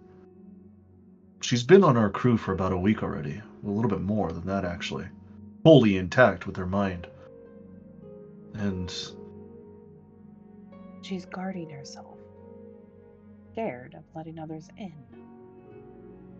I'm just gonna let her know if she would like it, can have the help. alright. I'll follow your lead. You know more about the mental telekinetic abilities than anybody else here. You have mental abilities too. You're tired. You should get some rest. Don't worry about Glenn for now. You've already helped her earlier today. Why don't you and I... Let's go get some food. Let's relax at the garden or go back to the hot tub. Okay. Alright? Fiabella's like leaning back in her chair with her book in hand and she has her feet up. She's like, yeah, I got it. Don't worry about it, sis. She's just gonna sleep all day anyways. Do you want to come with for some food? I'm already full. I got some food before any of this happened. We all did, actually. Although, I don't know where Finnegan's at. Or Tiana. They just ran off somewhere. And besides, I have this cool friend that just shows up whenever I want food. Oh, yes.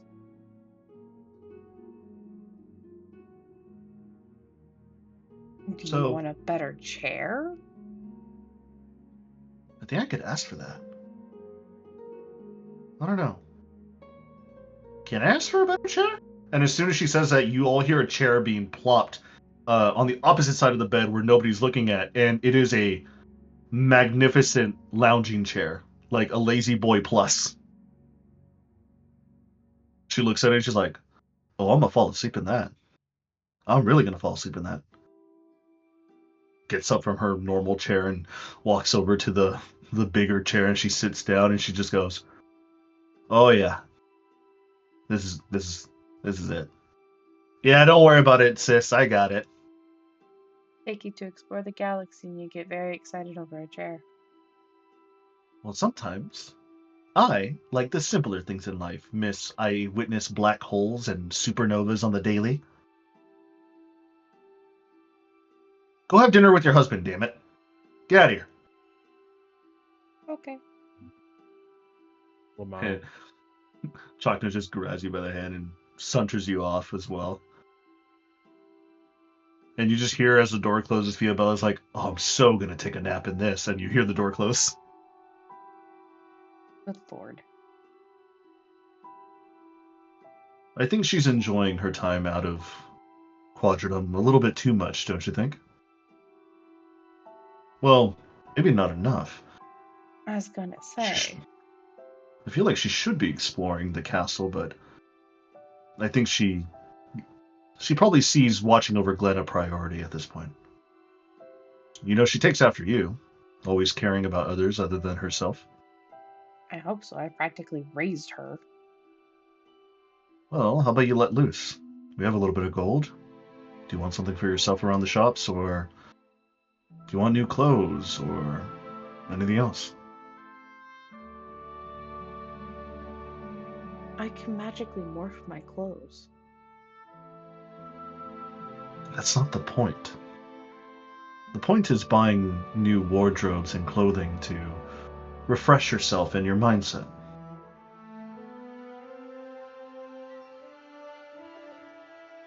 That's what the bath is for. No. You know, my grandmother and my people used to tell me that your clothes symbolize your internal outlook on life and just general day-to-day activities. Yes, you can magically change your clothes on a whim and change them as much as you want to fit the perspective and the need, but having the physical fabric on your skin, not something magical or enchanted, it's a little bit more personal, and it shows others that you have a certain personality or a certain way of expressing yourself. Now, of course, that honestly doesn't really apply when you can just magically glamour any clothing to any lifestyle or any situation you want, but you understand the idea. And I would follow that If you, idea if we weren't in constant peril.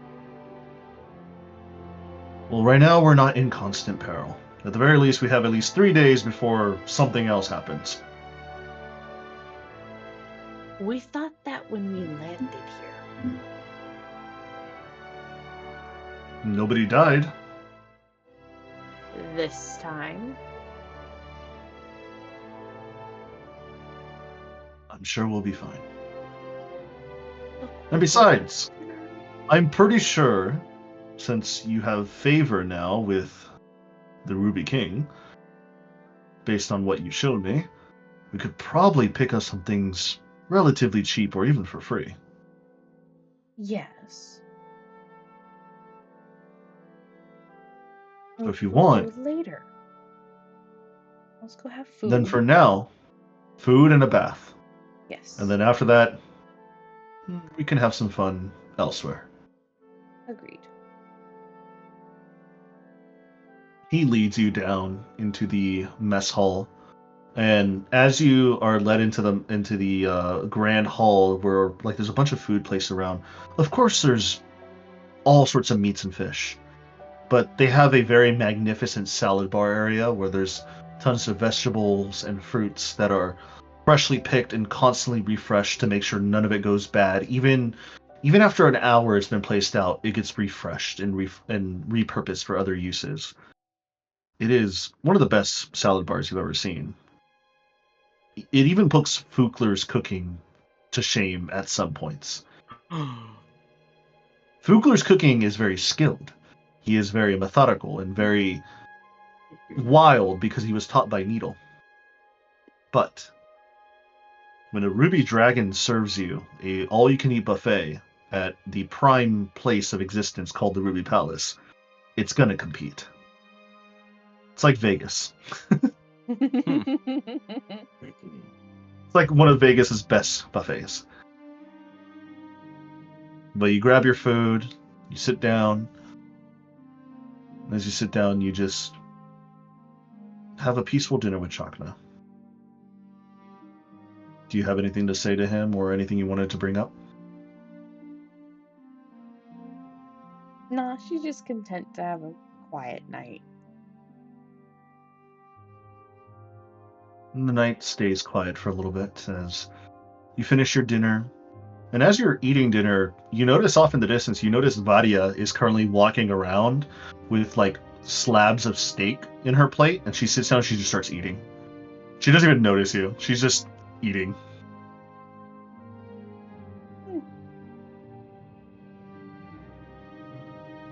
But eventually, dinner is well earned after a busy day and very well eaten, and it tastes delicious. Starkner looks over at you and he says,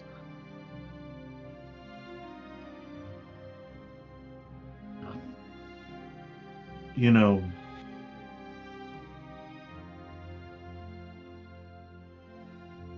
the Ruby King, Sarador, he said he knew that Vorthacaron was on our ship, right?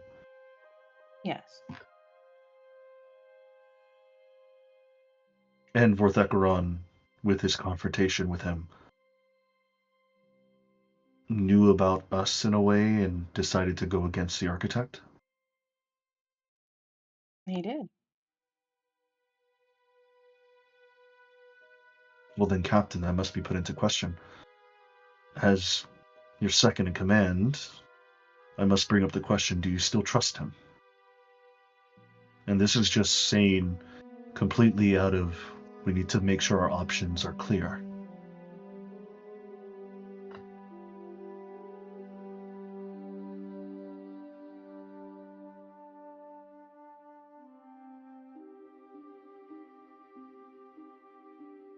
Because for a time being, we didn't know who he was.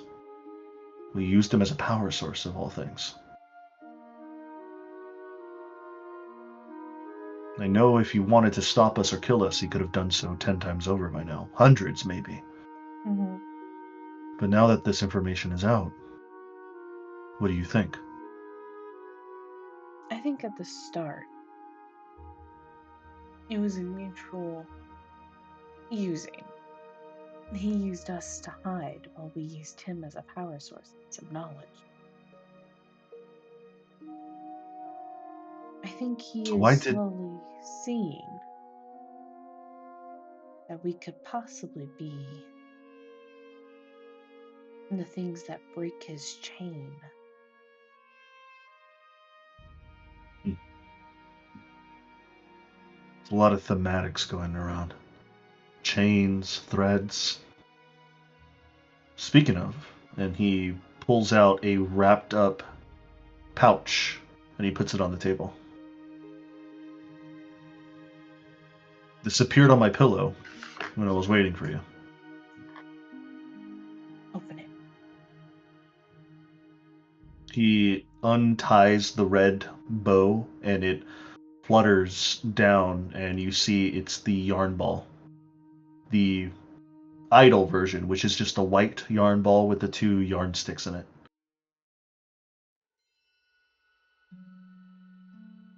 I read the note. It said that on your request, you wanted me to use it. I don't know what it is. Well, it was used to gauge our powers to see if we had those golden threads. However, with the help of Yutult, Fate herself, and even Q, we know who of us has threads. I'm just curious as to what color of power you would come up with. I know you'll have a thread.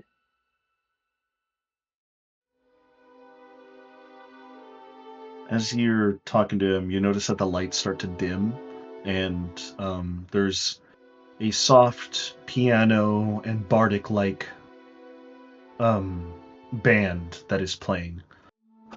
It seems like they're shifting into like the night phase of the castle grounds and making it more relaxed and sophisticated. He nods at you and he doesn't even speak because you already know that he's going to reach for it. And as he grabs it, the candle on your table lights as well as all the other lights start to light up, giving this area, this nice yellow golden hue that allows you to see.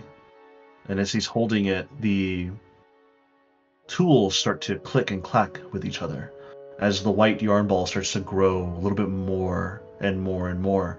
Eventually it grows to just under the size of yours, the original one that you had. A little bit smaller than yours. But the color starts to shift. At first, it was still that pure white, then it starts to shift into a deep black. Or one golden thread seeps through, and suddenly the black starts to turn into this emerald bright green.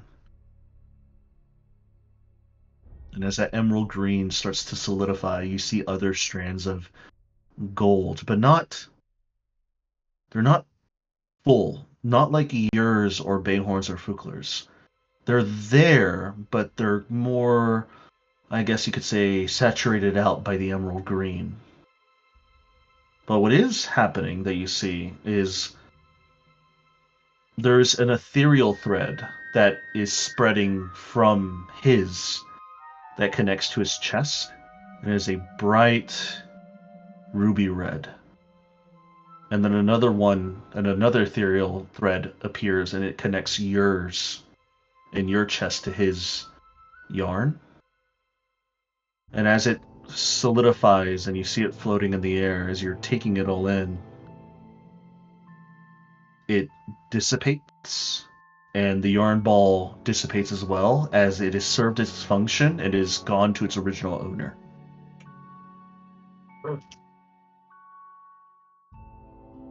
Looks at it. He looks at you and kind of like looks at the empty space over the yarn ball was at. So did you get any instructions on what color you were supposed to tell me and what it is? Well, the green is of nature, loving.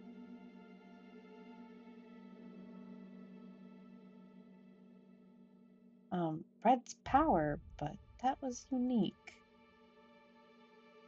Jeeves. You feel Jeeves tap you on the shoulder from an area they did not see, just immediately he's there.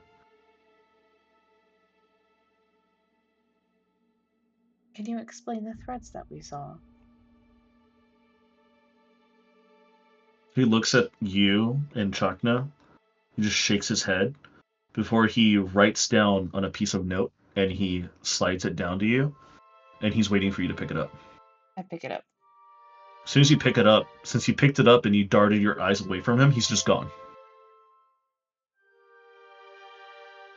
I read it.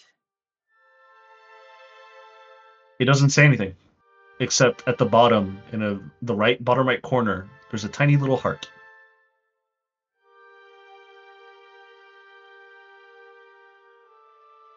Cute. And you see Chakna looking at you and says, well, what does he say about the red thread? I slide him the note.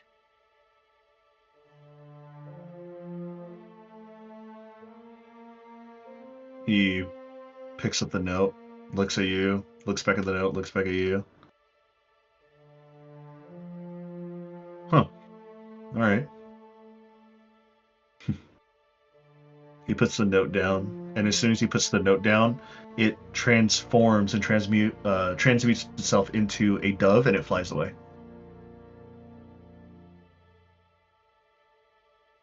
I didn't realize we were getting a magic show here either.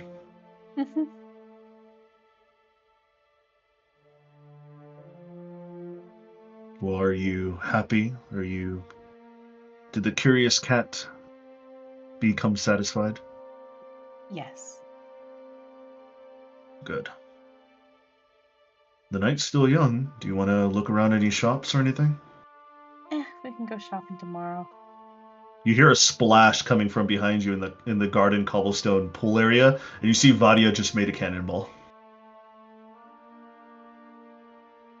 She is definitely not suited for this decorum, is she? Considering her past, no. But I'm not gonna stop her.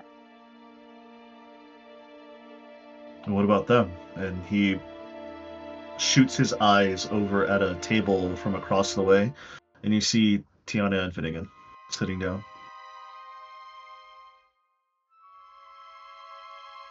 And what about You see that Finnegan is holding his hand over Tiana's. Like you see the thumb motion of him caressing his hand or her hand.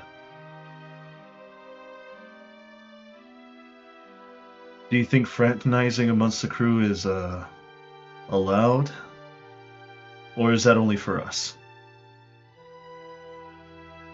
That's a little selfish, if you think.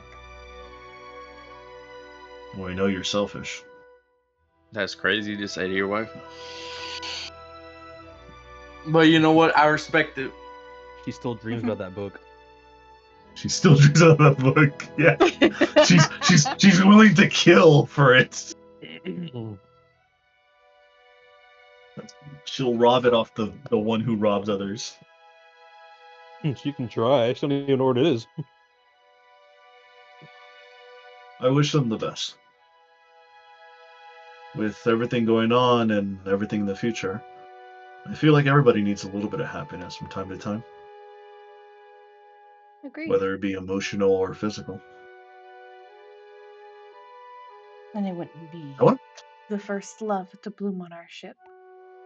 No, might not be the last either. Mm-mm.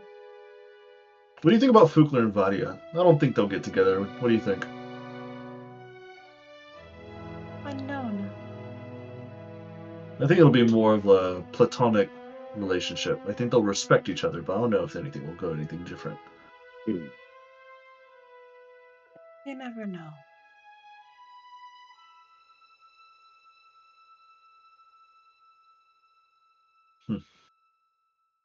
We said that once before. I did. And I was wrong then. We could have a similar situation. We could. We can. But Finnegan's smart. He's a sharp man. And Tiana's hard-headed. They might be the next captain and commander, like how we were. Well, They're similar to us. You're hard-headed. I'm not that Genders are hard-headed. reversed. You're more hard-headed than I am, dear. That may be, I'm- but not that The hard. I book. may have the forehead for it, but you have the resistance. You're far more healthier than I. Are you sure about that? I literally lived without a soul for a few months. Yes, you literally have lived without a soul for a few months. You are far more So I healthy was than on I was on death's door. Call me terminally ill. Get a doctor in here. Oh wait, we left him on Erisire. We went to Erisire for him. We did, and I'm glad he's doing well. As am I. Speaking of Erisire, do you have that list that the Ruby King wanted you to make? I started one, yes. Well, what are your top 4 options? We might as well get the biggest ones out of the way before we start making our rounds to other unknowns or other more volatile sections. I know we got Erisire on our back if we can make contact with the kingdom, because from earlier the queen is out of commission. So hopefully that there's somebody there to run the place. We can go to Exandria. That's on We my know one list. crew member there. Mm-hmm. Good. Strixhaven is... Off the If we can get the Orkey out... No, if we can get the Orkey out of there, we can... That's a lot.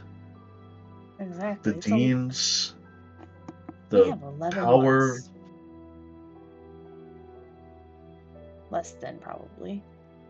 And how long will it take to kill the Orkey? Who knows? They're a massive organization within Strixhaven. But what if they're not? What if they seem massive?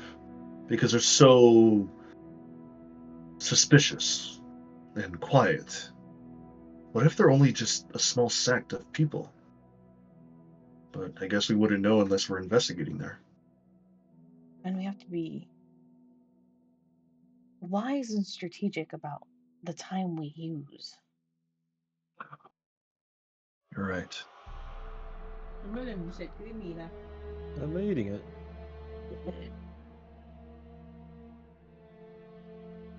Other than Exandria, I have Toro on my list. You do? Mm-hmm. We can knock out a couple things at once. Sword Coast? Mm-hmm.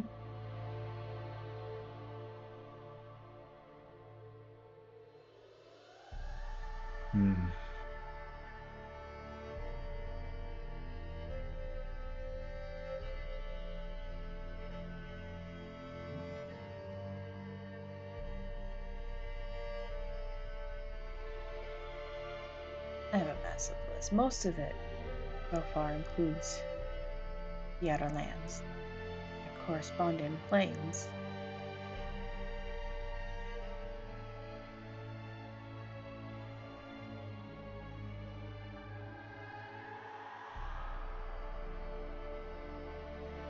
Well, are we going to take a vote, or where do you think we should go first?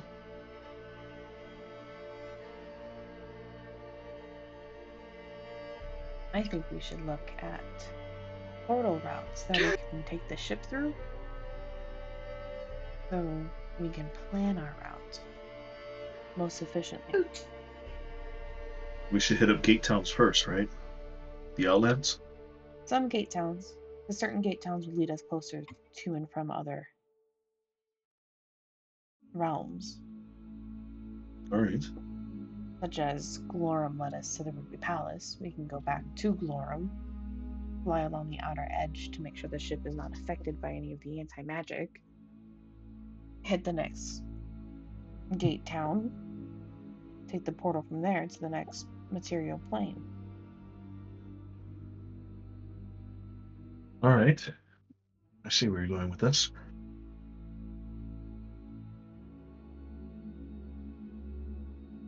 Well, we have a portal nearby that'll take us back to the Outlands. Mm-hmm. Next to Glorum, at least. We can try to hit up an Outland gate town there first. Maybe do some investigating on Vadia's situation. Maybe learn more about that cult that she was in.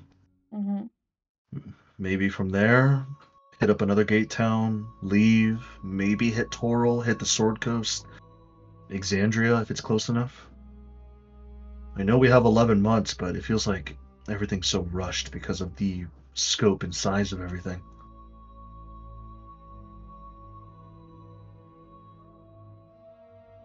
And That's why we have to be strategic about where and when we go.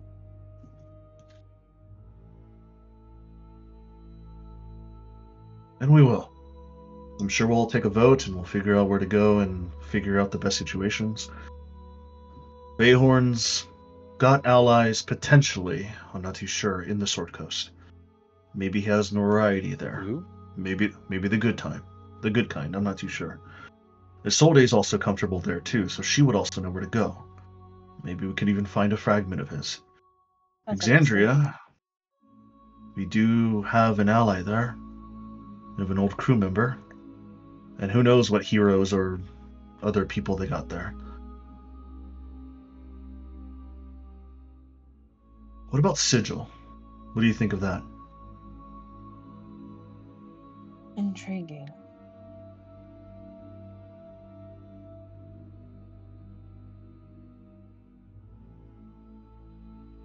Basically an enemy of Strixhaven, too.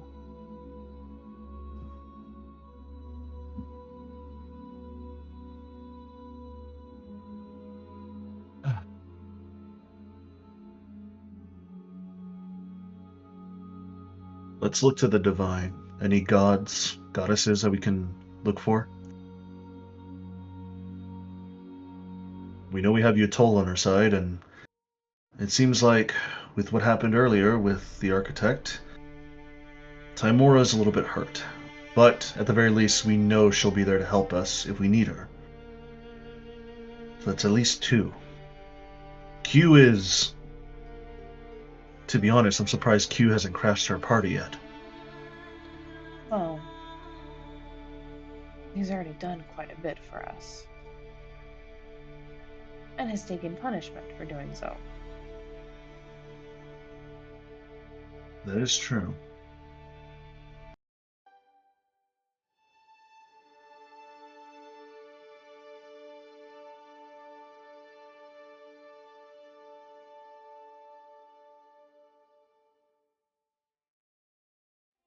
But he reaches over and takes your hand.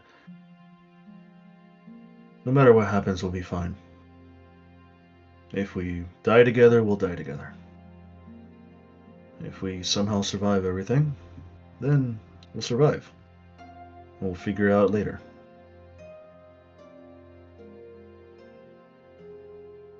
But I do have some concerns. Like those 4 beings that we saw in the sky.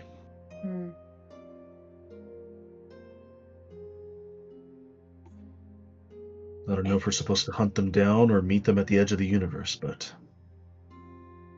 They will most likely come up when the architect thinks one of them should pop up. It's like a sick game to him, honestly.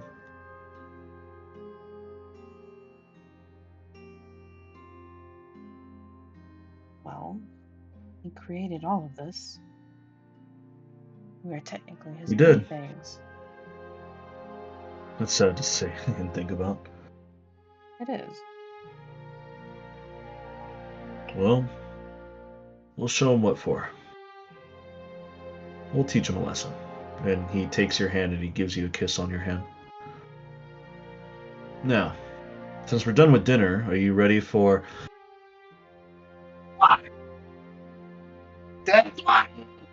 And you hear your lapel click.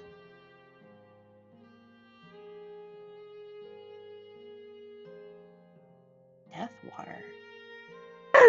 Captain! Claire? Captain, we got a problem! Captain! Captain, we have a problem! You Problem, hear Captain. yelling coming from your lapel, and you see in the far distance at like the opening entryway, like of the tunnel area going to the outside. You see a crowd is dispersing.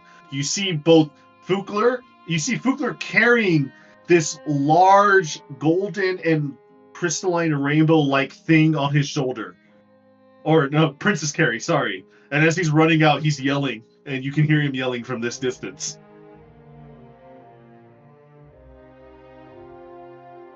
Captain, we have a problem. Very big problem. Come outside, please. And Can Fugler's I- gonna make his way out the front. Can I just get through one dinner date? No. I mean, it wouldn't be dinner date if we never got interrupted now, right? Tragic.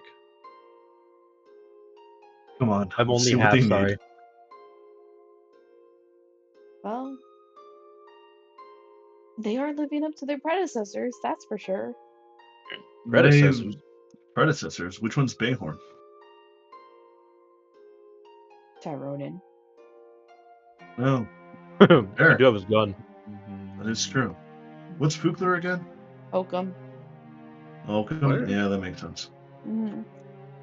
As you guys run out through the front gates and the doorway, Bayhorn's getting way too heavy to carry, and Fugler, at this point in time, you just drop him on the ground. And Bayhorn, you are like starting to transform even more so. You've already grown your talons back, and you feel like your bones are popping and extending. Kaisai, do you run out for him? I roll con saving throw again. Roll your con saving throw. Kaisai, do you run out? I do not I roll walk very out. good as I scramble to my feet and start bolting out as fast as my modified you don't legs can. scramble on your feet anymore. You scramble onto your hind legs as you are now getting top heavy and you're starting to fall to the ground again. I have As a natural Kaisai- 20 in strength. Kaisai, as you rush out with Chakna, you see Fugler is winded, but he's holding strong. You don't know who the hell. You don't know who the hell this person is. It's this thing is like growing. It's like festering scales and stuff. You don't recognize who this person is. Captain, What do Bayhorn you drank a have? strength potion. Bayhorn drank a what potion? He's turning into something. I think he's turning into a dragon. This is At Bayhorn? this point, you see Dragon Bayhorn lurches his back, and you see two wings start to spread from his back as blood starts to cover the area. As the blood is now a golden hue. As Bayhorn, you roar this dragon scream into the air, and a large flame of rainbow Genesis fire breath comes out of your mouth, and we're gonna take a break. That's it. We'll see you in like 20-30 minutes. I'm actually famished, so this is a really I need good to go time. eat. I'm hungry, and it's Also, break time. Crazy right now. break. What'd you say, Bayhorn? I'm eating right now. Oh, well, I'm gonna go make some food because I have a working microwave now, and I'm happy about that. You're welcome. No. We've lived here for nearly 2 years and not a working microwave. And guess how much money I spent to get us a working microwave? A whole $0 because you got the transformer for free. So, Shelby, Exactly. I will meet you outside. Cedric and I almost said Fugler for a moment. I almost said Bayhorn and Fugler for a moment. I will see you in like 30-ish minutes. I All right. I'm gonna exit the YouTube to save some time, so I'm gonna go mute. Actually, you know what? Yeah, I'll go mute. I'll see you guys in 30. Have fun. All right. So, back from break, when we left off, after being rudely interrupted by a yelling Fugler and a now polymorph terraformed Bayhorn turning into a dragon, the three of you run outside while you see Bayhorn roaring into the sky with his golden and rainbow-like dragon breath. You guys have made a pretty big crowd. You notice that behind you, in the open gates of the palace, there is a lot of people just watching and like oohing and eyeing. You see people like are bringing out little binoculars, like those little stupid binocular things that you'll see at a theater. They're watching Opera him. binoculars. The opera binoculars. So Kaiasaya, Fugler, and Bayhorn, what are you guys doing? Can I talk, or am I stuck dragon roaring You can talk. like regularly? You just sound like a dragon. Oh, so I can talk. They understand that I'm dragon roaring. Yeah, So I am now classified as a beast. you're classified as a creature, yes. Ooh, can I do dominate monster on him then? Oh my god. But yes, at the very moment, as the seconds pass, Bayhorn is slowly getting bigger, and he's turning huge, and then eventually bigger than that. Fugler, Am I getting as Yes? big as Sourdon? take him to his room. He's what? What do you mean? Take him to his room? What do you mean by that, Take him to his room. Captain? I would respectfully, sweetly, kindly, wonderfully love to inform you that I had trouble bringing him out here. Bringing him upstairs while he is literally 3 times my weight will be the most arduous thing I will ever do. And Adrian, I'm not going to do it. Do I see a second story landing pad? You are starting to see a second story. Like you actually look into the windows in the second story, and you're starting to see people walk by, and then you start to see people stop and look at you. Do I see a way into the second story from here? You do not. He's much bigger than I can handle. How did this happen? Can I fly now? Would you like the real answer or the extended answer? What's the difference? The extended real one answer is is less. everything that leads up to it. The real one is the exact problem. The exact problem. Okay, so he drank a healing potion with a piece of Vorthecaron's egg in it. What did he do that? Do you want the extended one? Apparently. Okay, Or so the sub-real one. so I was looking for Varia, right? You were looking for Vadia. I was looking for Varia, and oops, I made my dog bark. I was looking for Varia, and I went up, and I found this bazaar, that Bayhorn was in actually, and we were looking at all the different shops and stuff, and he found this one, Phoenix, Lightning Phoenix. That's what it. He also bought that, by the way. It's up in the bazaar still. We need to go get it. He bought a Lightning Phoenix, and he thought it was really cool. I drank this thing called Death Water, died for 6 seconds, came back to life with a fully rejuvenated, told this alchemist about this kobold that was making Death Water. The alchemist is now going to be filthy rich. We were talking about the alchemist to get Bayhorn this meditation potion so he could find the other pieces of him, but the alchemist wanted us to go steal something from one of the other vendors. Specifically, they were called celestial tears. They're like this golden liquid that you put in potions to make them better. So we thought, hey, why not use part of the egg instead of celestial tears? That shouldn't go wrong, right? Well, the alchemist decided to break a part off the egg after we convinced him to do so. He put it in a potion. The potion turned completely gold. It was specifically a healing potion, and then Bayhorn drank it, and then, you know what? He started turning into a dragon. Bayhorn roars in affirmation. Guys, I could not explain it any better than exactly what I just said. Adrian, Shakta's can I looking at fly? you with I want to know. Shakta's looking at you with a confused look. He puts his hands in like a formation that he crosses his hands over his chest, and he just says, "I believe him." Adrian, I need to know, can I fly now that I have wings? Your wings are still growing. Damn You it. can try, although you'll be like Thumber Chad. You're kind of like. Here's the thing: you just turned into a dragon. You have no idea how to motor. You have no motor skills. You're a toddler in a big body. Aww. So you might want to ask one of the Thanes or, the other dragons that are here to dispel this magic, because I tried to do it at 5th level and it didn't work. You tried to dispel a potion. Well, yeah, no, sometimes it works. If it's a weak potion, yes. Yeah, and then it, no. This is not a weak potion. This is probably amongst the most powerful potions in existence. No, the more you mention it, the more I'm probably sure you're right.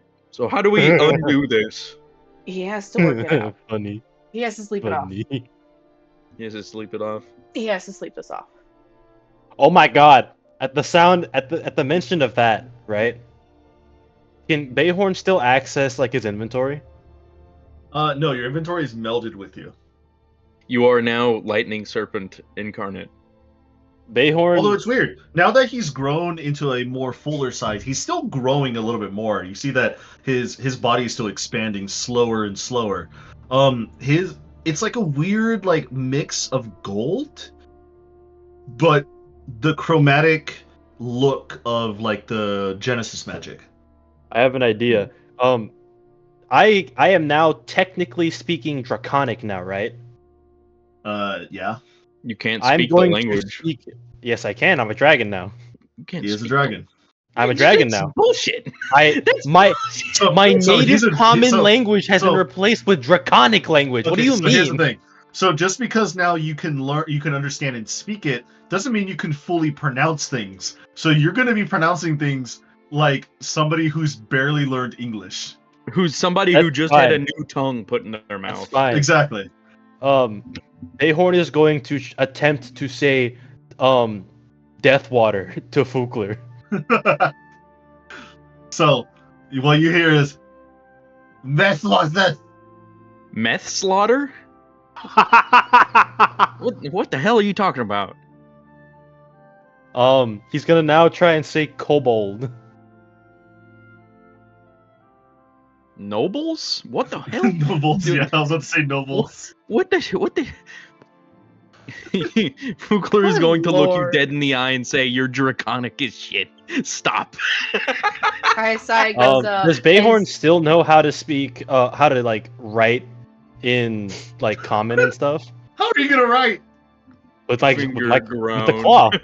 Yeah. Kaisai so you walks over to you and waves her hand at you. You see energy form, and as her hands conjure the somatic formations, she then slaps your leg and casts comprehend languages on you.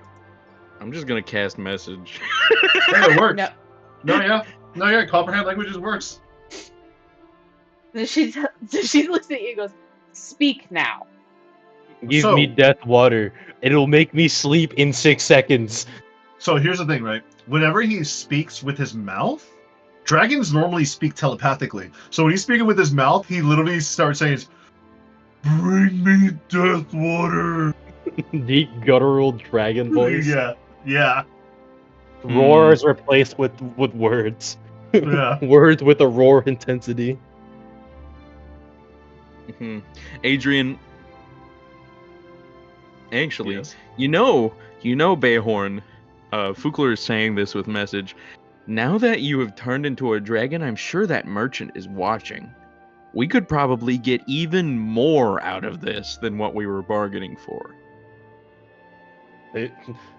Draconic Bayhorn tilts his head to the side a little bit. I mean, who really but the most powerful alchemists in the galaxy have the ability to turn people into what looks like almost a full dragon and has, if you lift your foot up, the ability to interact with things like a full-sized dragon. This is more than just an illusion of magic. As Is you guys are Bayhorn speaking still to each growing? other. Yeah, you're still growing. As you have now started to hit the bottom of the third floor window.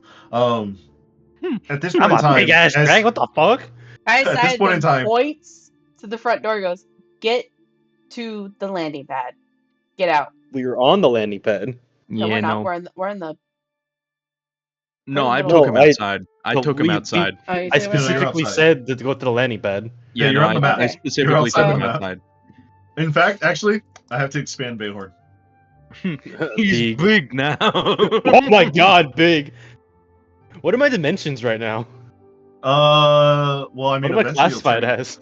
You're Yes, technically yes. you're classified huge. You're classified as huge, but you're going to be gargantuan soon. Oh. Don't fall into the lava. A gargantuan is 32 to 64 feet tall, weighing at 16 to 125 tons. Oh my god. Popular. That is gargantuan. I guess I Popular. am popular. I have a don't care question, about Adrian. that right now. At I this have a point in time, question, as you Adrian. guys are currently overlooking Bayhorn's size, you just hear somebody familiar in the background. You hear a soldier going, "What the hell is going on with this? Oh shit!" That's your husband. Huh? I That's your husband. Can Draconic Bayhorn actually What'd you do? speak telepathically? You Me? never tried. Do you want me to tell you like I did Kai Sai, or do you want the short answer? Will you be Kai satisfied with Sai, the short answer? do the hand thing. You can just tell me in a second. The hand. Hold out thing? hand. She leans into your hand. She sits there for 6 seconds. Got it. All right, I see what happened. He was a bit of a silly goose, and you know what? I backed him up on it, and I regret it. I have made a grave mistake. Can you turn my husband back to normal? Because I don't. No. I don't know how I don't to wanna- do that. I Vorthekron's don't- probably I- gonna look at this and say it looks like a really nice looking mirror. Probably. He's been in a silly mood Adrian, lately, and I'm I all have for a it. question, Adrian. Hmm. Currently, I'm huge, right? I'm a You're huge, currently huge. You're getting sized to- dragon. You're getting to gargantuan soon. How much damage do I deal in a technical unarmed strike right now? Does Bayhorn have That's it. legendary actions? I mean, if it Do I stays have this breath long, yes. weapon? Yeah. If the more you grow and the longer you stay in this form, the more shit you get. And the next question, is it permanent if it gets to its full power? You want to find out? No, I do not want to How find to out. fix this? How to fix this? Ahorn's going to mentally / telepathically / whatever say the only thing he knows how to ask for. Q, I need help.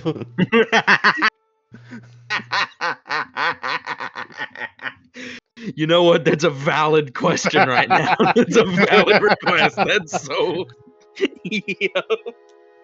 I don't know how to fix this. I don't think Kaisaya knows how to fix this. The only ones that could really fix this are the dragons that are in the building, Verthekaron, or I you. could try He's something. first on my list.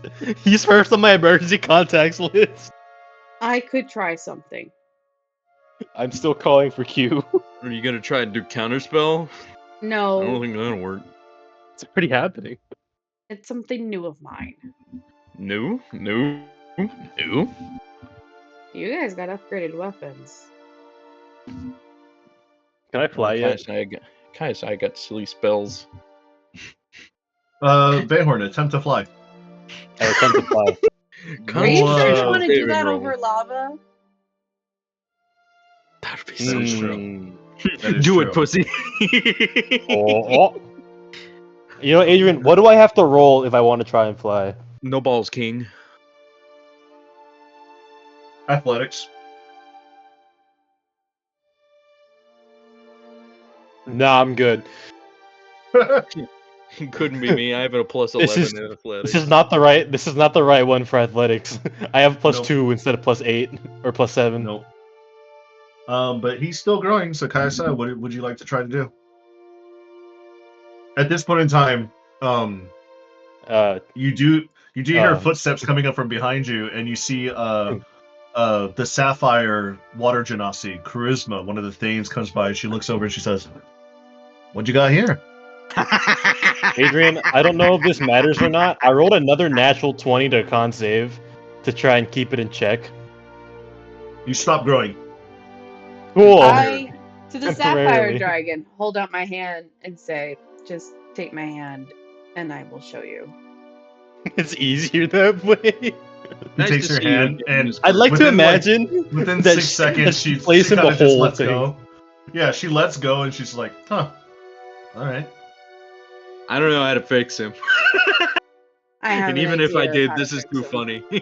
I mean, the Thanes are missing a spot if he wants to replace the Obsidian Onyx Dragon.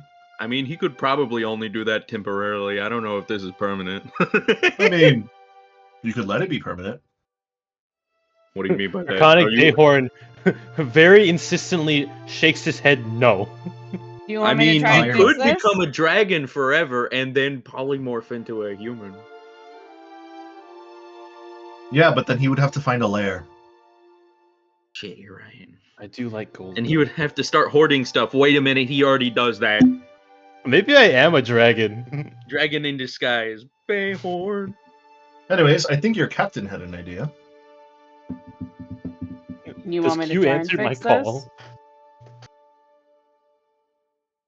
What's your idea, Captain? What's the idea? I can try and reverse it. How so? How? New magics. What's the new magic? Powerful magic. What does it do? You're dancing around the answer. I don't like that. Q! The captain's scaring me. I don't think Q's gonna answer you. Here? Probably not. There are too many Most scary likely big not dragons. I rolled a 12 religion. You hear Fukler and Kaisai, you hear in your heads, "No, this is just too funny."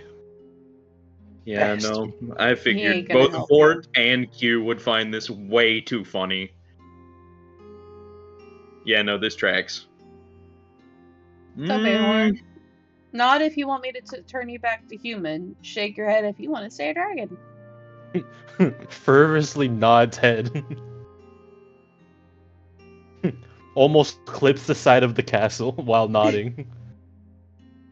Looking over at the sapphire dragon, she'll point to a little dangling piece of the ruby palace that looks slightly easy to break off and say, "Can I borrow a little chunk?"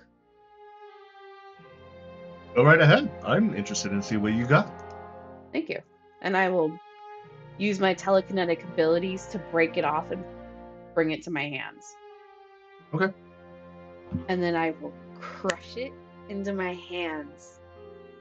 And as my hands spin, my new Genesis veins, mixed with my golden veins now, start to glow as I cast a Genesis cataclysm to reshape and renewal, mixing in dispel magic's sonomic hand gestures to try and reverse Bayhorn and to renewal and change him back into human form. All right. The rest of you see as Kayasaya, upon breaking down this chunk of the palace, the chunk starts to break down into a fine material dust as she weaves hand symbols within her arcane grasp that she has. Upon using the material and the somatic components and unleashing a verbal word shout, she conjures creative renewal. The terrain starts to change into a paradise. What type of paradise is it, Kaisaya? Considering where they're at and how she used part of the Ruby Palace to do so, it would be a crystalline type of environment, especially as she's channeling, instead of her spell disc, the crystalline in her arm to help her power the spell. That is correct. You see around you, Bayhorn, as you're looking down as this magic is starting to envelop the 30-foot radius sphere around you. You see, propping from the ground is a lush, beautiful green grass with cragged, crystallized rock and crystalline formation starting to appear, almost like a pathway that kind of leads you down like a park. You feel this breeze and this life starts to breathe in around and in you. You gain 20 temporary HP points. On top of that, the spell, which normally works as curing a condition, such as blinded, deafened, or poisoned, technically being polymorphed is a condition. So it allows her to cure you. As the crystalline rocks start to form around you, your shape starts to get covered in the crystalline and the Ruby Palace's dust particles as you start to shrink. It takes a full minute of concentrating, but you start to shrink even more and more, and you feel your bones breaking back into place. It is not a wonderful experience. It hurts. You feel your bones break into place. You start to see that your vision is starting to get worse because as a dragon you had better vision. Your strength starts to falter as your strength score was at 27, goes back down to its normal strength, as well as your other stats and effects. You start to feel just generally weaker as a half, or as not as a half, as an elven man. But eventually, after the full minute concentration is up, you're still in that half dragon-like state before eventually you start to feel that soothing effect roll in. And the longer you stay in this area, the more the dragon polymorph goes away, until the point where you see your talons go back to normal fingers. You're standing about 8 feet tall, but you're still growing a little bit smaller. You're feeling your bones start to ache and wane as you're shortening. And eventually, after about a few minutes later, after just standing and healing, with a few little patches of gold still there and going away slowly, you're mostly back to normal.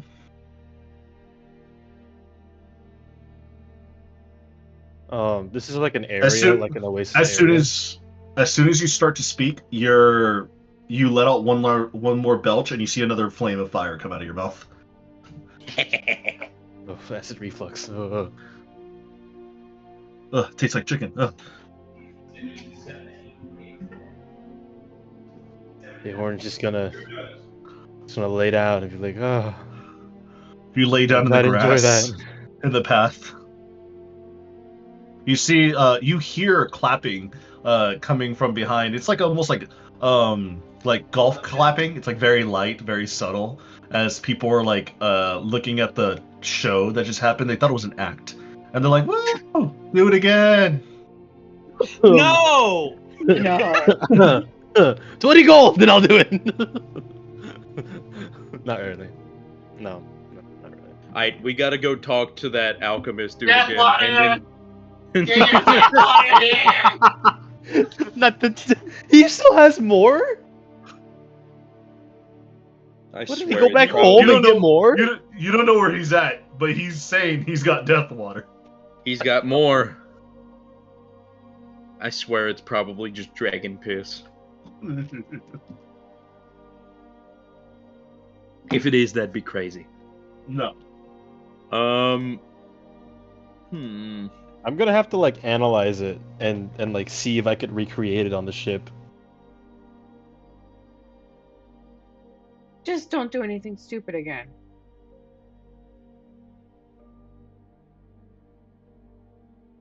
Ow. It hurts.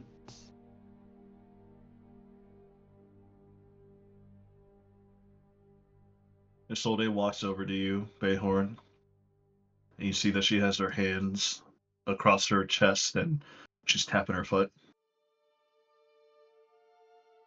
I thought I told you the last time you drink something weird to never do it again. Oh wait, you forgot.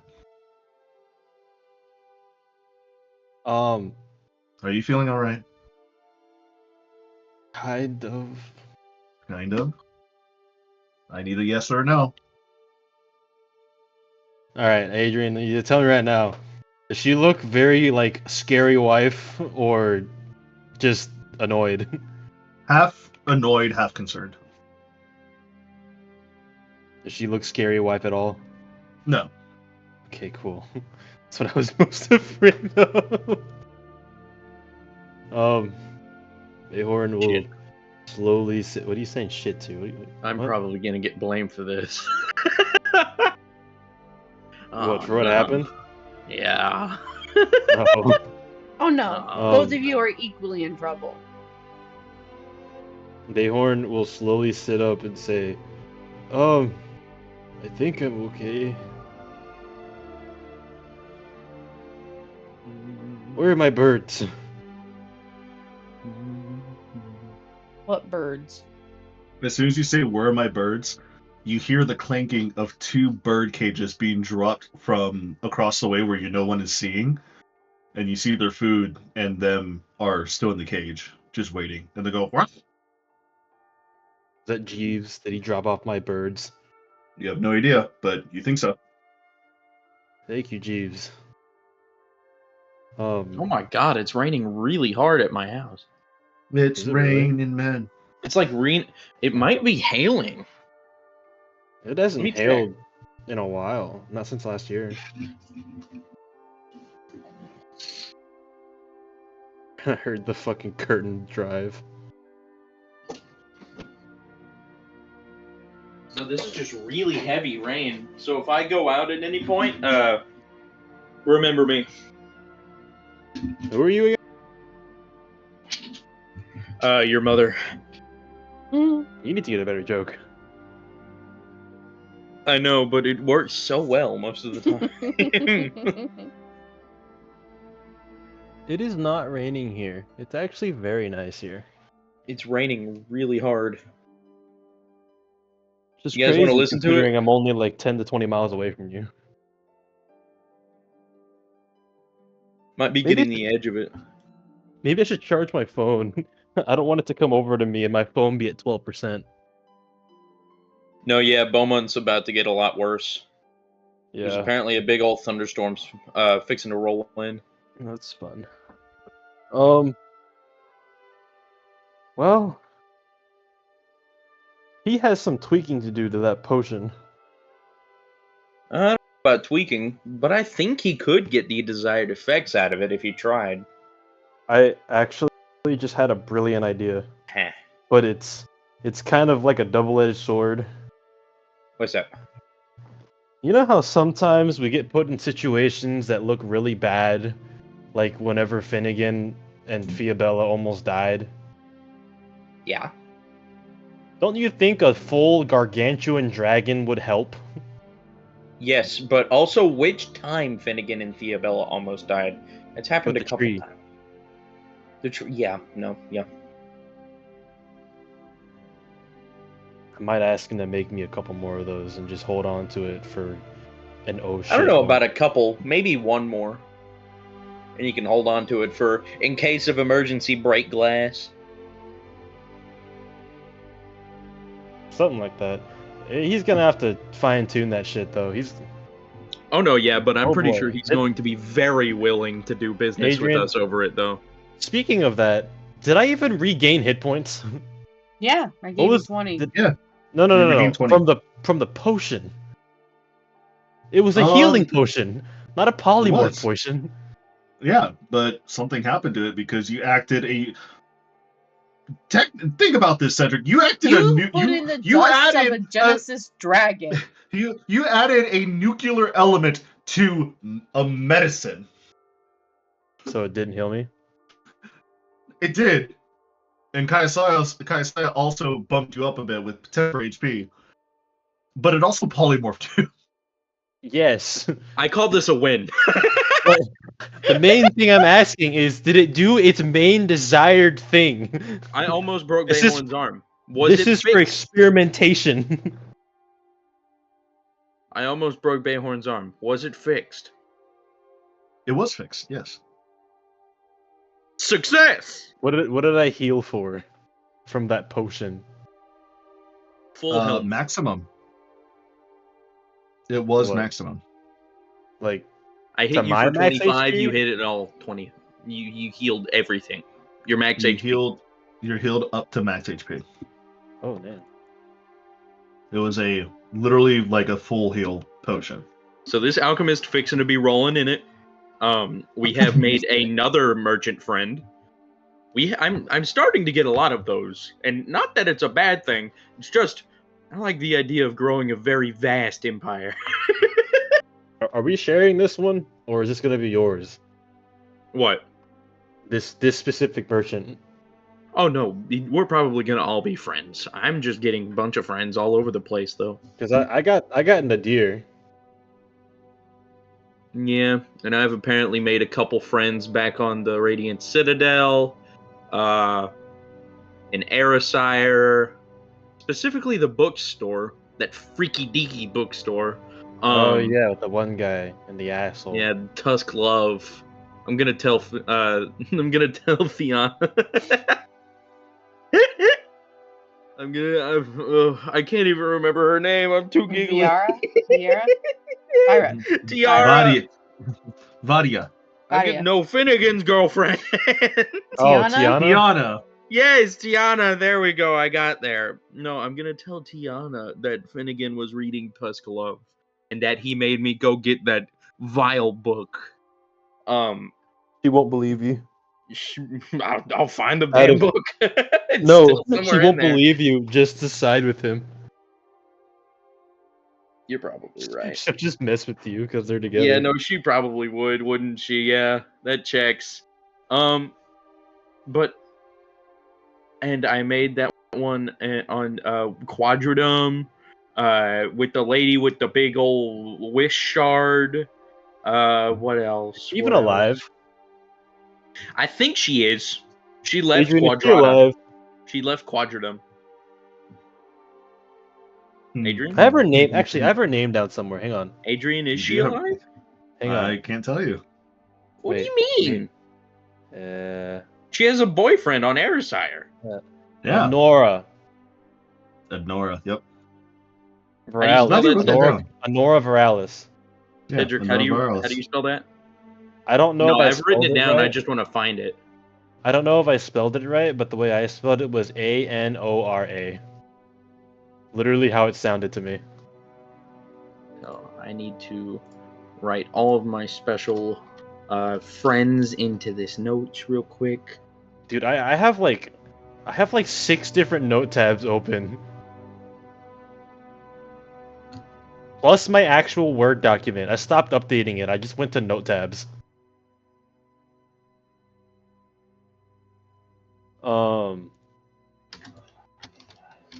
Oh, you know what I should fucking do? Hang on a second. Let me see if this how this works. Oh, this is attunement though. Fuck.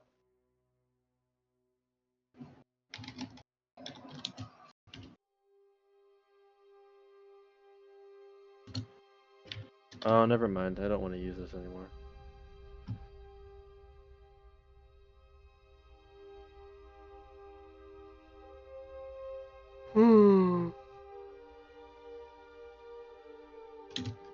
Well, I haven't even finished shopping yet, and we have to go talk to that alchemist again. Yes, we do. We need to become rich. I can only imagine what he's probably going to offer us for a dragon potion. At this point in time, Bayhorn, you feel the effects of the dragon potion waning off now. Wonderful. You feel like you shouldn't. If you leave this circle, you should be fine. He's gonna cautiously put a hand out and wiggle his fingers around. You feel all your fingers. You're gonna step outside the boundaries of the sanctuary. It feels weird because you were in such a huge, generous body. Now you're so small and short and frail and weak. But I'm fast again. Are you? You'll never be faster than a dragon. Maybe not Remember faster, who but you definitely are. more nimble. What do Fair. you mean by that? No, more. Dragon. Nothing. Anyways. You see Charisma, the sapphire dragon, kind of bump your shoulder a little bit, Kaiasai, and she says, "Good job on that. You added a little bit of decor to the outside as well." That was a side effect. Oh, no, it's perfectly fine. I actually quite like it. Can you do it again? Not right now. Oh, that's a shame. I You asked for really your like spell slot back. for the outside decor. It's actually very nice.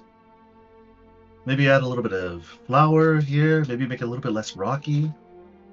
I think it'll fit the fronts nicely. Do it on the other side next time so we can have a symmetrical. Having it asymmetrical looks a little bit off. Do I overhear this as I pass by? You do. That took a lot out of me. The next time I turn into a dragon, we'll do it on the other side as I pass You are by. not turning into a dragon again. But what if we have to experiment again? No. Aren't you a woman of science? and all that experimentation shit. You start small. I mean, it kind of was small. No, you started It was like a big. fraction of an ounce.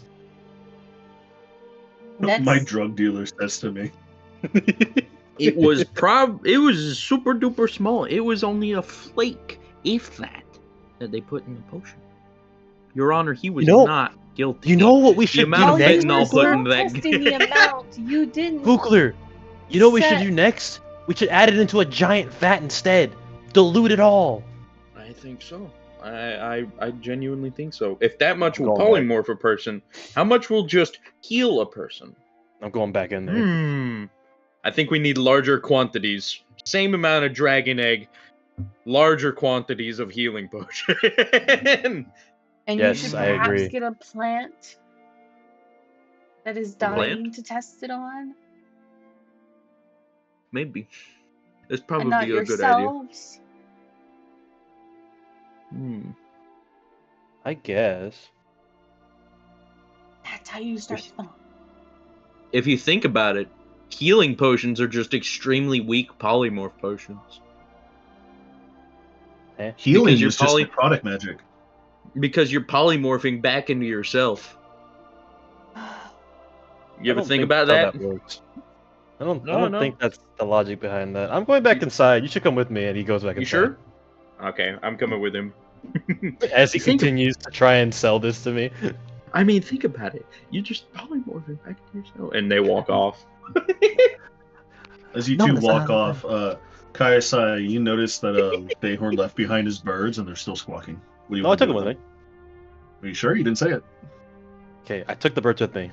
Now you say it. Dude, actually, can the birds roam free? Do they, or do I have to like? The bird's gonna leave I the first assume chance they they're. get. I'm assuming You they're can have them wild, placed right? in your room. I'm assuming that they're can. wild birds, right? Ask Jeeves. As far as you can tell. They're not like automatically like bound to me or anything. Which is why they're in a cage. Yes. Yeah. Okay. I'm gonna stop like halfway in the door and walk back to the birds. I'm like, Mr. Butler man. And he's gonna look around. And he's gonna look around. And then look around some more. Okay. Does he see the butler man? As soon as you look around one more time and you whip your head over to the other side, you just see Jeeves looking right at you. Ha. Would you mind transporting my new friends and their food to my room? He just grabs the food for them and then he grabs the cages and he just nods his head. Thank you. I appreciate that.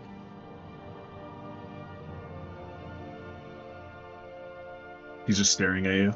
He's waiting for you to turn. I turn quickly and turn back around, see if we can catch him. He's already gone. Damn it! Make it a game from now on. Try and catch him. Good luck. Perception of 30. Where is he? He is no longer to be seen. Anyways. Now I go. Back Now to you go. experimentation. Oh my god. What if we added the dragon scale or the dragon egg into the death water? Oh, God. At this point in time, as the two of you walk back to the shops, Kaisai, Yeah. what are you going to do now that you've been left flabbergasted at the idiots that you have as your crew? You love us. A little tiredly, walk back inside. Considering I casted this spell for the first time ever, and it's a 7th level spell. Mm-hmm. You are pretty exhausted. But it's not the first time you used a 7th level skill because you used Simulacrum before. The first time you used a Genesis level spell. Mm-hmm. You walk back with Chokna in tow. Eventually, you get over to your hotel room, and as you turn the key and open it, you feel it start to burn hot. What is your ideal hotel room experience, Kaisai? The world's softest, largest bed. Okay. A number of Is amenities so she doesn't have to leave. Food, is coffee, that it?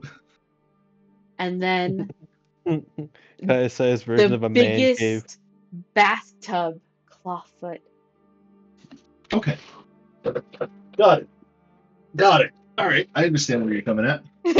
As soon as you open up the door, you open the doorway open, and immediately, without failure, you see like the biggest, softest, fluffiest bed that you've ever seen.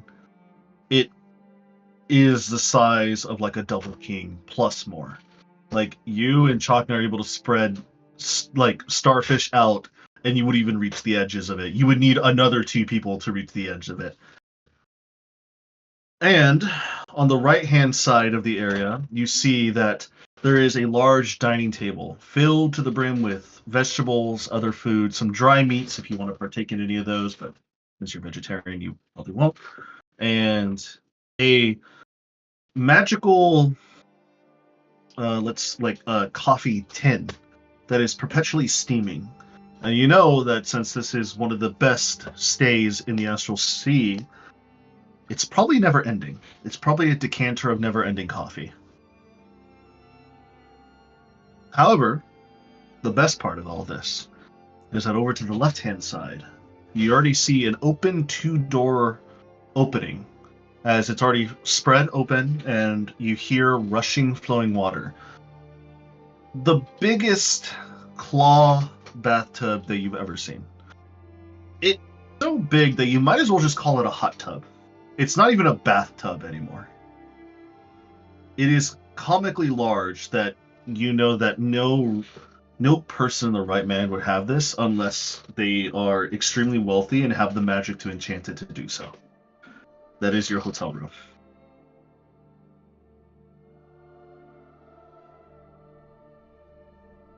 Chakna kind of looks around. You know, yours is a lot different than my taste, but I make it work. The room changes with whoever has the key in hand and opens the door. Mine did not look like this. Mine had a wooden cabin vibes. Pretty cozy bed, though. A lot of birds outside. Very cold. Well, we are technically here on a little small vacation, so Yeah? And a small stay in the forest sounds like a good vacation to me. I thought Look, I'm the camper here. You're never camping with me. I already know that. we've gone camping. For pleasure Yes, or for travel? both. Sure. Sure. Keep telling yourself that. What do you want to do first? You want to take a nap? Do you want to take a bath or eat some more food? I'm gonna drink coffee. The coffee's pretty all right. A little bit different than the one on the ship, but it's pretty good.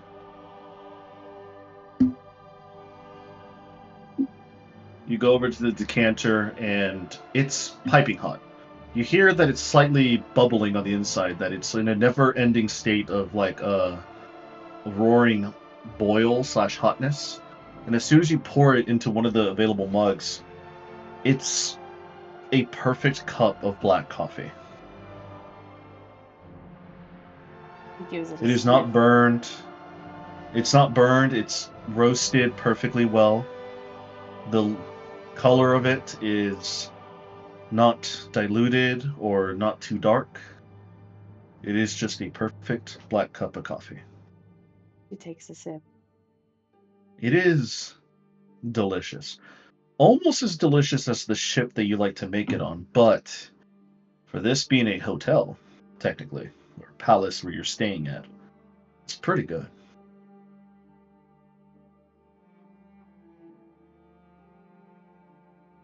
It'll do. It'll do. Chakna kind of chuckles and he says, anytime you have unlimited coffee, you just say, it'll do. Shouldn't you be happy that it's unlimited for you?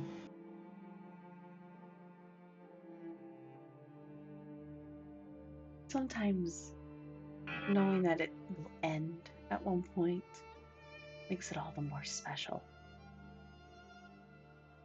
I can ask Jeeves to turn it off. No, we're fine. So, Ghostly voice in Chakna said, turn off the forever flask.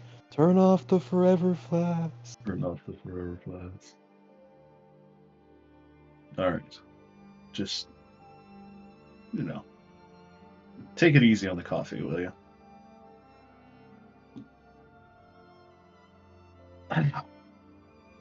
We're not. Is there anything else you wish to do, Kaisar? She's just probably gonna relax. Sleep. Okay. As you relax and drift off to sleep, you hear a knock on your door. And there. I go answer it. It's Jeeves, and he's holding a silver platter with like the dome in front of you. I lift the dome. You lift the dome, and it is a vial that has what looks to be some sort of spice or pepper in it. You're not exactly too sure what it is. I'll pick it up and ask him, what is this? He reaches into his pocket and hands you a note. And as soon as you look your eyes down to read the note, he disappears in front of you. The note says, add for taste. Lord Sarador.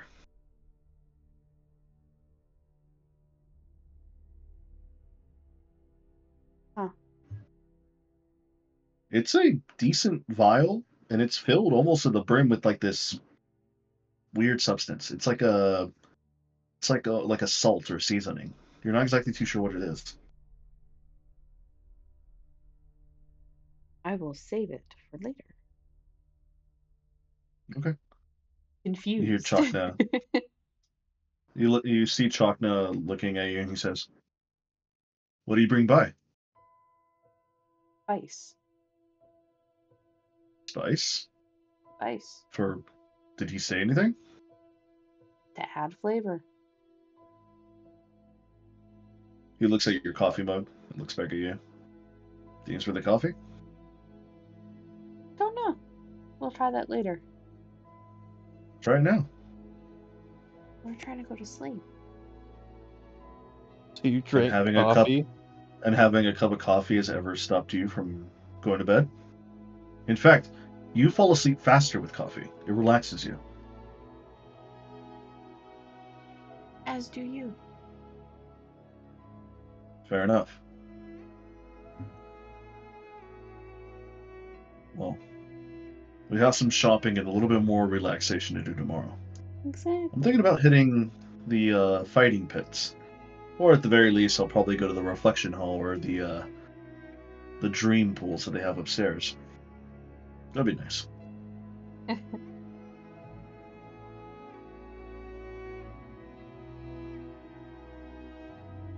Good night, Kaitsa. Good night. As you guys slide into bed and embrace and fall asleep.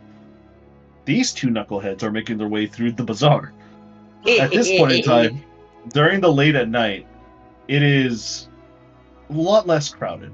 A lot of people have already left. A lot of people's stalls or buildings have already closed shop.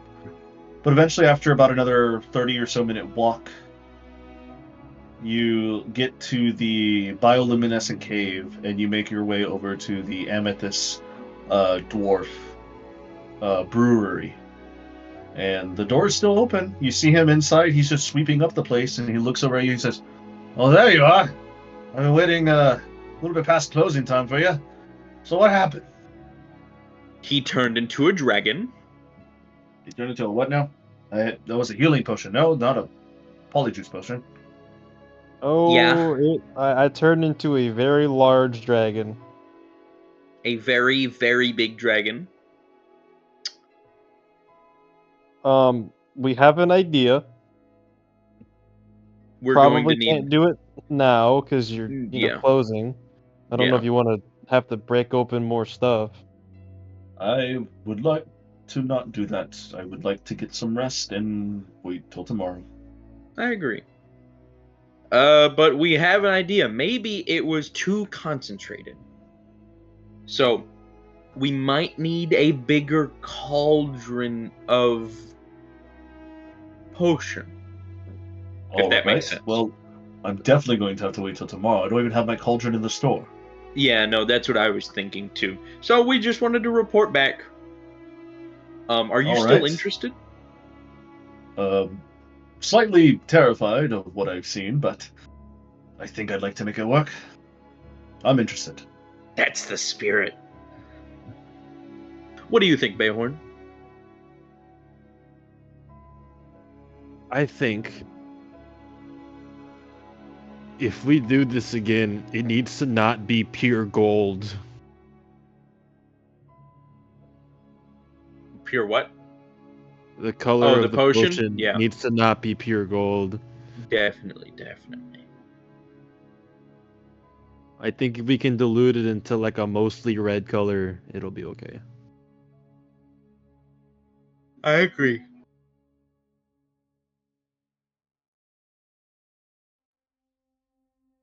All right, well, I'll be open bright and early. To be honest, I'm kind of a workaholic, but since we're going to have to bring the cauldron, I'll be open 1 hour later. So instead of at 9, I'll be open at 10. Because I'm going to have to lug that thing over here. Caught. I mean, if you need help, I could try and help out. If you see me on the street struggling with it, that's fine. You can come and help me, but getting to and from my home with it is it's a little bit tricky. That's fair. But anyways, is there anything else you need? Would you like to make any last minute buys before I kick you out and close it up? This will just be more of a thing you could think about. I need healing potions, which is synonymous to what we're doing here. All right.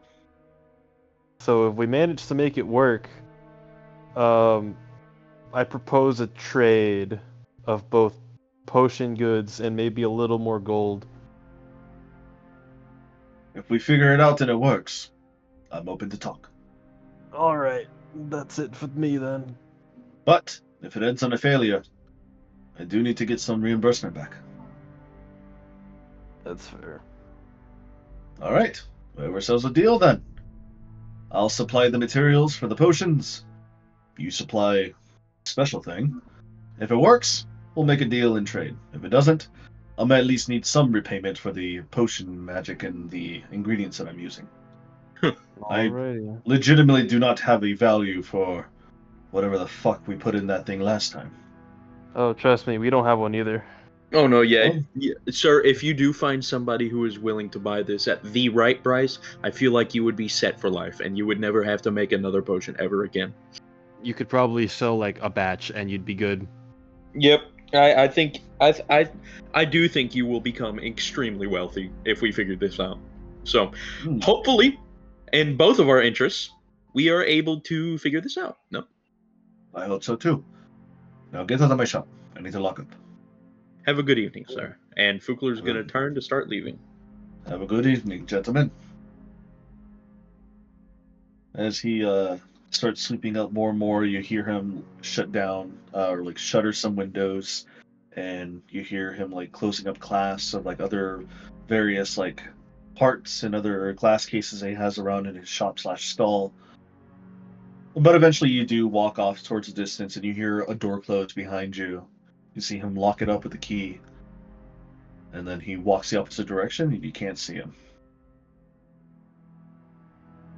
As you're walking, it is fairly empty. Even though this palace seems to run all day, every day, it seems like the shops typically don't. They typically do have a closing time, even though they do stay open pretty late, because in terms of like being awake, it's close to midnight for you guys now. It's pretty I'm late in the tired. day. Yeah, with all the journeys, the rambunctiousness. Remember, today started with you guys flying over the ocean and grabbing yourselves a baby Leviathan head. It did. That was Oh my today. god, we haven't even That was finished the today. day yet. No, you have not.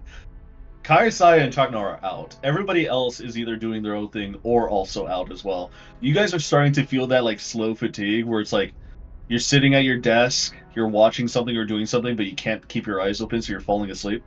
Now the death water got me good. I'm Oh, all the right. death water actually the death water did fix up Fugler a little bit. Yeah. I'm tired. I'm perfectly going to fine. bed. No, I'm going back to the room too. Wait, does that mean that he could technically stay up for the entire night? It'll fuck up his sleep schedule, but yes. Wait a second. Oh my god, I had a genius idea. Death water is like coffee squared, dude. If we go into like a massive or like a long ass voyage across the astral sea, and I had enough death water, and I wanted to really work on something in the forge, You could. and then I would just not drink it at night so that I could go to sleep at a normal time, and it's like nothing ever happened. Death water, also known as white monster. White monster. I'd have to get Isoda's approval for that because she would like never see me. She would kill you. Oh She no, would yeah, fucking murder me. definitely. But at this point in time, as you guys are cruising and making your way back, on your way back, you run into a particular individual holding it seems to be a platter of kebabs filled to the brim with meat, and you see Vadia in her death singer form, her black long dress and her black hair with her choker on, and she looks at you and she says, "What's up?" Howdy. Dang, where'd you get all that? She just points over into the main hall. They have a meat buffet right now. It's pretty good. At midnight? Look, That I'm not just asking questions. Fire. You know where the room is, right? Yeah, I've been there already. Alright, cool. I meant to go looking for you earlier today, but I kind of got sidetracked. I turned into a dragon. That's not a joke. Oh. First time? First time. What do you... You've been a dragon before? No, I've been polymorph before. Well, yeah, no, that tracks. Never mind. Yeah. No, it's still a traumatic experience depending on how you look at it. It was something. I got to see 3 stories up. Oh. Well, very nice. But anyways, I'm going to continue eating and looking around. Have a good night, gentlemen. And she turns and leaves. You should Jesus Christ, dude, what are they listening to? You should go after your girlfriend as Bayhorn pats him on the back and stealthily leaves. They know. No, wait, Bayhorn, wait. Wait. 32 to stealth. Try and find me.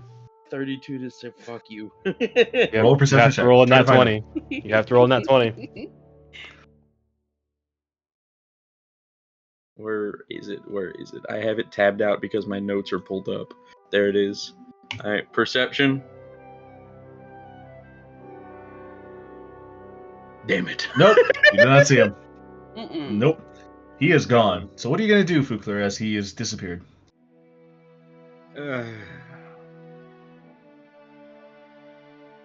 Shit, I guess I'll go after Varia. All right. Yeah. As you head out for Vadia, as Bayhorn makes his way back to his room, Isolde's already knocked out. You see the room, since it conjures to the user entering the room, It's not grand. It's very, very homey. Oh, bless me. I'm sorry. It's a small home, nice fireplace with a cauldron with bubbling stew of some kind, a pitcher of water on the table, some flowers, and some light dim candles. It's very quaint for Isolde, even for her taste. But she is knocked out. You see her snoring.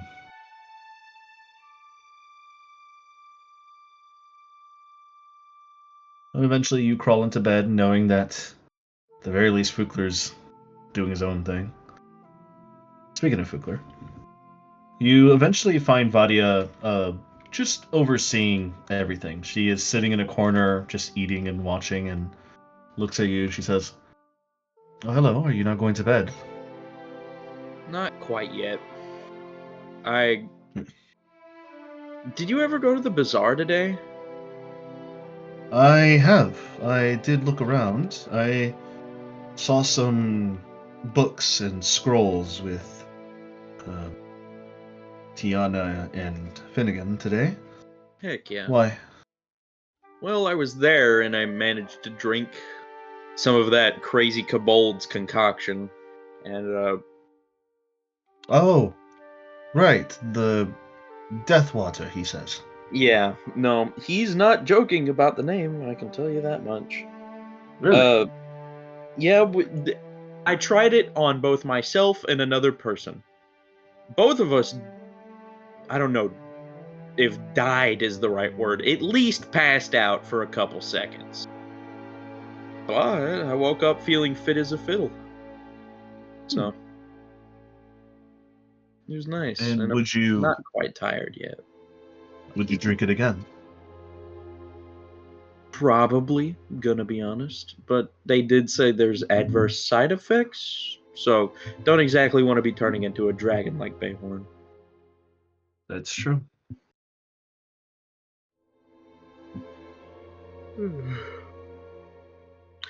So what were you up to? A little bit. Gonna be honest. Well, I'm just enjoying the sights. In Glorum, yes, I did have crowds and children and people to mingle with, but to see strangers, complete strangers, mingle and talk amongst themselves, drinking, finding love, finding heartbreak, just living in such a place such as this. It's interesting. You can say that again. I've never had this, how should I say, experience before. You can say that again. A couple months ago, I was actually stuck at being a librarian, of all things, a paladin as a librarian. Can only imagine how boring it would still be if I was still there. Then Don't again, worry, I probably wouldn't still be there. I'd be done with my degree. you'd be graduating. Relatively soon, yeah. Do you regret it? Oh. Well, part of me is a little miffed at Kyrian still. He was a part of our crew before we actually met you, but part of me is extremely glad I got to actually experience this. I wouldn't trade it for anything in the world. In the universe. That's good. Always try to live yourself to the best extent that you can, as long as it doesn't hurt others as much as you can. Agreed. Agreed. What about you? And what about me?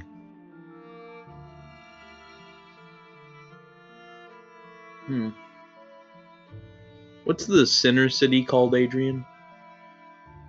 Sigil. Sigil? If you were still in Sigil, What would you be up to right now? Oh. Oh boy. That is a very interesting question, to be honest. What would I be doing with inside Sigil?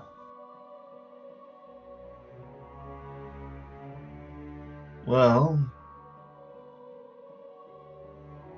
I guess I would be working odd jobs for a little bit of a time. Maybe I could.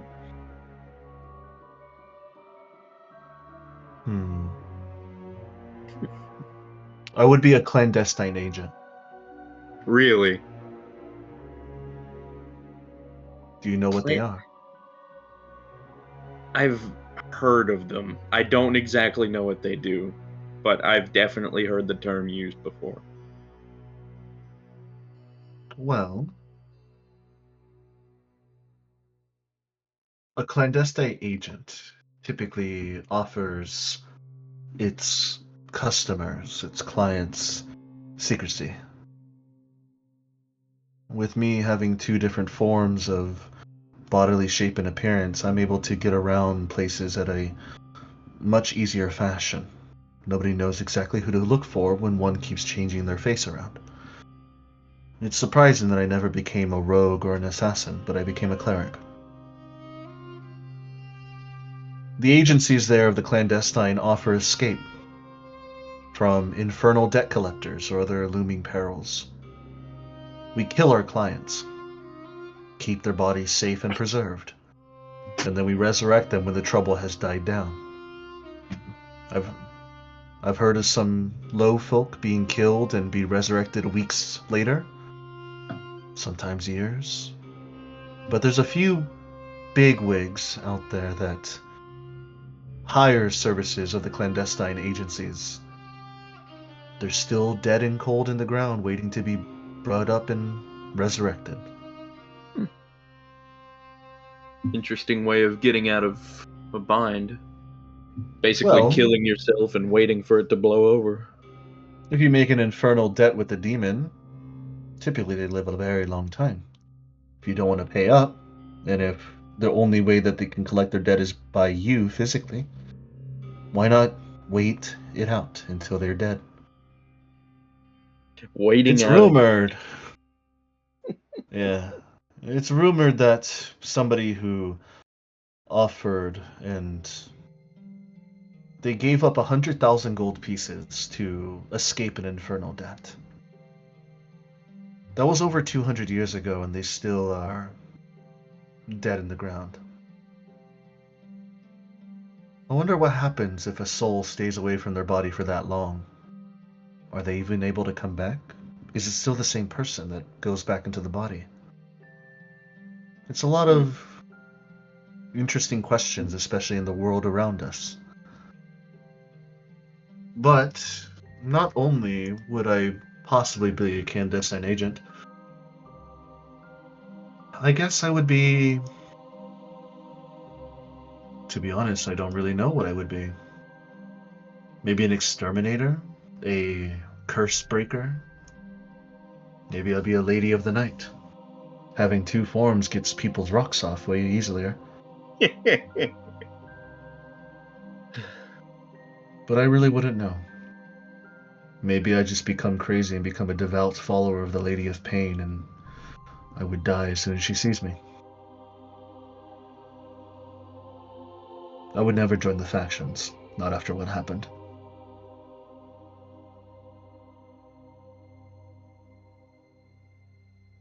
If I were to join the factions again, my name would be all over the Sigil Gazetter.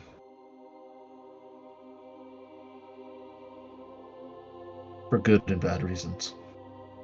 But you were in them at one point. I was. Yes.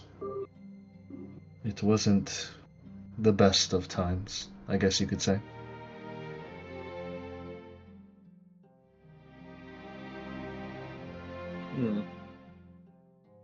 Well,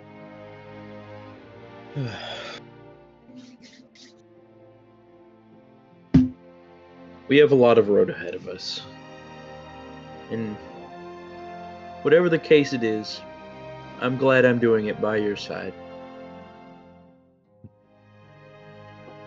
We've only just met. How can you be so sure that I'd be useful? That I'd be helpful? What if I betray you in your sleep? Well, the goddess of death will put me to a better use. It's awfully morbid, but I guess you're correct in that nature. Nah. I feel like if you were to betray us, you would have done it back on the ship. At least in the ship. Probably in Glorum for the most part. You'd have beaten me to a pulp. I have no reason to raise my blade or my mace against any of you, so. I'm glad we found common ground. I'm glad you accepted me to this crew. I just need to get used to it. I'm not usually around so many companions. Reminds me of how Finnegan was at the beginning. That boy has changed a lot, hasn't he? Oh, much. I've only just met him, and he seems like a whole different man than, say, a few months ago. I can still see the twinges of youth, but most of it has waned away. Almost completely different. I feel like the minute he met Kyrian, he started his journey. Who is this Kyrian? You speak of him fondly at times, but at other times not so fondly. I've heard his name a few times already. Well, yeah, I guess he's just been a hot topic tonight because, well, this place specifically reminds me of where he went. He went into the plane of fire to be the ruler of Jinn. At least fire Jinn. A ruler? How old is this man? He's from the Astral Sea, certain parts of it, so... What? 100? No, he was in his 90s, I'm pretty sure. 70s to 90s range, you couldn't really tell. He looked to be in, like, his early 20s, but Astral Sea shenanigans had made him live far longer than he was expecting to. And, well, he accompanied us on our early journeys. And, well, you know how me and Bayhorn had a little debacle today? Bayhorn turning into a dragon? I'm sure Kyrian would have found a way to make it much worse. Much, much worse. Yes. Something along the lines of probably cloning Bayhorn somehow and making more dragons. I hope not. He is already a handful to deal with on his own. Having multiple of them, I don't know what we could do to save the universe at that point. Well, that's easy. Put a gold coin in front of their eyes and they'll chase you around like a dog. If you put a singular gold coin, they'll kill each other for it. I guess that does solve the problem. I don't know how I feel about this slander, guys. Yeah, you actually, like, you feel your ears burning in your sleep. It's weird. And your nose itching, like you're about to sneeze. Hold on. I get the inexplainable urge to bonk Fukler again for 111 HP.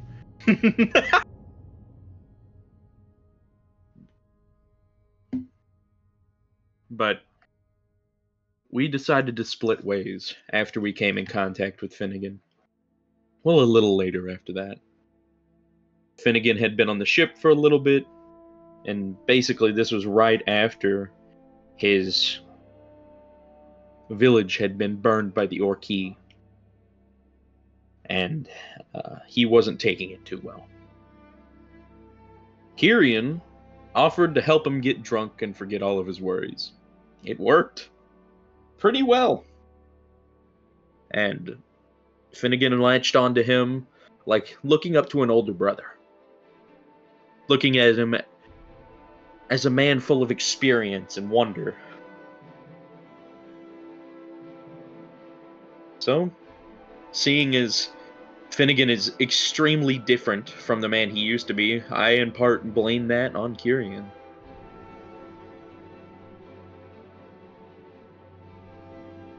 Though the way the others met him is quite a bit more interesting than me. Apparently, or so I'm told, he came falling from the sky on an asteroid into an arena. No, Really? into the tavern. Into the tavern? Yeah, he almost destroyed the tavern, and then picked a fight with 3 random students. The second he landed. Like I That's said, he was Conscious voice in your head. a bit of a handful. He picked a fight with 3 random students the minute he saw them, causing both Kaiasaya and Bayhorn to be teamed up with him in an arena fight. Quite the eventful one, that's Not for sure. fun though.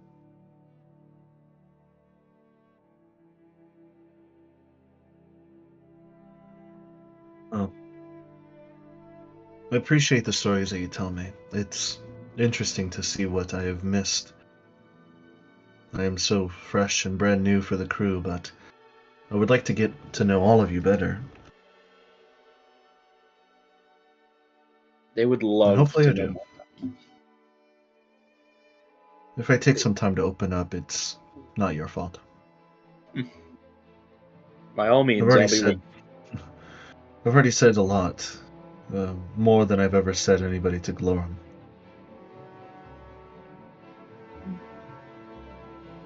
No. Be patient. Go at your own pace. I appreciate it. But anyways, I'm going to head off to bed. Are you going to Sleep stay well. up? I'm gonna stay up just a bit longer. Try some of the kebabs. It's pretty good. Fugler's gonna look down at the kebabs. What are they? They're pork. Pork kebabs? Dude. Yeah. Oh my god. They have that nice crispy skin on one of the sides. Alright, so there's. You ever been to Fogo de Chao? I know you have. Yes, Yes, of you course I have. have. We've talked about Of course this. I have. I miss it Favorite every day. meat there. Favorite meat Ugh. there. Parmesan covered pork kebabs. Yep. Oh, that Brother. sounds so good. Oh, brother. Bro, you know what I really miss? I really miss those fucking bread balls that they have. The cheese balls. Dude, yes. Oh my god, I miss them so much. Guys, I just ate. I like You hungry dipping the again? cheese balls into that soup. Oh, Oh, dude. Okay, dude. pufferfish, calm down. Puffer fish. Oh, Oh, oh. oh, oh. At that Why point, does Preston do voices so well? You do. uh, Your voice is really well. Fukler, you watch as Vadia walks off, and she eventually makes her way outside of the main hall. And as you're looking over the main hall, it's very quiet now. There's still people running around, having food, and taking very late night dips into the water on the outside of the cobblestone garden. Is there anything else you wish to do? Right now, unless Jeeves comes and delivers me an anonymous letter from somebody who's about to murder me. No, not really. Shortly after Varia leaves, he's gonna finish up the kebabs, dispose of all the stuff from him, and then head back to the room and get ready for bed. Okay. Vadia is already snoring as soon as you walk in. It seems like the room changed a bit because she is the new enter of the hotel room. There's 2 separate beds. However, she is on the floor. There's just like a matting of like hay and other grass that she's on with a blanket over her. And yours is a normal wooden bed with, at the very least, a very comfortable mattress frame. There's some dry bread and some dried goods on the side table, small pitcher of water, and a very small bathroom with a small bathtub. It seems like basically how this place is set up for those who want that dream getaway for their bedroom. You realize it's a little bit sad that her dream getaway is a bed of hay and a pitcher of water and a bathroom. Something so simple that anybody can acquire very easily.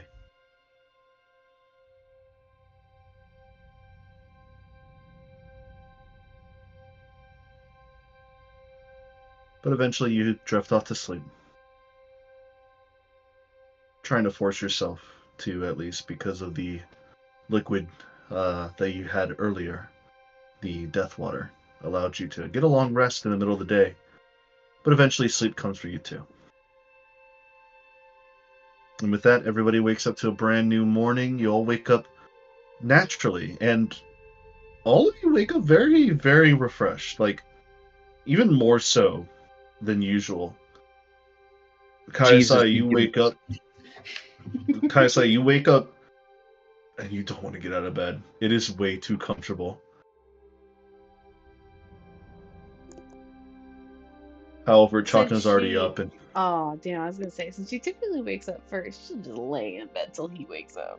well, yeah, I was gonna say, like, you just lay in bed and you just watch him, or you take out a notebook and you read, or you do some notes or draw, and eventually Chakna does wake up because, like every guy has to, they have to use the restroom. And then Yeah. Bladder alarm. Bladder alarm. Yeah, basically. He wakes up and he looks over you. He's like, "Good morning." Morning. So, did you wake up 4 hours ago, or did you just wake up? I may have woken up a few hours ago. All right. You want some coffee? Yes. He gets Not even 2 fucking mugs. Question, man. He puts the empty mug next to you on your bedside, and he pours you a cup of coffee, and he pours himself one. So, Captain, what's the plan for today? I'm gonna do some shopping, some training, some more relaxation. Well, considering Behor needs to both get Zorzark fully absorbed and find others, and he's not the best at meditation. I was thinking about going with him to the Mirrors of Reflection. All right. You want me to head off with you too, or do you want me to go anywhere else for you? You're on vacation too. Well, that doesn't mean I'm off the clock. You're off the clock. Lamau? That order is recalled and rebutted. Thanks, D. Befuddled. We're Belay all that order, workaholics Captain. here. Second Officer Chagna has put himself back on the clock. He reclocked in, altered the timesheet, added more hours. Added more hours.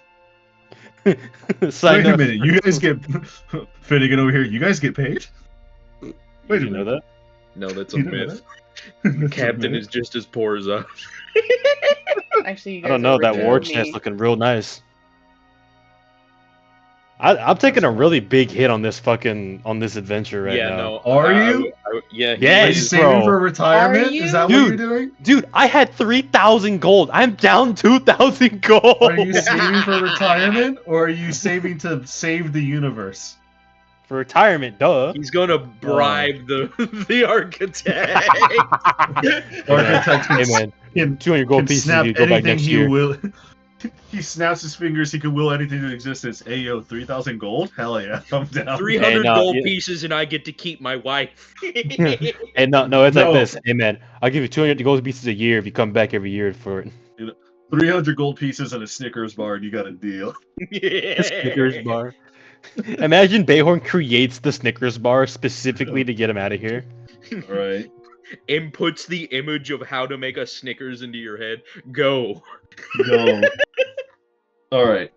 But at this point in time, Chakna just rubs your hair a little bit, almost playfully, and he takes a sip out of his coffee. Wow. Oh, where's that, whatever that is, that vial that you had last night? You want to try it now? Sure, why not? Wait, do you have death water too? No, No, they she have got Oh, the the spiced coffee. I remember the now. Never mind. spice thing, whatever it is. I'm just so used to the vial So- being known as death water. So as you take it out of your pouch and you open it up, for some reason, as soon as you open it, you have like this instinct that you should add the tiniest amount of dusting.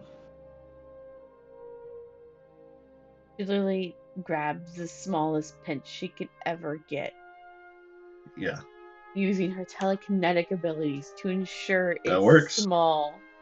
that does work. Moves it over to her coffee cup and releases it. It floats into your black coffee, and you see that it starts to simmer a little bit and then steam, and then for some reason, it smells even more amplified. Like you start to like you smell it from away from you, and it still smells super good. She then takes a sip. It's coffee MSG. This is the best coffee you've ever had in your life. Oh God. She has a This is the moment. one thing Kayasaya asked to like get it shipped to her ship. Guys, you have a moment of tranquility and peace. No one can bother you in this very moment. We'll see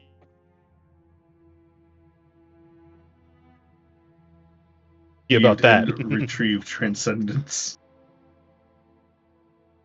Oh shit. After a moment, Chakna's just like, Captain? Kaisai. He snaps his fingers. Shush. Shush, shush, shush. Hey, you alright? Huh? Shushes. Coffee, sir. He's like, oh, okay. He starts drinking his coffee again. And eventually he finishes it way before you because you're taking the absolute minimum sips. Eventually you finish your coffee after about 30 minutes. Fucking crack addicts. And now that you're finished with your coffee, you realize this is the best and worst gift anybody has ever given you.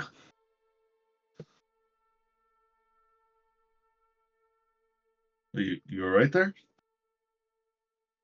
Coffee. She wants them in real life now, dude. I wouldn't put it past her, to be honest. What if I already have one? I know you I'd don't. call you insane because it's currently 3 o'clock in the morning for you and you have to go to bed soon. We're not going to bed yet. Because at this point in time, you hear a knock on the door. I go open it. It's your sister. It's Fiabella. She is currently in her normal outgoing clothes. She's in a very nice looking shirt, flowing dress. She's got ribbons in her hair. Her hair is tied up in a pushed up ponytail. And she looks at you and she says, hey, Hello. how are you? You look different. Oh yeah. Did you and Chakna had a good time last night, or?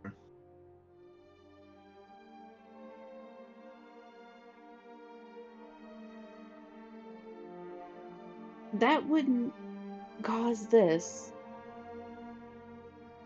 Really? That's a shame. So what's causing this?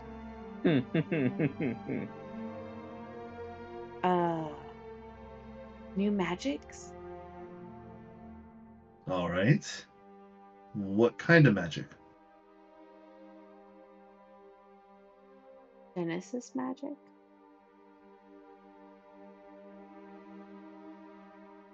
I was more referring to the tranquil look you have on your face. You're Oh, glowing. Legitimately. So, I am? You are way too in your head with magic. You need to chill. You actually need a vacation. But first, I need your help. Oh. What? Glenn has woken up. She's Oh, asking okay. for you. Well then, let's go help her. You see Tiana just wave to Chakna, and Chakna just waves back. We'll be next door.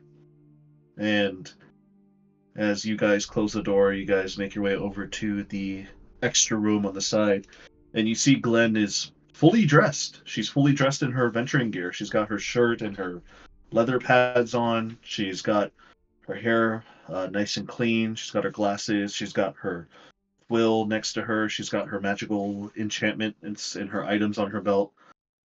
Oh, hey, Cap. How are you? Good. How are you doing? To be honest, I'm not the best. I'm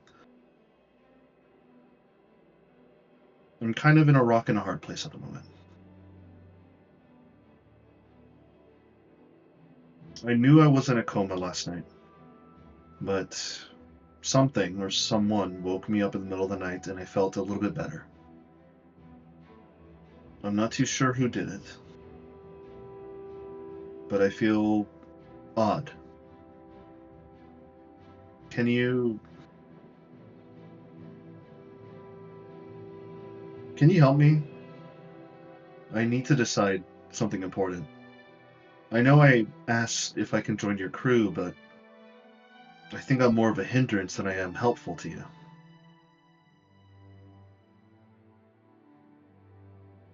You have been a bigger help since coming aboard. But how? I don't even know what I'm doing anyway. I fell into comatose twice in your care. I've only caused trouble and more mysteries to arise after you guys inspected my damn head. I basically had a shouting match with myself last night. I don't know what to do. I legitimately don't know what to do. Well, I thought I would stay for, at the very least, Bayhorn because he and I had some sort of connection back in Strixhaven, and I knew him, he knew me, and a little bit. But everything's just so. I don't recognize myself. I don't recognize him. I don't. Even Fukler, he was such a scrawny kid about to graduate, and I was going to follow him next year, and then look at him now. Everything's Scrawny. changed in such a small amount of time. change happens. Fast or slow. I don't know.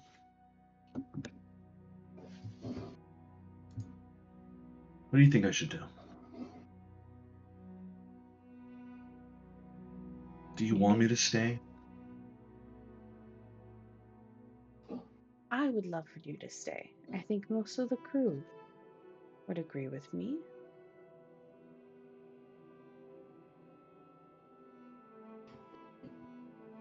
But this is also what you want.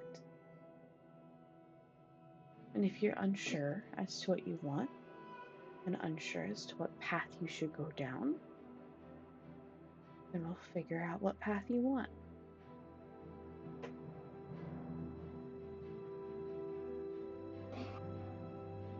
All right. All right.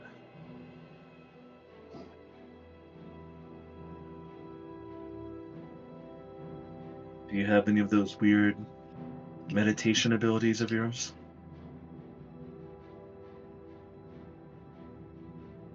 I could walk you through my typical meditation. Or you can join myself and Beowhorn in the Mirrors of Reflection.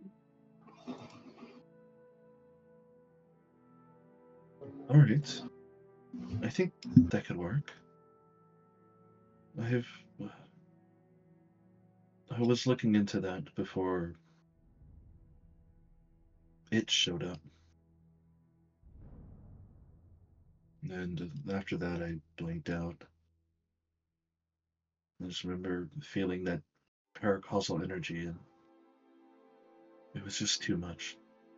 That's I okay. don't know what I'll do if I ever handle or feel it again. I'm legitimately scared of what would happen.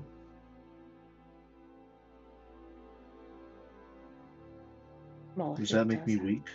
no, because we all have something similar at one point in time. Even myself.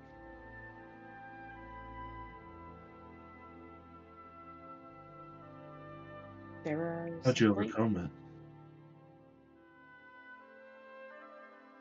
through my crew. Through Valor. Through Fake Kukler.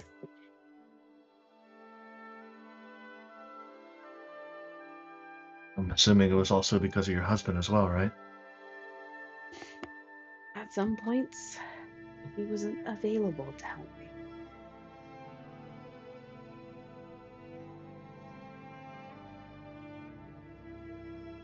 We had someone to fight for, right?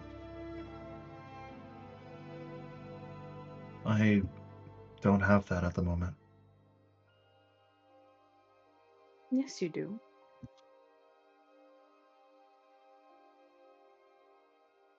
Do I? Yourself. That's such a cop-out answer. But it is true.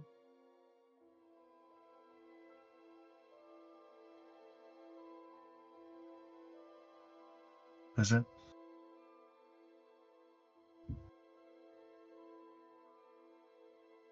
In fact, I don't even know what I want anymore. I don't know if I want to fight for myself or not. I'm just...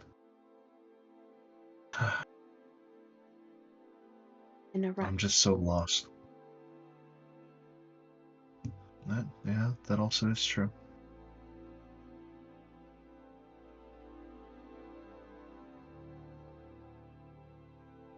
I understand in a way what you're going through. And you'll find your way out. As you now have this crew to lean on.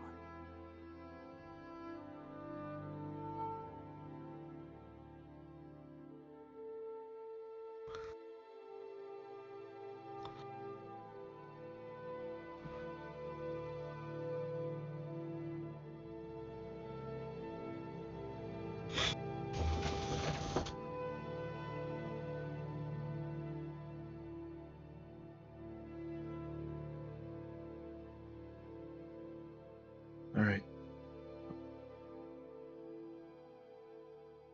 I'll stick around for a little bit longer, but if nothing works, I think I'll probably make my way back home.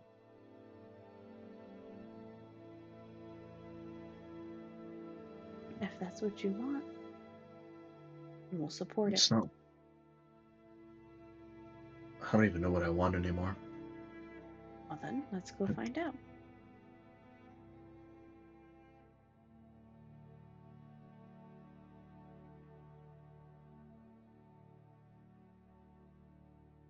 She takes her remainder of her bag and she slings around her shoulder, allowing her to carry it like a book bag from school.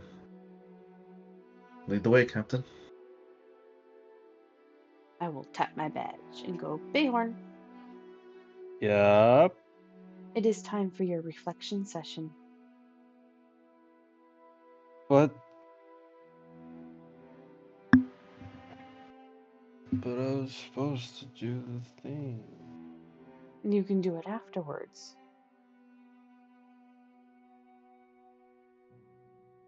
Okay. Okay.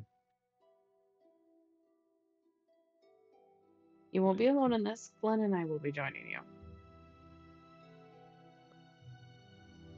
I'm gonna die again. I hope you know that. You're not gonna die again. It would be incredibly funny if that happened. I hope But I'll so. be make sure you don't. You're so dramatic with death. I've died 4 times. Your told wants to just kiss you on the forehead. She wants to go see you. Give you a little smooch. She wants you to go see you, shake your hand. No, I go talk to Mihor, man. Mihor's waiting for your next move on the chess table. I know. I'm keeping him waiting and shit, man. Dude, you should just kill yourself now. That's That's wild. Crazy. You say so as he tries to commit seppuku in his No, room. wait. Fukler's not even there. That was your intrusive thoughts talking to you. Anyway,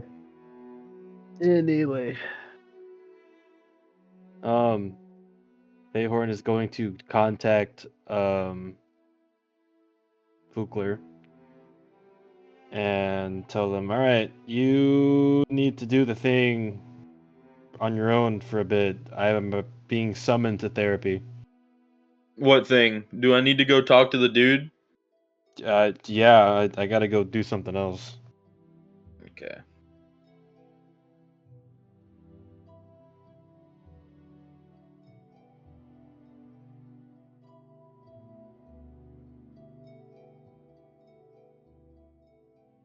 Hmm.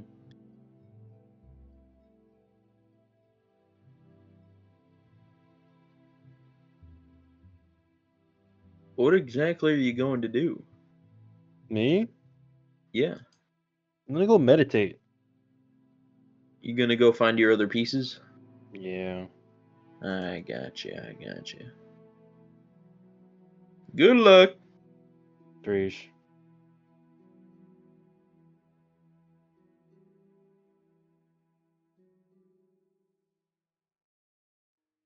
All right.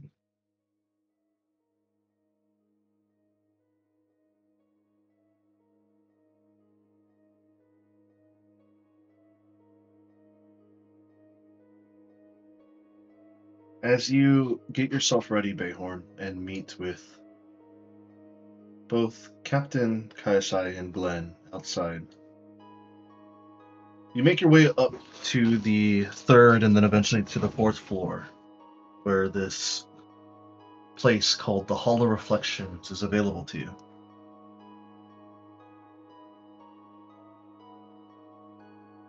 As you make your way deep within the halls of the Ruby Palace, you see a expansive opening, and on top, with magical runes that shape and change with a crystalline gleam and sounds, to write itself in common, it reads, "To know oneself is to glimpse infinity."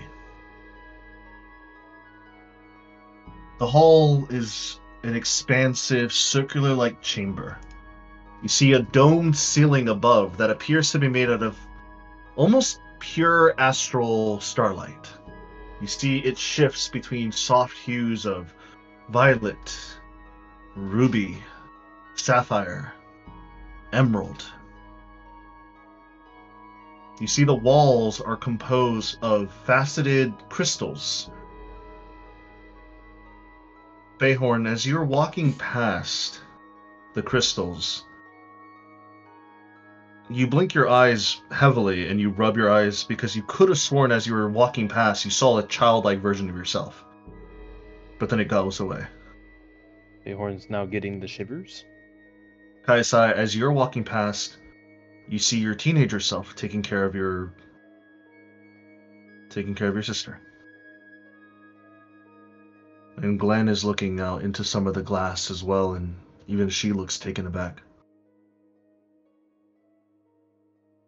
The further you walk in, the more the building, the architecture around you becomes more like a mirrored surface.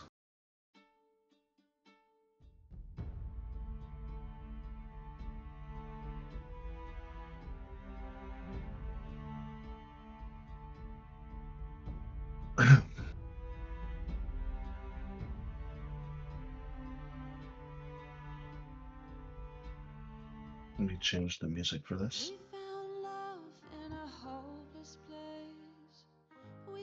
The floor is now a mirrored surface.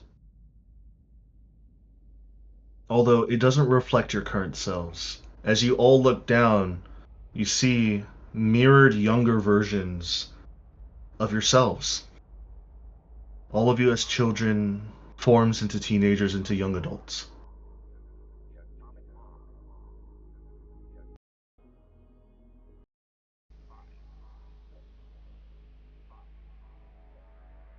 You see scattered throughout the hall are these floating orbs, and within them you see light, but the light fluctuates and moves, almost like it's a liquid. You see different memories, voices coming from within these orbs. Behorn, in one of the orbs that passes by, you see a young tiefling woman. Bright red hair, purple skin, 2 cracked horns, as she herself is looking at the same chamber that you're looking at. Kaisai, you see another orb. Young man. Blonde hair, brown eyes, facial scarring, looking around this chamber. And then he goes to pick up something before the orb dashes away from you.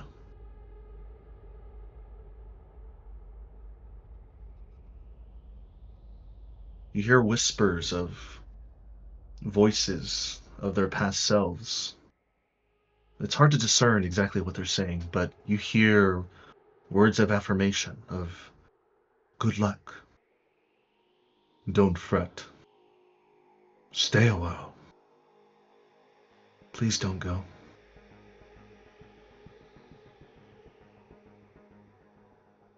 You sense a calm and clarity the more you walk in. You feel as if every flaw, every strength, all your secrets are now being exposed within the infinite mirrors here in this hall. The more you continue walking, the less and less people you see. But eventually you do see one person at the end of the hall. It is Saurodar. Welcome. Welcome to the Hall of Reflections. I see you took my advice and decided to partake in a meditation, correct? I did. As you're looking at him closer, you see he has a scar on his face now. That wasn't there yesterday.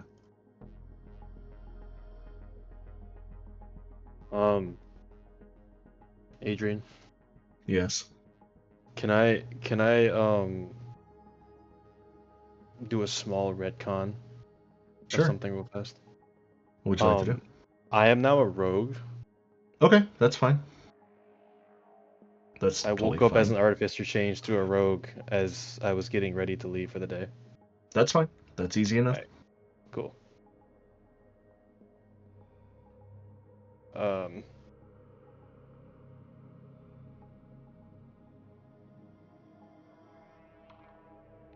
Oh boy.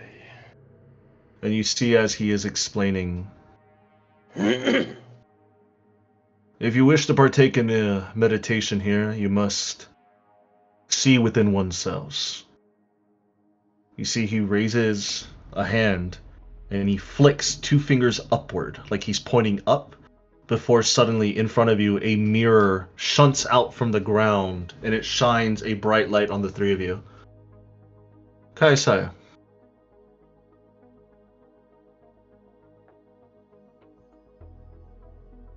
Are you there? Mm-hmm.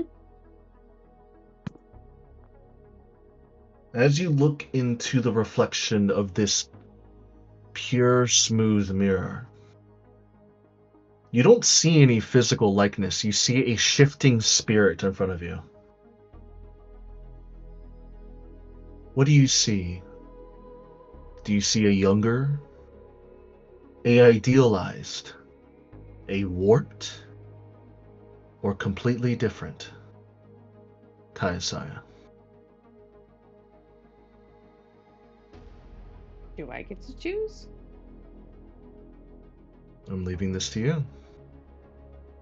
Seeing as how she kind of knows herself and practices meditation almost on the daily, I would think she would just see herself.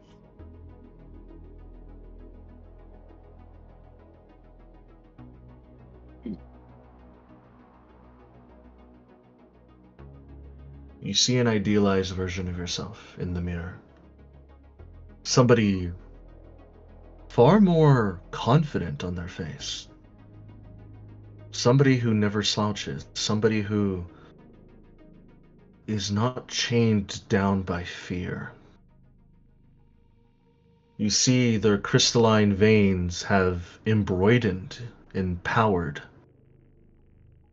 But you see they're also restrained in a way that her alone, has control. You see her spell discs are magnified behind her. Spinning wheels, almost looking like an arcane stargate that produces magical energy behind her as she moves. As she moves with grace, dignity, demanding, but not demanding, earned, hard worked, respect. Bayhorn, Yes. do you see a younger, an idealized, a warped, or a different person? Define warped. Just choose. What do you feel, Bayhorn? Give me the options again. Younger, idealized, warped, or completely different? Different.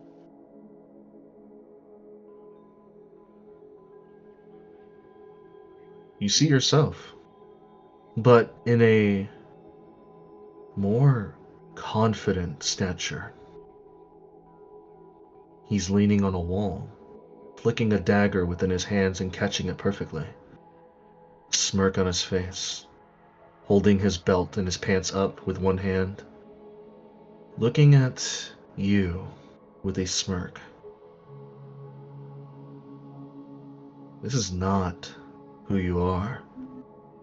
This is a different Bayhorn, a different you. It's not even Zerzark, it's someone else, someone completely. Is this your past?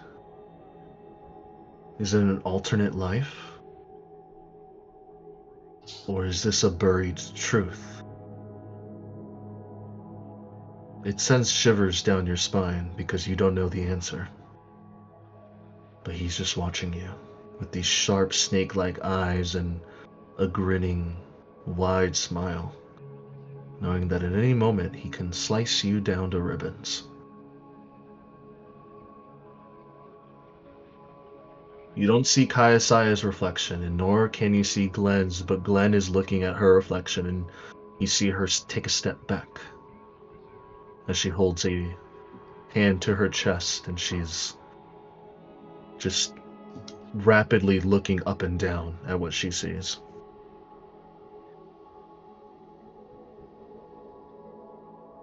This is your first part of meditation. You are not entirely here. As soon as you walked through those corridors, your body, mind, and spirit split off from one against each other. Do not worry. Your bodies are safe. Your minds are safe. But what about the internal self? The spirit, the soul? Captain, what do you see in front of you? I see myself. in all of her glory, Yes. as well as her faults. As any one person has. The Hall of Reflections is meant to show one's inner self. Not their perfected, not their ideal, their inner self. I would be remiss if you saw anything different, Captain. I expected as much from a proud and powerful leader. But you cannot deny that what you see in front of you, you are not there just yet. Is that correct? It is.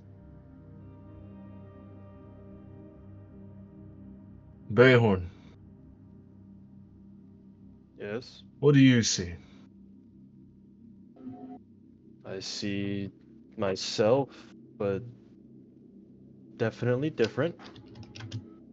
Not me, but a version of me. A version that I don't know.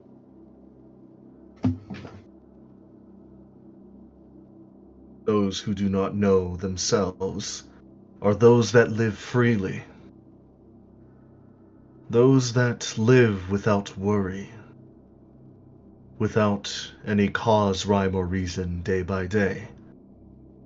What that tells me is that you are truly a free spirit. But there is something within you that is clamoring. Or not exactly within you. Separated. That is clamoring to make itself whole again. Interesting.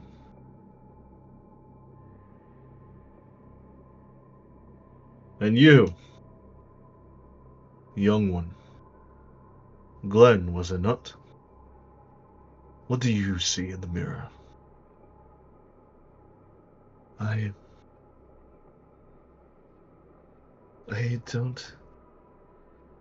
don't know what I see. It's warped, it's shadowed, I see the claw of it wrapping around my face. I see my body tattered. I see wounds. I see blemishes everywhere. It's like I'm looking into the emotion of fear when I look into my reflection. Fear is natural. What is unnatural is the stain that has been put upon you. The stain of the architect has seeped within your soul. A stain that can be cleared with enough work. It will come at a cost. To break free from one's fears is to confront it. It's good that you see your fears in front of you. For if you didn't, there'd be no hope for you.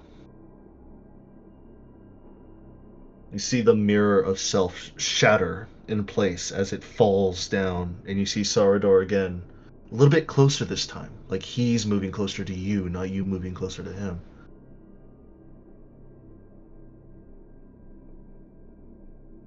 Look into the walls of the hall. Look to your left and to your right. As he says that, the two walls close in rapidly. Not rapidly enough to squish you, but rapidly enough that if he could, he would squish you down. But then they stop as you're face to face with each other and to the walls of the mirrors. And all you hear, the mirrored walls do not reflect what is, but rather what was, or could be. Gaze within. Kaisai.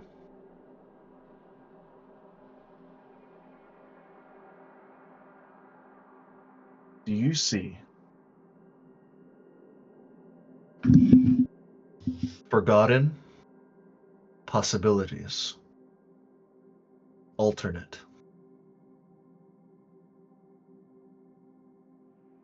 Alternate.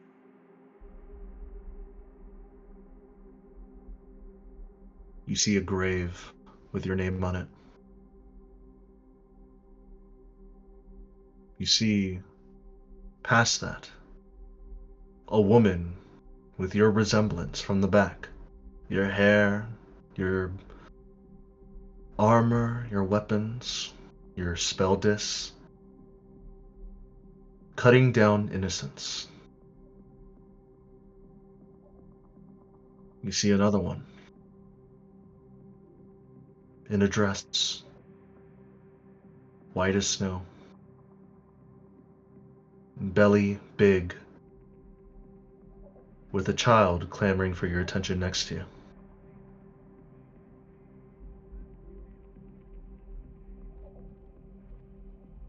Bayhorn. What do you see? Forgotten possibilities. Or alternate.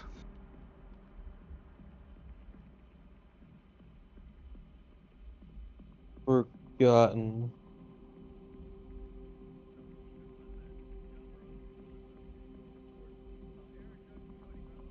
You see a younger version of yourself. Running through a cornfield with 3 dogs. Rushing up to the edge of the hill, you see a coyote. Waiting. Staring at you. You hear growls and barks. You hear a man yelling, "Get back!" before you turn quickly and the coyote jumps at you. The coyote manages to nip you on the back of your arm. And as you're bleeding and you're running, you hear your 3 faithful dog companions fight the coyote off. And you run away. Another version of you, slightly older, teenager. You're studying history. You hear your mother speak. And what did Duke Ravengard III bring into trade into Baldur's Gate that increased its value so exponentially that they had to make a law and decree named after him? It then passes by. You see yourself as a younger adult, looking at a new dagger, tapping the dagger on your boots, start to walk through the alleyways. You place your dagger in your sheath before you see a younger crew of yours, a Goliath, a dwarf, and a Solde, all looking younger as they all wave towards you and they wave you over here.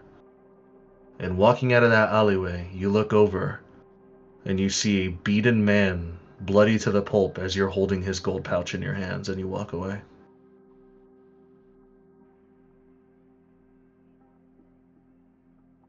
Glenn, what do you see? Forgotten possibility. Alternate. I see possibility. I see I'm a teacher at Strixhaven. I'm teaching. I lead an orchestra. I'm using my magic to orchestrate a grand concert.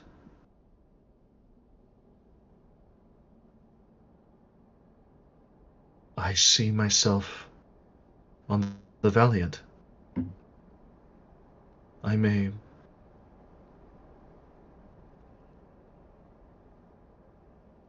I sit behind the captain, giving her advice.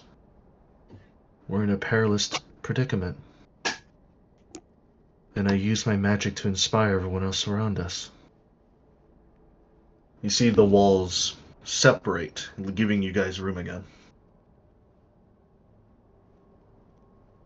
Instead of Sardor standing there, you see a black mirror down at the end of the hall.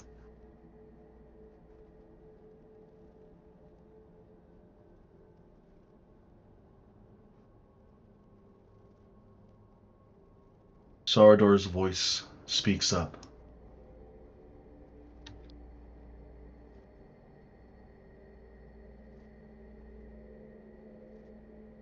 The trial of truth. It is not for the faint. You do not have to partake. Speak now, if you wish to leave.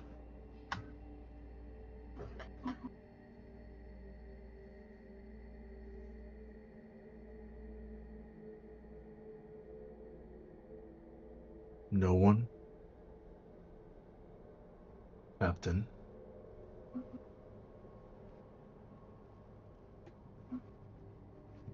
Are you afraid of the truth? No. Behorn, do you fear it?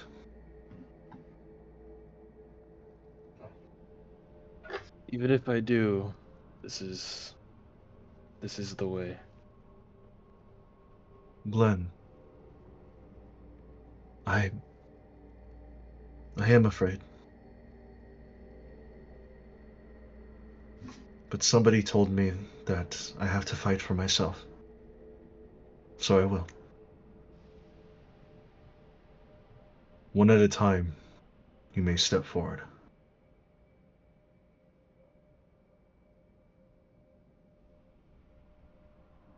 Glenn, you may start. You see Glenn walk over to the pitch black mirror.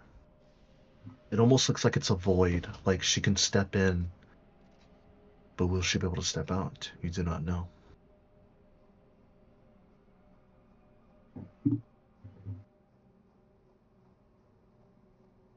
Touch the mirror. Do not be afraid. I will be here to assist if you need it. You see Glenn raise her left hand, and as soon as she touches the mirror, you all hear a shatter. You expect the mirror to be shattering, but you see Glenn's body shatter into a million pieces, and she disappears.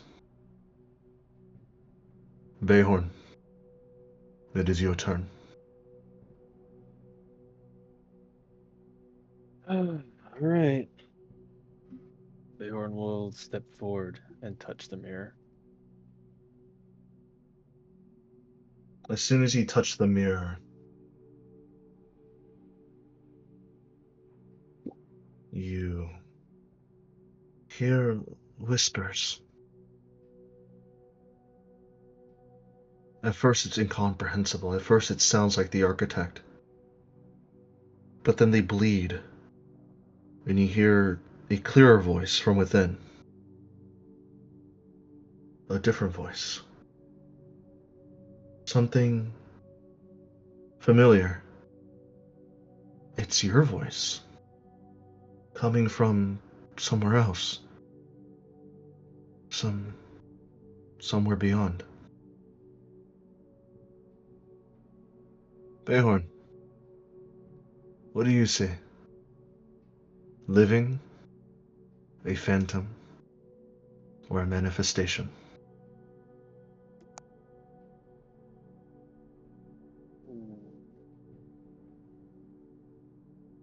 Living.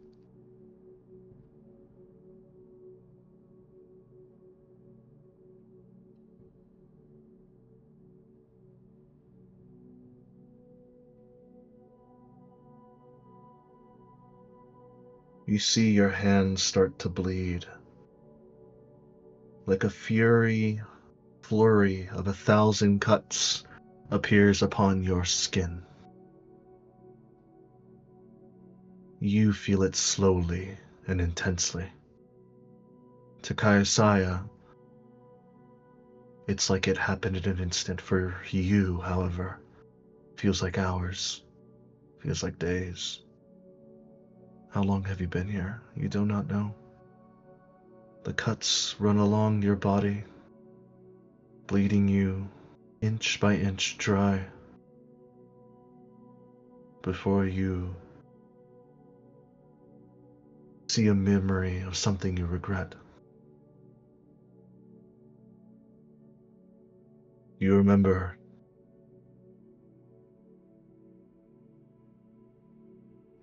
the Red Wizard raid. Your mind was clouded. You didn't get captured at first. You ran with Isolde in hand.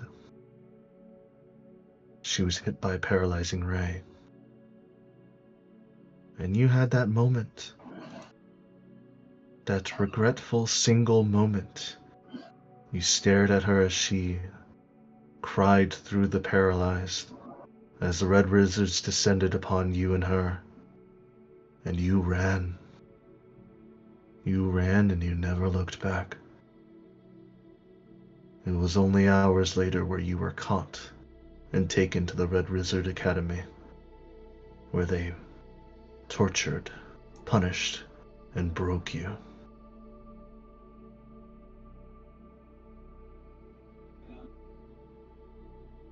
And it's been a secret, a memory you've repressed this entire time. But something enlightens and awakens within you. You hear Zorzark. Yeah, that was the night. So you see it now, don't you? The regret that we both have been hiding this whole entire time. And I'm sure many of our other counterparts, if we were to ask and receive them.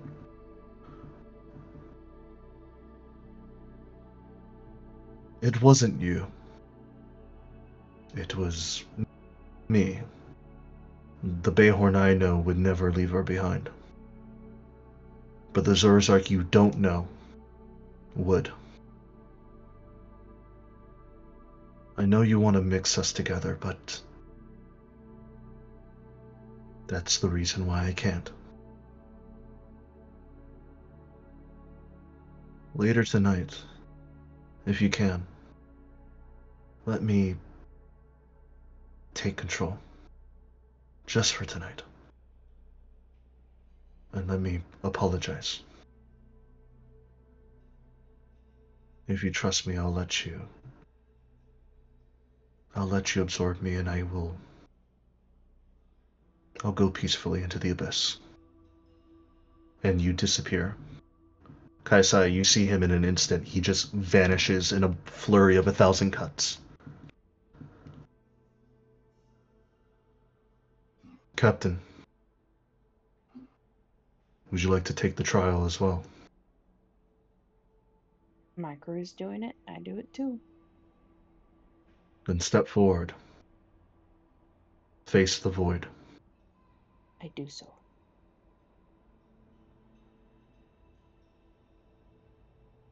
What do you see?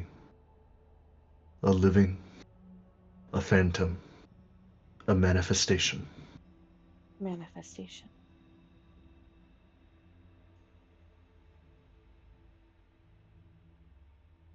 You feel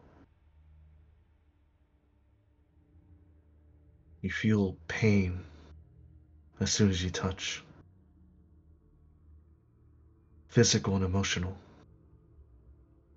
Shards of glass and crystalline spiraling out of control from your feet, growing upwards, encasing you in this crystalline cocoon. Your arms are glowing wide Your arms are glowing with this surge of crystalline and Genesis magic as you touch the void mirror. As the splinters come out, it feels like days and years. You don't know how long it's been. Your elven senses takes it up to a new extreme. You didn't want this. You never wanted any of this. This adventure, this turmoil, your husband dying, your damn crystalline within your arms. You see fear. And as soon as you recognize its fear, your visage flips. You are no longer on the outside, you are on the inside. You're the inside of the mirror. And you're looking out to a perfectly healthy, normal, and in control Kaiasaya. Your fear is losing control and having no one else to help you.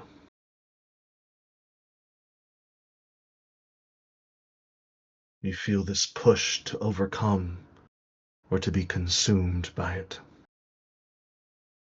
As the crystalline grows further into your veins, spiraling out, leaving your arms, your limbs, your body a bloodied, crystalline pierced mess.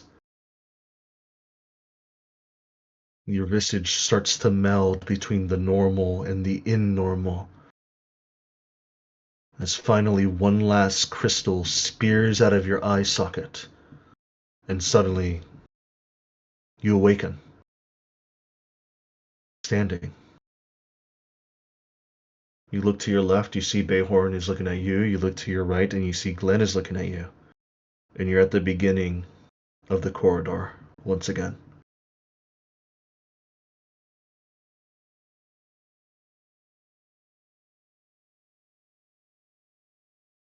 And that's where we'll stop today's episode. Crazy place to stop.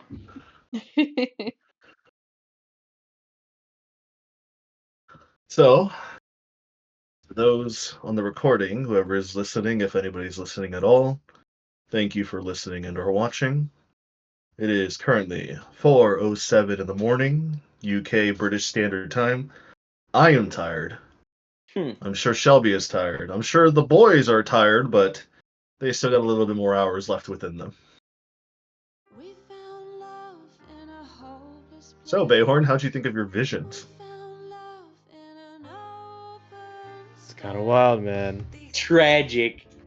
It's kind of wild. You really pulled the cyberpunk V thing as well. Did I? How so? Yes. Yes, you did, you bastard. You know exactly what you did. What did I pull? What did I pull? I haven't played Cyberpunk in a while. You want Zorzark to take control one last time. Oh yeah, I forgot about that. Yeah, that is true. There is an option where you can let Johnny do that. And let him make up with Isolde, or in their case, Rogue. Man, if only Fukler would have went, he would have been traumatized. Yeah, no, I don't think Fukler's brain would have been able to handle it. I'm gonna be so real. There's so much stuff that's like repressed in there that I'm pretty sure he would have like actually had a seizure. He would have actually exploded. Homie would have been like, I didn't explode. Huh? Not yet. I didn't explode. Not yet. Not yet. Not yet. Not yet. I mean, are we done with the meditation? Not yet. It seems like you are. You don't exactly know. You're standing in the entryway. It's like you never entered at all. I need more. Need more. You'll get more next week on Dragon Ball Z. Adrian, find another energy drink. No. Well, here's the thing. All right. I have enough prepared for like another 2 or 3 sessions before I need to prepare again. So if everybody is actually down with it, we could play tomorrow. I had a very big surge of energy for preparing yesterday.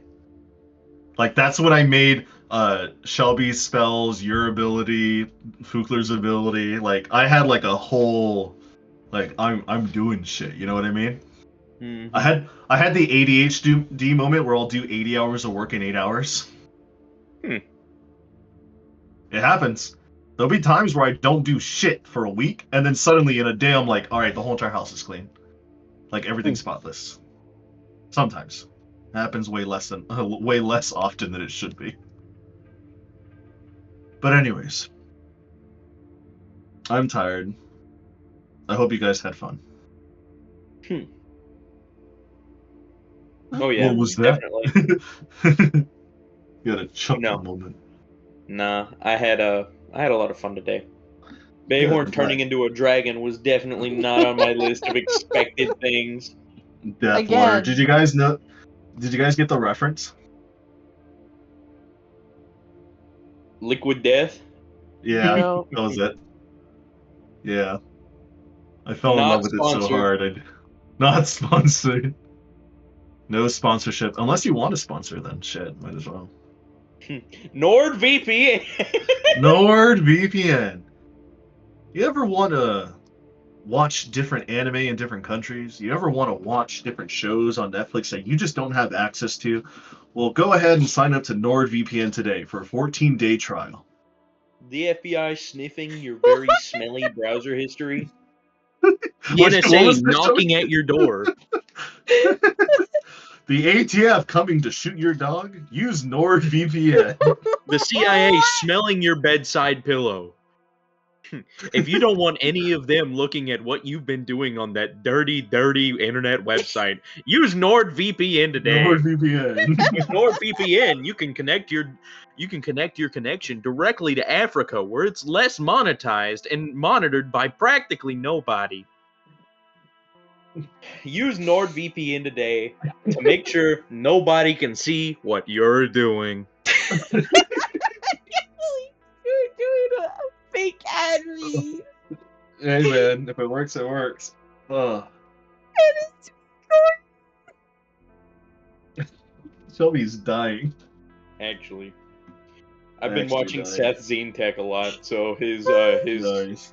his NordVPN ads and a couple other VPN ads he's had have inspired me.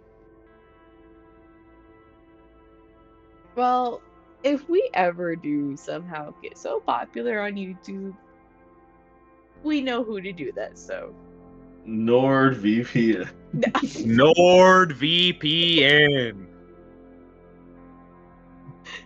The chick's just over there Um, probably snacking on something going, these people are idiots. If you were I'm in D&D about to fucking murder Zorzark. Why? Been What he watching. did. Been looking up how to make a nuclear bomb on ChatGPT. The NSA having you on a watch list. Well, do I have the sponsor for you to?